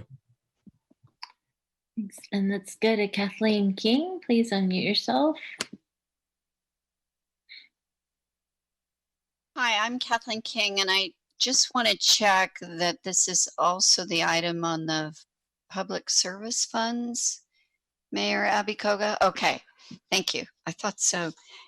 So I am here for Healthier Kids Foundation. I'm the CEO, and I see staff recommends funding again, and I really appreciate it. I do want to state that it helps to get city funds because we usually match that $2 for every dollar we receive from you. So when we say we'll do vision screening and case management, we also have funding from the county that allows us to do dental and hearing. So when we do one, we usually do all three. And we're finding with COVID-19 that it is difficult to get children the health care they need, and this gives us the perfect opportunity to go into preschools and schools to work with the children, and the plan is we will continue to do that. little slower this next year than we've been doing during because of the shelter in place and the social distancing. So we will be slower this year than we have been in the past, but we still plan to do what we've been doing each year. And we appreciate the support of the Mountain View City Council. And thank you for working so late. I know how that goes. Thank you. And we'll go to Kelly Batson. Please unmute yourself. Hi there. My name is Kelly Batson. I'm with United Way Bay Area, and thank you to Mayor, Council, and staff for staying up so late and supporting this important part of the work. I'm actually representing a specific program, our 211 program, where we answer calls and texts to help people get connected to services in Mountain View and throughout the county and actually throughout the Bay Area. And last year we helped a little over 300 folks in Mountain View get connected to services, with our top call being about housing. So I know that this is on the mind of everyone right now. This year, actually, so far, we've already helped over 500. With COVID-19, we've had a close partnership with the county. And we're seeing lots of calls coming in about the pandemic and resources around testing and essential workers, but we're also connecting people to rent, payment assistance, et cetera. So thank you for the recommendation to support 211 again, and appreciate you all, and I'll yield the rest of my time. Thank you. Thank you. Any other members of the public wishing to speak on this item? Kate T-H, if you can unmute yourself, please. Good evening. Yes, I'm Kate. I'm with Junior Achievement of Northern California. Just to keep this very brief and quick, but just wanted to thank you for the recommendation to continue funding. We're one of the grant recipients, and we provide financial literacy and work readiness curriculum, which is not typically provided in the school districts. So this is really important to kind of provide that foundation of economic prosperity and lay a strong foundation in education and financial health for the future generations. So thank you so much. Thank you. And Mark Fischler, please unmute yourself, Mark.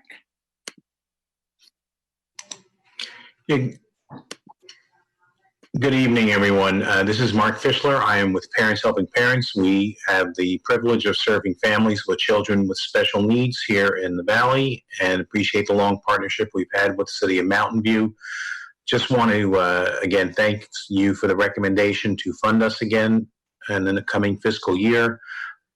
Just a couple of words about the families that we serve. I think the pandemic has been hard on everybody, as you know, but I think it's hit, and there are a lot of studies that show it's hitting families with children with special needs even harder. The incidence rate of catching COVID is double the general population. Unfortunately, deaths fall in the same category, and the economic impacts have been very hard for these families. And when you also think about the fact that special education for these children have been disrupted, day programs for the older people with disabilities have been disrupted. So the continued support of the city will be very important so we can continue to serve these families. Thank you very much for staying up late with us. Thank you. Anyone else wishing to speak? I don't see any more hands in public comment, so I will close public comment and bring it back to council for discussion and a potential motion. And I have Councilmember McAllister. Well, I don't like to beat around the bush. I'm going to make a motion since I didn't see any council questions, so we can go from there. Okay. 6.3. So adopt the fiscal year 2020 to 25 consolidated.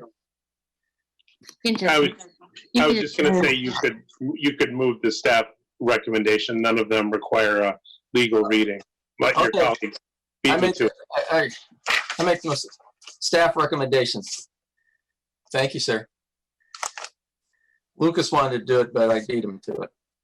Thank you, Councilmember McAllister. And Councilmember Ramirez? Thank you. I'll go ahead and second the motion. Just really briefly, I don't want to take too much time.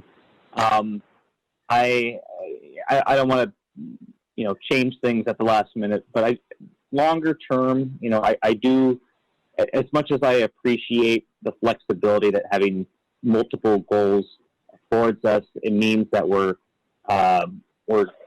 spreading ourselves pretty thin. We don't get a lot of money, and giving out small amounts of money helps a lot more organizations, but it also means that the impact will be pretty limited. So I do think, it may be worth exploring in future consolidated plans a more limited set of goals where we can have greater impact with the limited funds that we get. Just for whatever it's worth, I appreciated the comments from all of the public speakers, but one of my personal priorities is working aggressively to reduce and eliminate homelessness. And I'd like to see, again, not a lot of money that's coming from the federal government, but because the consolidated plan is part of the broader, a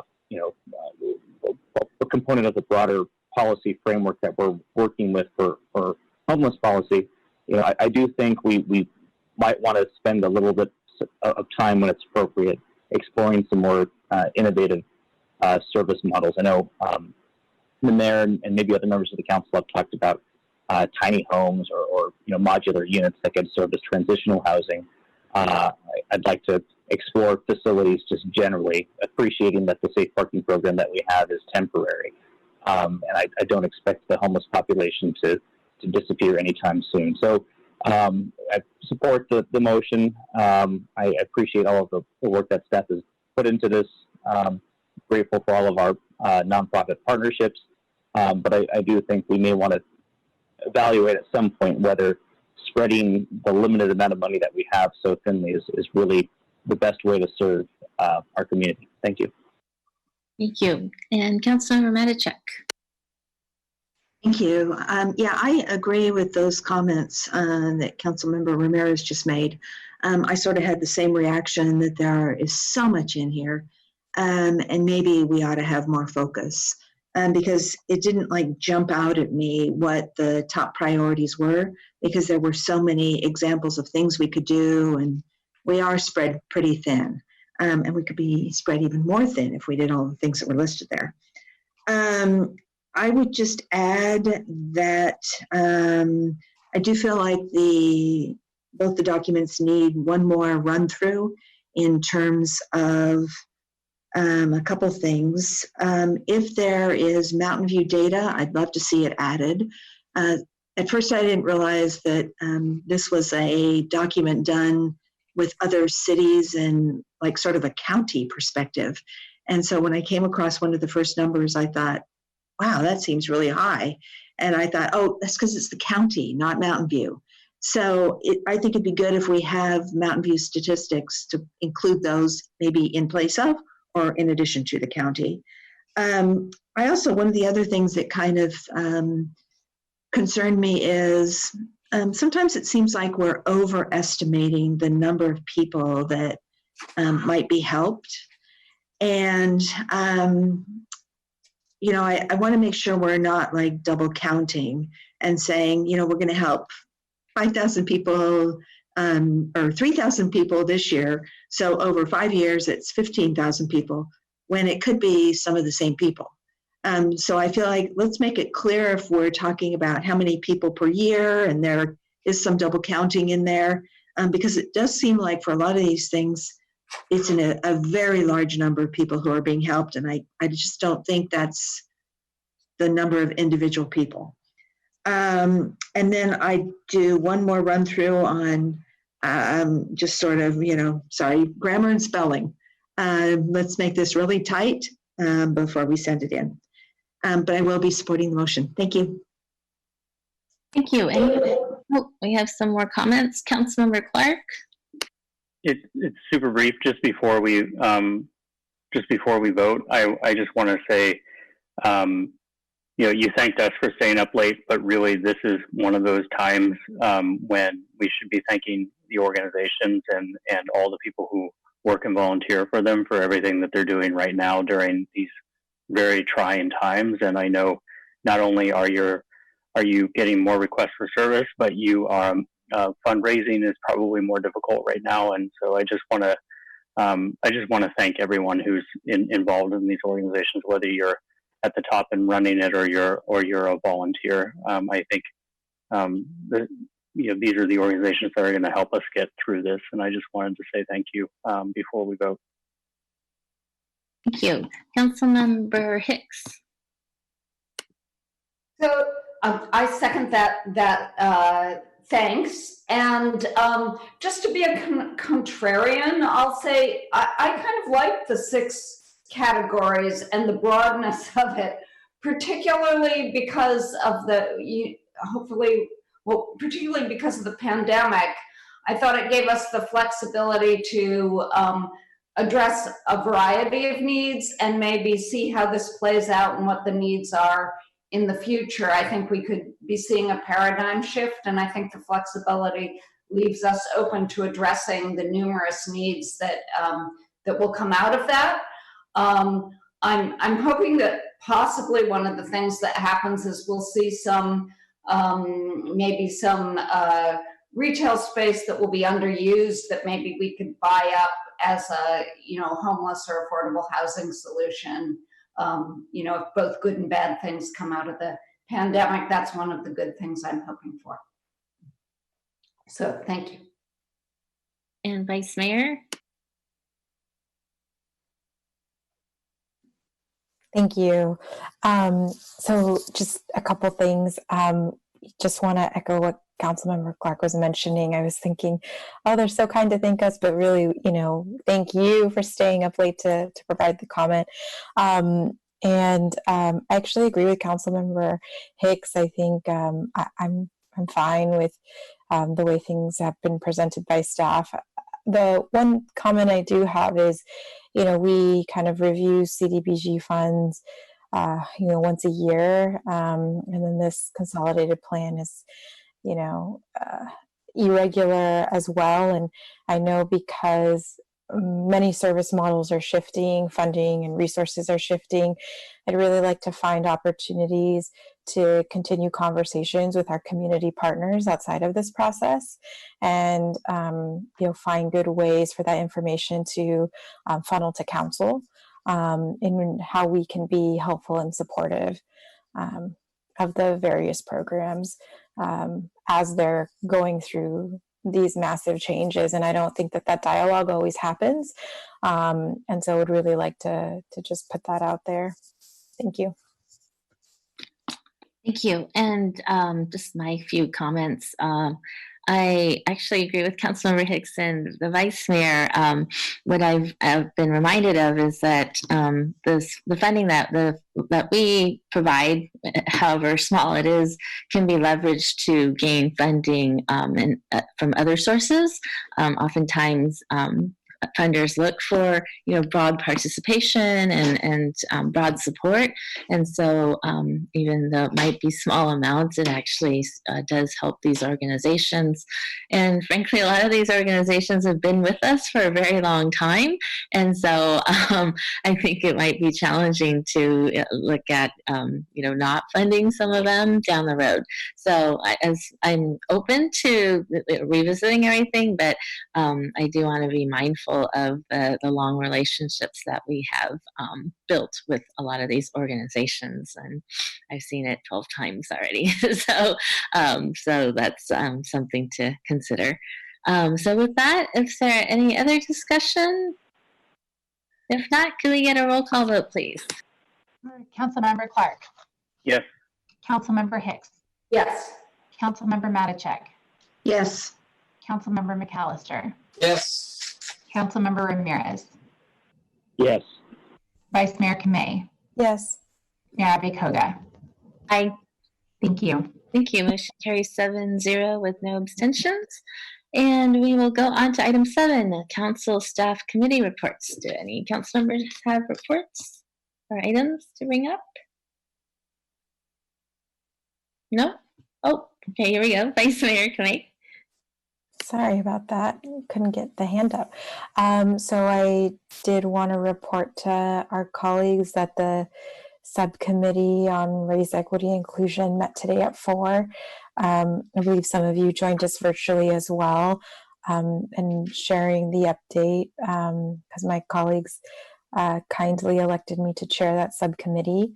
I think we got a lot of really great ideas and feedback on next steps from the public. And as was mentioned, the Human Relations Commission will be working on community listening sessions, and we'll work with staff. And the goal is for the subcommittee to meet again, and we're hoping mid-August. And in the meantime, we'll be working with staff to have both formal and informal conversations with the community and residents, and making sure that while we're doing that, we're also doing outreach and translation services. And so that's the update. Thank you. Thank you. Councilman McAllister? Yeah, I have a couple of things, but I had a question about your subcommittee.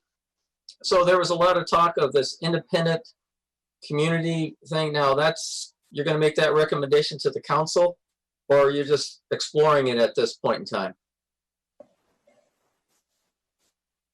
We received a lot of public comment, and so my understanding, and I'll look to City Manager McCarthy on this, is that staff is going to take all of that input and come back in mid-August with kind of the research that they've done.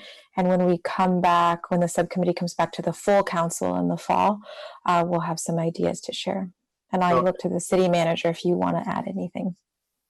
Yes, thank you, Vice Mayor Kamei. That is accurate. The intention would be to just research the different models and methods there are out there. Some ideas were raised today that I think could be feasible. So we just need some time to look through that and think through it. And then the recommendation would be brought before the full council in the fall. Because I was listening to the comments and it sounded like, well, the subcommittee said HRC is going to do this, and then we're going to do this community review thing, and I was just wanting to get clarity on that. So that will be coming back to the full council then. Correct. Okay. Hey, this is for our city manager and for my fellow council members. So we said this last item on, not this one, the one before it, the 6.2 is sausage making. And there was a lot of things that we brought forward. And I'm thinking, was it under the context that since this was it was a gatekeeper 5 years ago, that we evolved in what our expectations were?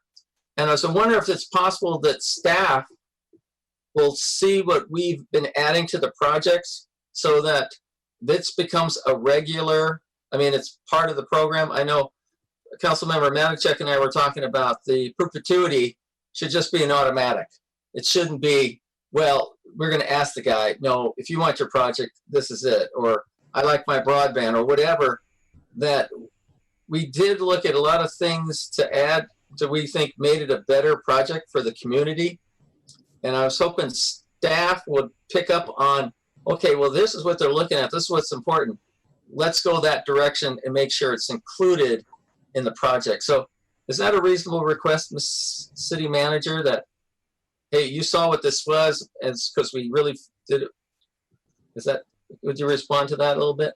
Sure, yes, Councilmember McAllister, I think we are definitely seeing themes, and obviously as I begin my tenure and have more meetings and see more of these projects, then I will start to understand more and be able to talk to staff about the priorities and the items that this council is interested in seeing. So yes, I think that is certainly something that will be on the table for staff so that we know going forward the sort of community benefits and things that council's interested in.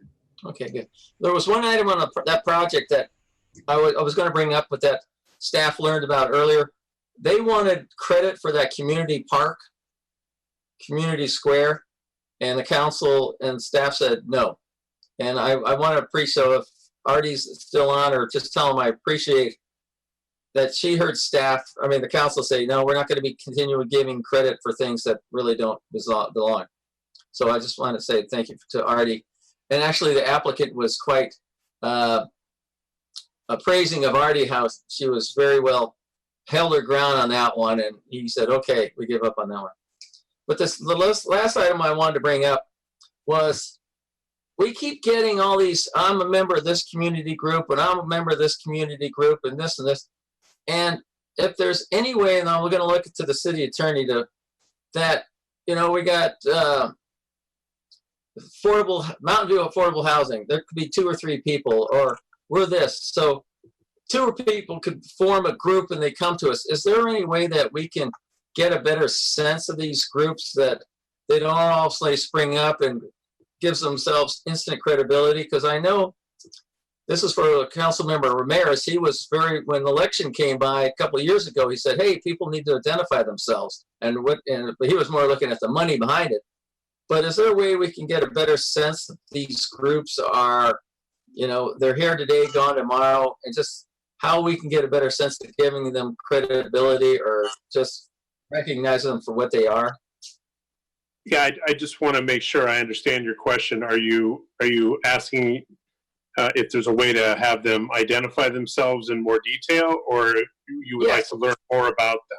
Or register that, and here's, you know, there's their goal, you know, what they're trying to do, who's in charge of the program, yada, yada, yada.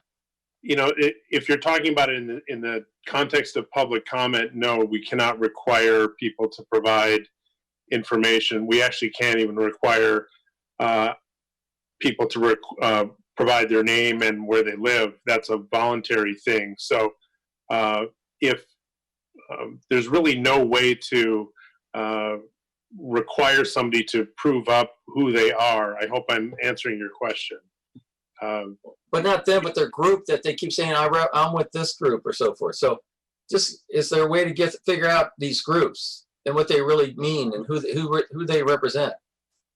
We certainly, if we receive a letter, or if staff receives a letter or correspondence from a group, certainly we could, staff could look, do some very basic research on the parameters of that group.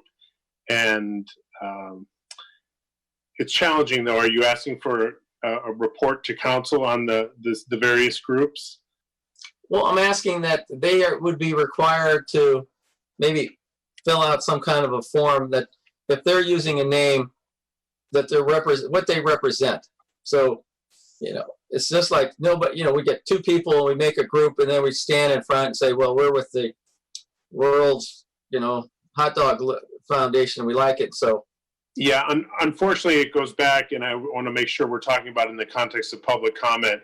There's no way to verify or require a person or a group to verify what they're saying is true, verify whether they belong to a group, or describe what that group stands for. Public comment is virtually unrestricted unless somebody's disrupting a meeting. So, well, could they be considered lobbyists?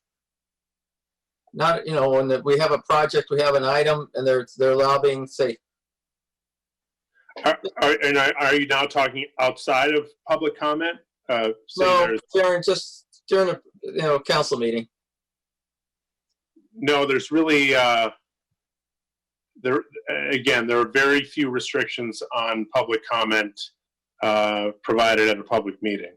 So you can make up an affiliation and we just go with it. Yeah, unfortunately, that is there are very few restrictions on public comment. Okay, that's all I got. Thank you. Councilmember Matichak. Thanks. So I said earlier that under this item, I was going to see if there is support for asking staff to bring back a modification of our rental and ownership affordable housing ordinances to change the term from 55 years to in perpetuity, so that we don't have the conversation with the applicant for every single project. Although this one, I appreciate that staff did exactly what we said earlier, which was they let the applicant know that we were likely to ask for it. So it made it much easier to have that conversation. But can we see if there's enough support to bring those back? Do I make a motion, or is this a strong show of hands? But I just wanted to clarify. I thought that when we did the phase 2 of BMR, affordable housing strategies, we did include it. It was just that these projects were prior to that. But am I mistaken in my memory? I don't know if Wayne's still around. I think we asked that at a recent council meeting. I can't remember which one. And I believe the answer was in the ordinance, it's 55 years. Okay.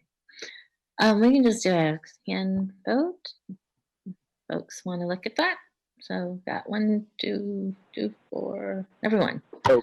So could we bring that back then to change the BMR requirement to in perpetuity instead of 55 years? Great. Quick. Yeah. Oh, Councilor. Sorry. Yes. So my understanding was the same as yours, Mayor, that we did make that requirement and that these are exempt just because they were far enough in the process. So in the event staff confirms that we already have that requirement in the ordinance, then it wouldn't need to come back to us, right? Right. Okay, great. Thank you. Just ask staff to check and then, yeah. Yeah, and I'll check with the Community Development Department and the ordinance, so we'll check on that. Great. Thank you. Thank you. And then the other thing is I attended the ABAG General Assembly meeting.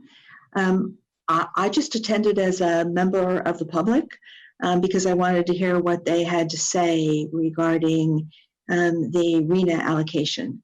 And it was interesting. It's too bad Artie's no longer, I don't think, here with us, but there was a discussion about different factors that should be taken into consideration or not when it comes to the allocation for the individual cities. And the folks who are on the methodology committee either held up a piece of paper that said green, yellow, or red. Unfortunately, as a member of the public, we couldn't see any of those. But if it was green, if there were a majority green, then the factor would be included for discussion about how are we going to factor this in. If it was red, nope, it's going to be excluded, and yellow was not sure. We're going to have to talk about it. But for me, one of the interesting aspects of the meeting was the public comment, and there was quite a bit. And the vast majority of the comments were that the RENA numbers were too low and that they needed to be much, much higher.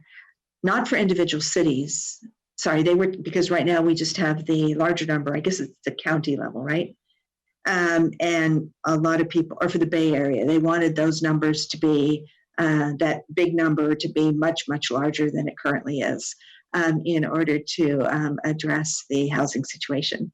So I thought that was really interesting.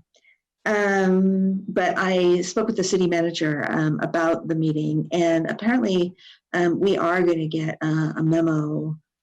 I can't remember when, but Archie's going to provide us with a memo on the status of what's going on, and we'll have a discussion at a council meeting. Sorry, don't mean to put words in your mouth, but I think that was the summary, right? Yes, thank you, Councilmember Matichak. Yes, you should have a memo shortly, if not this week, then next week, just outlining the different background and what's happened so far. And then the plan is to bring an item for council consideration and feedback. Likely it will be one of the meetings in September. So council will be able to provide input before the decisions are made by ABAG. And then just one more thing, and this maybe doesn't traditionally fall into item 7, but I was really happy tonight to hear so many people say Mountain View is a leader in housing. I think this is the first council meeting that I've been a part of where so many people from the audience said that. It's good that people recognize that and are now saying it. That's it. Thank you. Hear, hear. I second that. Anyone else with comments? I just had a couple of items. I signed on to a letter recently. Actually, I know Councilmember McAllister is aware of it, to MTC. They are in charge of the CARES funding that transportation agencies get. And for whatever reason, VTA was recommended as getting less than other agencies, or less than our fair share. And so the mayors were asked to write a letter to what was a blue ribbon task force of MTC, asking that VTA get its full funding. I think that vote was to happen yesterday. I don't know. I haven't heard yet what the result was, and it's a recommendation that will go to the full MTC board later on this summer, I believe. But if I find out, I will let you know.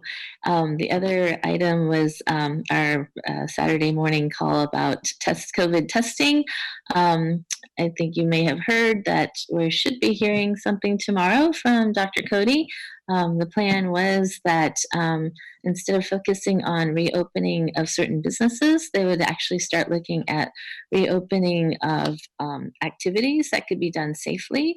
But in light of the uptick that we've been experiencing, I'm not sure if that's going to happen tomorrow, so stay tuned for that. And then, as we discussed earlier under the telecommute resolution, we did have this polling pollster give us some data, and she sent us the slides, so I'm happy to share that with all of you. It was very interesting to see the attitudes of folks here in the Bay Area towards telecommuting. Overall, people like it, maybe not full time, but some part of the week.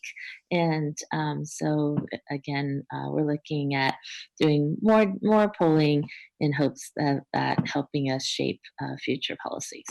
So with that, is there anything else from staff? And if not, City Attorney, do we have a closed session report? No closed session report tonight. All right. Well, thank you, everyone. Thank you, colleagues. I hope you have a great summer vacation, and we will stand adjourned until Tuesday, August 25th. So have a great summer and enjoy. Hope we get some rest. Aloha. Aloha. Thank you. Take care. Thank you, staff.